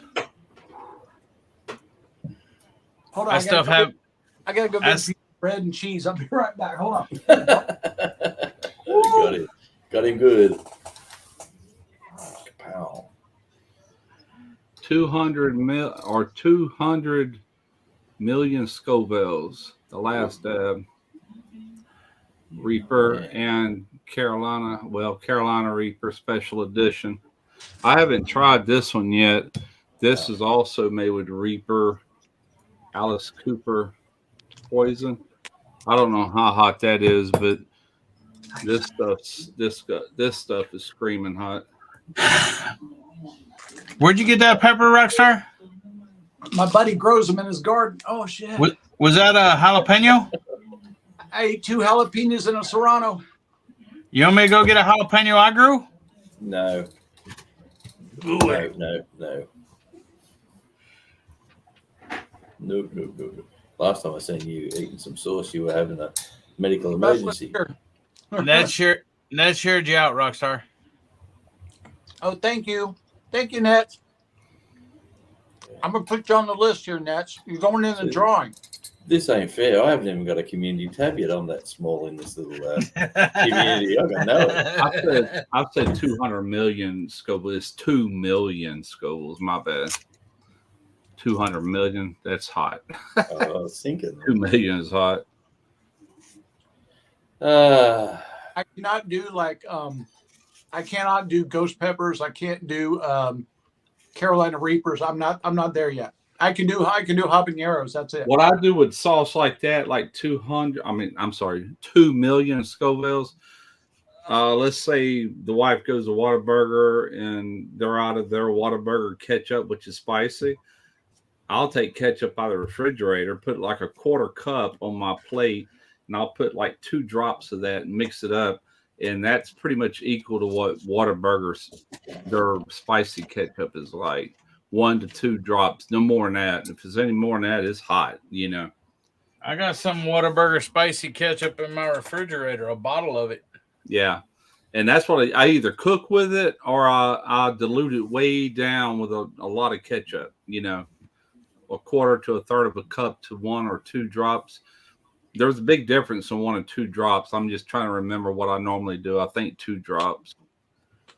Nets, you're awesome, Nets. So nice to meet you, Nets Vlog. I think I already met you in another chat, probably one of Gary's or Devil Dogs or something.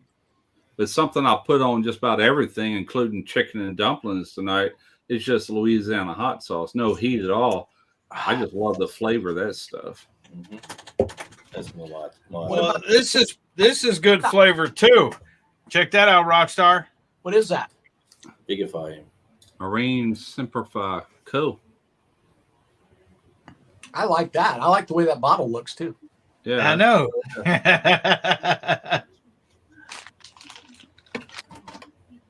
Damn it, this is hot still. Golly.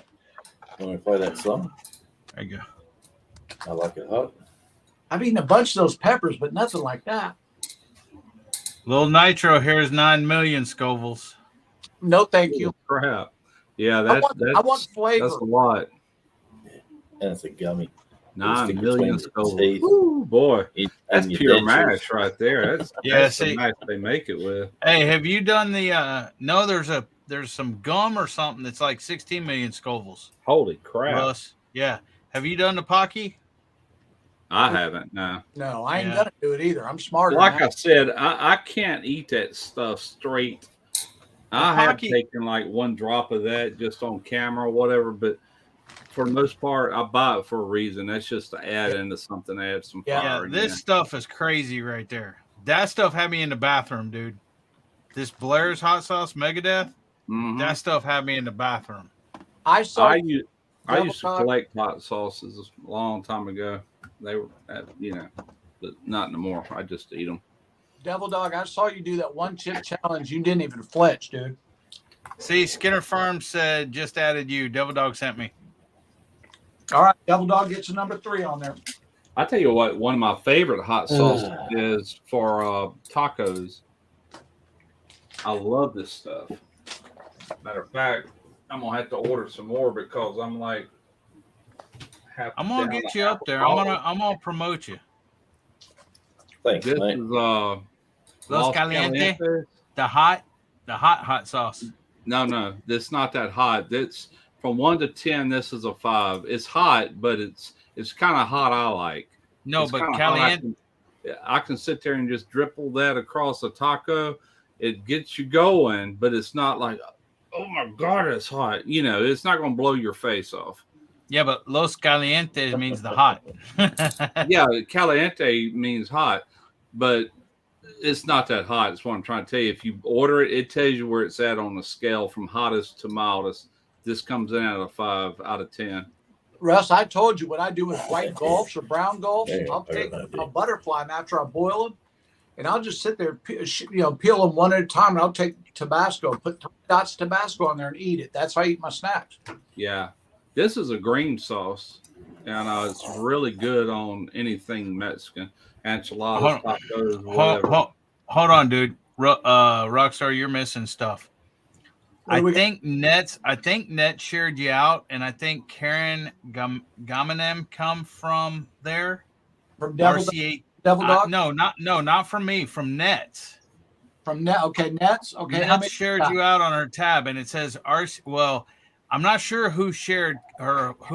Why Karen Gamanem came in here, but RCA TV said 350 Nets Vlog 21, another channel. I don't know. Community share Nets Vlog 21, another channel. I'm not sure who, and so I don't know. You used to get credit for all of yours. I don't know where Karen and RCA TV came from. I'm not sure. Karen, if you could tell us who sent you over here, that'd be great. And RCA TV as well.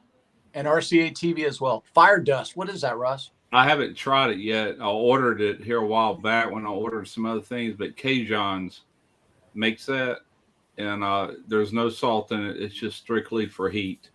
So I'll figure something to use that in. So Nets Vlog's other channel is RCA. Oh, okay. Okay, gotcha. So I'm giving 2 to Nets. Devil Dog, you got 3. Belt Loop, how many you want? Hey, look here. I'm writing them out, guys. You think I'm playing? You got Belt Loop's just trying to take mine. He said, "Hey, I should get credit for all Devil Dogs. I texted him to come on here tonight." Well, look, guys, I've got to get off of here because I've got to get up in the morning and head to Alabama to shoot my video. So, dude, it's 5 miles down the road. Quit crying, Russ. It's 45 minutes, but I have to go down Interstate 10, and it's just a pain in the butt. Well, biggest thing is I got to get there, and I don't want to be up all night and feel like look fresh as a daisy, mate. Russ, you'll be just like putting the dough. You'll get to your son's house. You'll be like, okay, I'm here, guys. I'm ready to party. My son ain't even awake yet. Look out the Jonesy's window. It's daylight there, man. I'm sitting there looking at the trees blowing. What time of the day is it there? What time of the day is 3 o'clock a.m. 3 a.m. 2:46 p.m. Excuse me. Come on. No, a.m. PM. No, a.m. It's not in the morning. Oh yeah, p.m. Dumbass, it wouldn't be light out. Yeah, I thought AM meant the same everywhere. Hey, I thought he who meant knows? Damien. Who knows? They have Christmas in the summer. That's Well, right. Jonesy gets a credit because Australian radio, Jonesy sent him over one. Jonesy gets one. He's sitting right here, actually. I know a lady from There he is. Australia that has followed me forever, and we're friends on Facebook. Her name is Angie Spada. And anyway, she'll be like, oh my God, it's so hot here, talking about where she lives in Australia. And here we are freezing. Then when we're burning up, she's talking about how cold it is. It's just the opposite, you know. Flip flop. Yeah. It's a nice problem to have, I tell you. It's being in Tasmania, we're in the coolest climate of the whole country, basically, unless you lived in the mountainous, snowy mountains region. I was asking you about other animals there in Tasmania. What about the Tasmanian devil? Is there such a thing? Oh, yeah. Look, I'll show you a picture. I've got one right here. just It's so not the one happened that's to. on the cartoons. No, this is what they look like. Ah, okay. That's them little They don't look scavengers. nothing like the cartoon. No, that can rip your hand off, dude. It's pretty Yeah, wicked they are. looking. They're red ears. Yeah. Isn't it like a wombat, Jonesy? A wombat? Yeah, they're sort of. They're like a solid, like a pit bull dog, and they go around ripping up dead animals. Like if an animal dies, they'll be in there scavenging it up, ripping it to bits, and eating it. Have you ever seen the American cartoons like Bugs Bunny? Yeah. People say to me all the Tasmanian time. devil? Okay. Yeah. I was just People say curious to me, if y'all actually I seen that. thought Tasmania was. I thought that was all fictional. I said, well, they don't run around and spin around in a circle.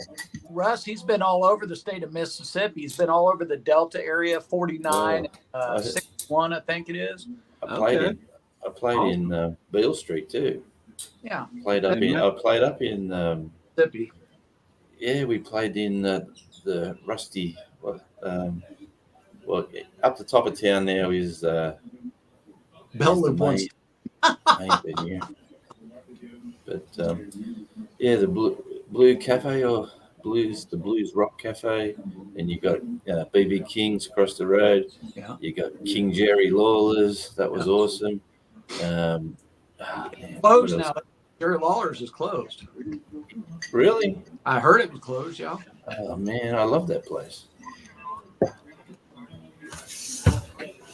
So yeah, in January there they have the IBC, the International Blues Challenge in Beale Street, and there's like 300 bands from all over the world playing blues, and it's just full on music all night long for about 5 days straight. It's a fabulous time to be there. A bit cold, but it's fabulous. That's awesome. Well, look, guys, I'm out of here. I've got to get to bed. So good talking, hanging out. Everybody have a great night. Nice to Yeah, meet you. kid, get out of here. You bother me, see? Later. Later. Russ, appreciate you. Love you, man. You know that. All right, man. You're Later. welcome anytime, brother. And tell your son, Russ, if you can still hear me, tell your son I want to meet him, but I don't know him yet. So there you go. And then there was 3. Yeah, so yeah. Yeah. Oh man, I was listening to you before talking about going down to O'Sullivan's, the Irish bar or the Irish pub in Beale Street. Sullivan, yeah. Uh-huh. Yeah. We were in there for a few nights as well. The rust was Silky Sullivan's. It was Silky Sullivan's, yeah. Yeah, Silky Sutherland's. Yeah, that's the one. I got some videos. Actually, I'm gonna make a video of just my night in Beale Street. I've got lots of video for that. So I might make that over the weekend. It'll give me something to do. Josh, I'm sorry, Josh, brother. I know I don't have any mods to offer right now, but I will have them for next week, Thursday at 7 p.m., brother. I'll have them. I basically know who I can trust, who I can't. I'll have 3 or 4 people set up. You can't trust me. New at this, Josh. I'm sorry. I'm going to plead stupidity on this because I'm not really tech savvy, so to speak. But I'll deal with Devil Dog will help me set all that up next week.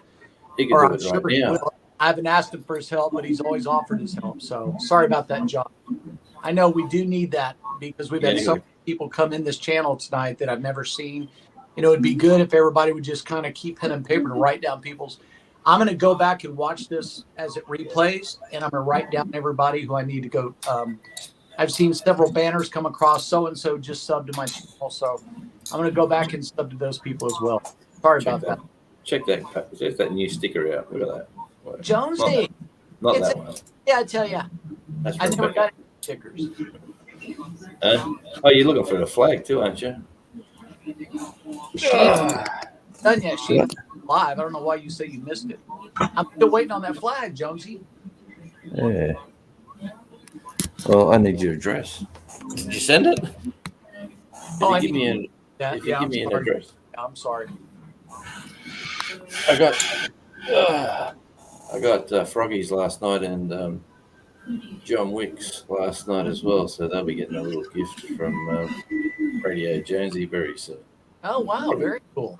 Probably takes a couple of weeks, but as quick as it gets there. Josh, it won't give me that option, brother. If I'm on my phone, it only allows me to boot you, to silence you, or to delete you. I think. Let me look. It allows me to start a comment, put user in timeout, or block the user. Josh, that's all it allows me to do. Sorry. Eddie might know how to do it. Can Not you do on it a phone. You can't do it on an iPhone. That's Not in StreamYard. Yep, okay. I'm in StreamYard, so you can't do it. He's in StreamYard. All right. But next week, guys, we'll have that availability. I promise. All right. Well, I'll go for a walk down the road tomorrow. John, and we'll go down and see what I can find in the flag department. Swag, dude. I love swag, dude. Swag or flag? Or both. Yeah, they've got the World Cup coming up shortly too, so they're sort of starting to put that stuff out for the soccer. I bet. All Yeah. that sort of It's stuff. a big thing down there, isn't it? Yeah. Well, there's a rugby league World Cup in Great Britain at the moment. There's probably only 4 teams that actually play it properly. The rest of them are all just Australians or Brits that are playing for other countries because their mother or their father or their grandfather or their great-grandfather lived there. Right. You know, like April 21, thank you very much for coming in. I saw that you subbed. Thank you very much. I will be returning in kind. Thank you very much, Dan Prill. And she's talking about Big Matt and Devil Dog. So them two guys have got a huge fan base, absolutely massive. Devil Dog's got a fan base in so many diverse areas because he's out and about. Whereas Big Matt too, he's got his sort of mates and fishing and sort of farming community. Whereas I I've like just got a bunch. that because he's just really a cool, down to earth country boy, and I like that. I mean, that's I want to go move to the country so I could be a country boy. I want to get me some bib overalls with the middle. No, I'm not joking. Hey, Eddie. Hey. I'm gonna give me a wintergreen, put me right there in the middle. We're gonna chaw. It's apple, bud. Apple. Apple? No, Yeah, that's that worm dirt. I'm talking about the real chewing tobacco. I'm not talking about the lip dip. I'm talking about the big old how you doing. Charlotte said hello. Charlotte said hello to you, Rockstar and Jonesy. Hello. Hey, Charlotte. Hey, oh, sorry, Charlotte. How you doing? Charlotte, she's lovely. Charlotte, you're welcome to come up if you want to. You're always a good time, baby. I haven't got any more grandmothers around, Charlotte, so I'm claiming you as one now. Charlotte, I'm gonna look down here if you're down there. No, I'm probably older than you. I can't bring you up if you ain't down there. Oh, let me click the link. Let me give you guys the link. Hold on, I'm sorry. Let's do that. Let's do that. Let's do this right here. Let's do that, and let's do this. Let's tap that right there and do a little paste-a-rooney. And we're going to do that, and we'll go back to chat. It should be there. Booyah! There it is. Hey, I was down the road yesterday, and Johnny, I was down the road yesterday. I started talking to this young bloke was down there. He was saying, you know, how you going, blah, blah, blah. I love the radio and all that sort of stuff. And I go, yeah, mate. And I said, who's your favourite band? And he goes, do you really want to know? And he said, yeah. He said, oh, it's an American band. They're called Kiss. They paint all their faces real strange. But boy, do they sound fabulous. And he said, do you know them? I went, oh, man. I said, they were around in the 70s, mate. Of course I know them. And he was like, 70s? No, can't be. He was like just out of school, or he was 17, and he was all for that painting of the face and playing guitar, big hair, big sound. He just thought they were fantastic. Thank you, Ray, baby. Metal Fisherman. Thank you, brother. Thank you. It's funny. You know, it's funny. David Coverdale from Whitesnake, or somebody. Maybe it was him, or if it was some band. I think it was. Yeah, it could have been him. I think it was David Coverdale from Whitesnake. Saying, he goes, it's funny. I go to my shows and I see older people that, you know, came up with us from my days in Deep Purple and in the newer crowd. Some of these kids that are wearing these shirts from albums, you know, that were out 20 years before these kids were even born, you know, and they're funny. And then they're going to come up to old head like you, Jonesy, and go, hey man, you ever heard this new band's called Kiss? I said they were in Melbourne about a month ago, and he goes, you're kidding? I said, no. He said, they're touring the world. They're doing their final world tour. And he goes, oh, they're not going to come out here again. I said, they probably will, but it was the final world tour, and they filled out stadiums all over Australia. It was absolutely, it was just a shame. Bloody camera. They've done 5 last world tours in the last 5 years, so that's it.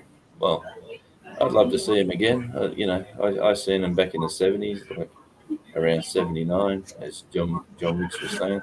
Yeah, John Wiggs is saying that was his first show. Well, I'm a few years older than you, mate, but they were, you know, I was born for Loving You and Devil Dog, what's wrong? Devil Dog. The chili sauce has got him. Oh, did he eat hot shit again? Holding that bottle. No, I'll guarantee you. Yeah. Holding that bottle. Did you drink of it or what, dude? No, I freaking touched the bottle and then I rubbed my eye. Get some soapy water over that bottle. Put some milk in your eye, dude. Pour milk in your eye. Ah. Don't listen to me or put cornstarch or something in your eye. I'm just telling you, dude.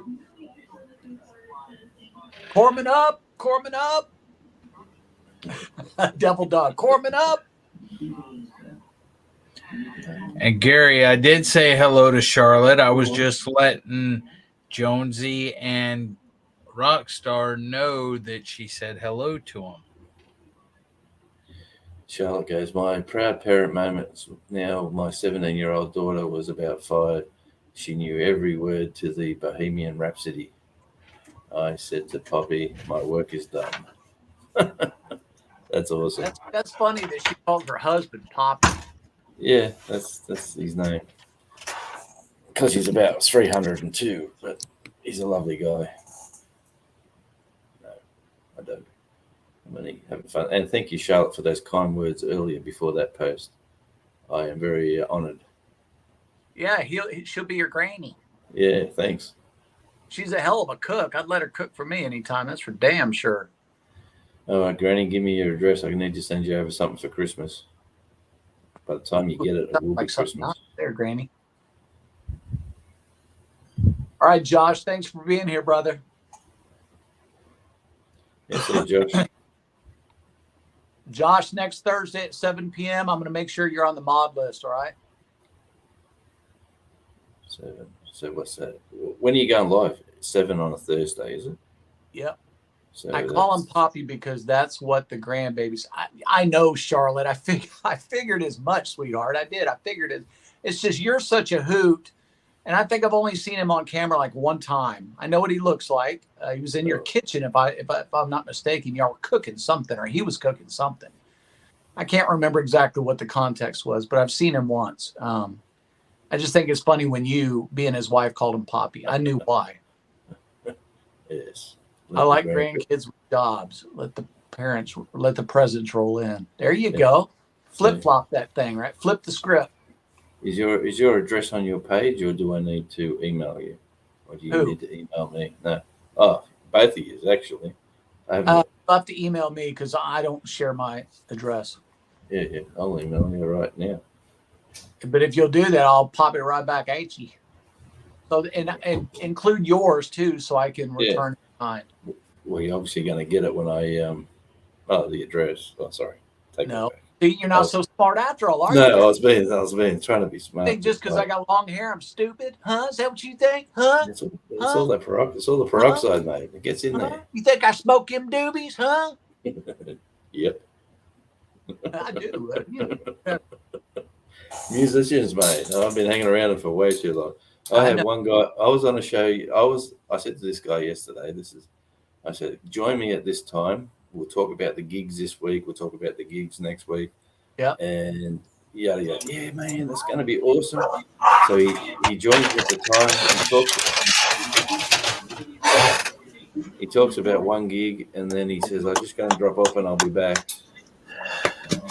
No, he dropped off, and I got the phone call this morning to say that he was otherwise. Here we go. He just couldn't get back, but I knew where he was. Funny. That guy too. He's going to a gig tonight. He's going to a gig tonight, probably 500 kilometers from his house, just so he can sing 3 songs in the sound check, because 2 of the guys in the band where he's going are in his band that are playing months later. So instead of having like a proper band rehearsal, they're going to do 3 songs in the sound check for a like a rehearsal on a couple of cover songs that they want to do. Gotcha. So yeah, they're all good guys. They're all good musicians. I always enjoy, I'm just a low harmony backup singer in my band because my voice really does suck. Although I'm going to be hiring this one cat to be my vocal coach, I'm going to try to do this Tom Petty thing. Yeah. If I can nail that nasally Tom Petty voice, that kind of shit, But everyone's got a style, buddy. You just get that style. You just got to be who you can be. Don't try to be somebody else. That's the advice everyone gives. I know. Singers. Just be who you are. Yeah, don't try to sing like him. It'll come. It'll come. Yeah, just be who you are and just enjoy that moment. Yeah. So, well, if I could stick key, that would be one thing. But my ears, I need to wear in-ear monitors, or else if I can't hear it, I won't. I won't stay in key. That's my problem. Yeah. My pitch will be. We don't want that. So. No. Man, I've seen all the. Have you worked with autocorrect? With auto tune? With what? With autocorrect vocals? With no, but I've thought about it. I'm gonna look into it. It works well as long as you don't go way under or way over, and then it really breaks down. Yeah. But if you're close to that range, it will hold you there. It will keep you there. Yeah. So I'm gonna seek advice from my vocal coach. He's one of the guys that he used to be in a band, and now he just helps other singers and wannabe singers such as myself to see if they have the potential to do it. And if you don't, he'll just say, you're done. You're not going to do it. Because some people cannot sing. They cannot sing key. They can't stay in pitch. I have a little bit of that waviness, but for the most part, as long as it's a low key, a low note, I can pretty much hold it like for backing vocals and emphasizing vocals. But to be a lead singer, I don't think I can do it. But I'm going to have him tell me I can't do it before I say I can't do it. But I'd love to do a Tom Petty thing and be Tom Petty because I'm a rhythm guitar player. I'm not a lead guy. And I'm such a fan of Tom Petty's work. And he's from Florida. Awesome. Yeah. So, and his vocal range is very much a low-key vocal range. So I think with a little bit of help, I could probably get there. Did you get that album Hypnotic Eye? One of his Hold on one later second. albums, just before he Dick's, died. Gulf Coast Granny's helping me out here. Hold on one second, Jonesy. Johnny Rotten, yeah. Diction is done with the tip of the tongue and the teeth. That is correct. Gut, not the nose. That is correct too. Don't ever go falsetto or a head voice. Exactly. You can't control a head voice. And everybody knows it's head voice. Don't go to head voice. Jonesy, going back to you. I'm sorry. Yeah, what was I saying? You threw me. But, I'm sorry. I'm trying to stay up with the chat here, bro. I'm sorry. Yeah, no, it's all right. I never read. I'm hopeless on these. I never read chat. I'm just talking to the person I'm talking to. No range to stay in it until you stretch it. Well, yeah, you got to get there first, right? You got to stay in a comfort zone. And for me, it's like, let's see, what notes do I like that are good? F. I like F. Anywhere from E to F. Anywhere from E to F. I could go E minor. E minor probably is a good one for me. Regular E, F. I can go to F sharp, but not on the high scale, on the low scale. I'm not the F sharp, the really high, almost a G. No, not the impossible note. So let's not even say F sharp. Let's just say F as far as on the first fret of the guitar, F. Let's go with that. You're not going to sing any Bee Gees tracks. No, you're not seeing me grabbing a hold of my. When E.F. Hutton talks, people listen. Oh, he's back. Welcome back. What's that? I've been back. What'd you say, Devil Dog? When who talks? E.F. Hutton talks, people listen. You don't remember that commercial back in the day? I do, but I'm just asking, how does that work with what we're talking about? You said E.F. Oh, E and You F. said the notes. Yeah. Hang on. Which button do I press? That one? Yeah. Yeah, it's not working, Jonesy. Oh, come on. I was working. Surely. No, yours wasn't working. Yours wasn't working, Jonesy. Why does nice it keep try, jumping though. out? It just jumps out. Nice try, Jonesy. Ah, man. Why does it? I was in that long back. I got it for you, though. I got it for you, though, Jonesy. Thanks for covering me, A mate. minor's You're welcome. A minor's a great, Charlotte. I love A minors. Probably one of my favorite chords to write songs around is A minor. Anything in A is good. I like D minor and the Discords. Sus chords, you mean? No, that's a band. D minor and the Discords. Oh, okay. Okay. And he paints his face like Kiss, and he jumps all over the stage, swings off the fire extinguisher railings, and does all sorts of crazy stuff on stage. If you ever check him out, D minor and the Discords, an awesome, fun band that have been around for a long time. I'll check them out. What are they, punk or what? Yeah, punk rock. They're more rock, but they're a bit out there. You know, like he's got a song called Psycho Ward, and it's about getting locked into a psychiatric hospital when he went looking for his girlfriend, and they said, "Man, your girlfriend can come out," and it's a true story, and they locked him up. But I'm in the middle of pinning a song right now, Jonesy.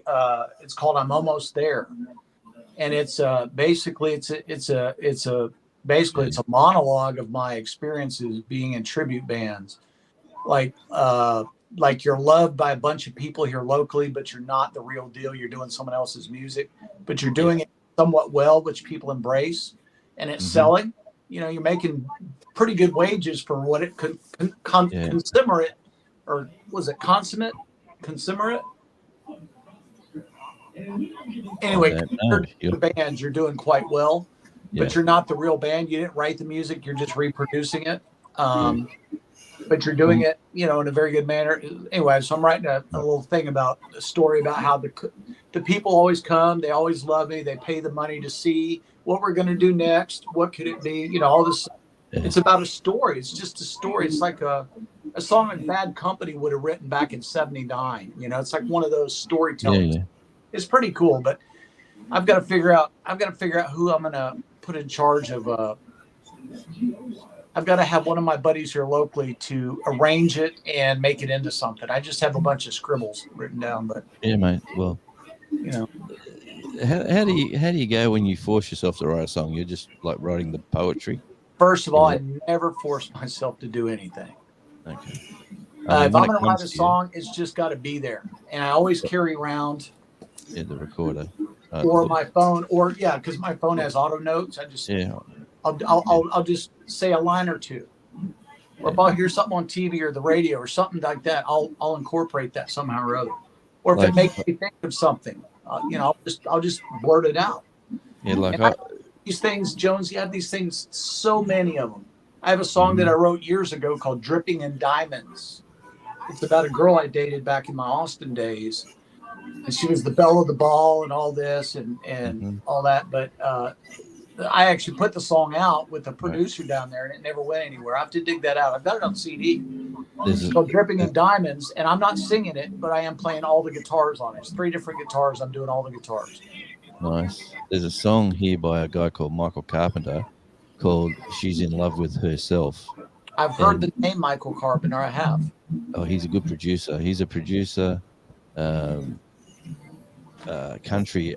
He's more of a country artist, but he's put out this pop song, and honestly, you listen to the lyrics, and it's so true how he does it. But yeah, like I've written some lyrics for guys for different bands. Some bands will say to me, "I've got this idea of a song, blah blah blah," and then I'll get something in my head, and I'll just email him back, or I'll ring him up and say, "Hey, that song you're doing? How's about something like this?" And hey, oh man, and then you hear the finished product, and you hear that little snippet of you, that little bit that you gave him the idea, and you hear it out there, and you go, "Oh, that's pretty cool." But yeah, I was walking. I started writing a song. It's called Jenny's. Well, I don't know what it's going to be called. I was going to say Jenny's Gone, but I think that song's already out there. But it's like a She Left Him sort of song. It's after years of an unhappy life, Jenny's leaving home. She's no longer his wife. There's heartbreak in a small town. John's broken. He's looking for glue to to fix a problem where he had no clue. There's heartbreak in a small town, and then goes on into the chorus and a few other things. But I'm going into a studio later in Christmas time, whether it's early December or January, and we're going to put down about 3 or 4 tracks. Yes, no, it's pretty. It's a country one. Don't ask me why I had to write a country song, but I wrote a country song. And country songs are all about beer, girls, and trucks. There's not too much. But no. Jonesy, there's a song by Tom Petty, and it comes off the Wilburys album. It's called "It's Good to Be King," and that song, I don't know why, but it resonates with my life. Not that I'm a king or anything, certainly not, but it's the story of how their life is emblematic of something else, even though it's not the same, it's emblematic. And that song just resonates with me because the lyrics in that song do fit sections of my life. And I think a lot of people can relate to Tom Petty's music. But it's one of his lesser known songs, I guess. But if you listen to the vocal harmonies, if you just listen to the keyboard player, guitar player, harmonica guy, I can't remember the guy's name, kind of baldy guy. He's always stage left. So he's on your right, stage left. He's always on the keyboards. He's got a guitar around him. Can't remember the guy's name. I have to look it up. But he does the backing harmonies. He does the Roy Orbison harmonies to Tom Petty, and it is beautiful. I mean, he takes the high harmony, and Tom does low stuff. And it's just a beautiful harmony. And just that sound just in the lyrics, it just grabs me and just says, you got to do this. You got to do this. But I don't know if I can hit that range that they're in, that harmony. Of course, I can get people who can. I don't even have to sing anything.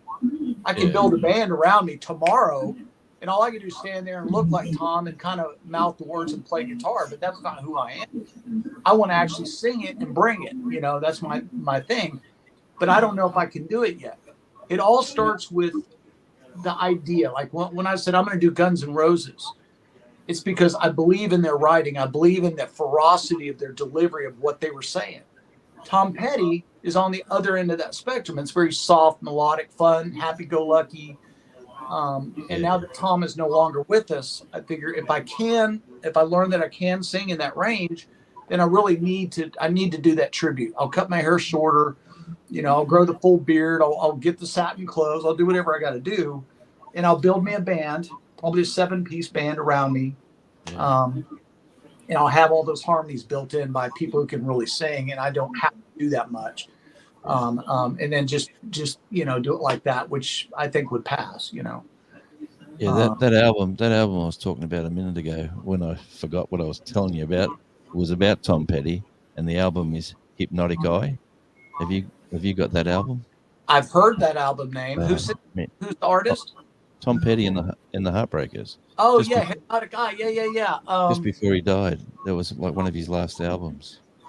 Yes, I think I did about that. You Get Me High, Burnout Town, American Dream Part B. There's some such cool tracks on that. Fault Lines, you know, Full Grown Boy, Red River. It's just, yeah, you have a listen to You Get Me High, Tom Petty, off that album, and it's just that you just run with that song, man. It is absolutely awesome song. Okay. And the other one, Burnout Town, is about like a town. It's a good song too. It's about a town that's dying. You know, like it's had its day in the sun, and everyone's moving out. But yeah, there's some pretty cool tracks on that album. I'll check that out. Yeah, sure you'll enjoy it. Well, guys, I think we're gonna call it, man. I'm about ready for go get something to eat and then hang out and wait for Devil Dog and Belt Loop to come on at midnight.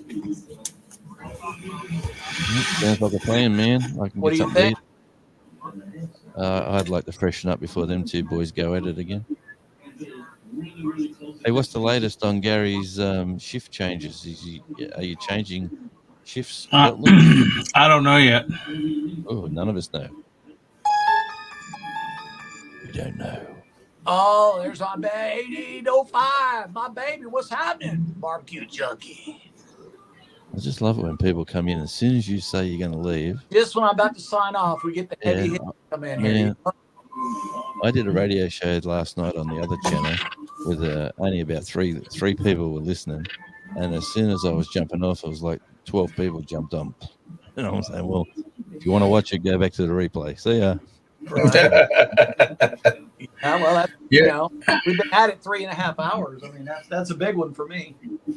4.5, mate. Looking at that. 4 hours, 21 minutes, 22 minutes.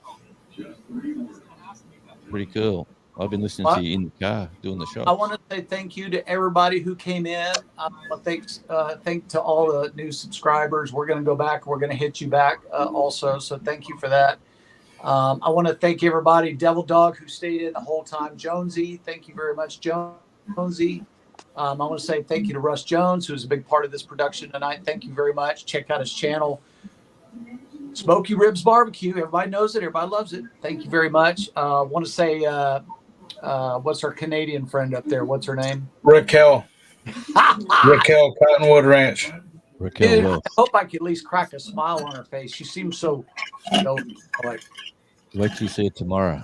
I want to laugh, you know. I want to.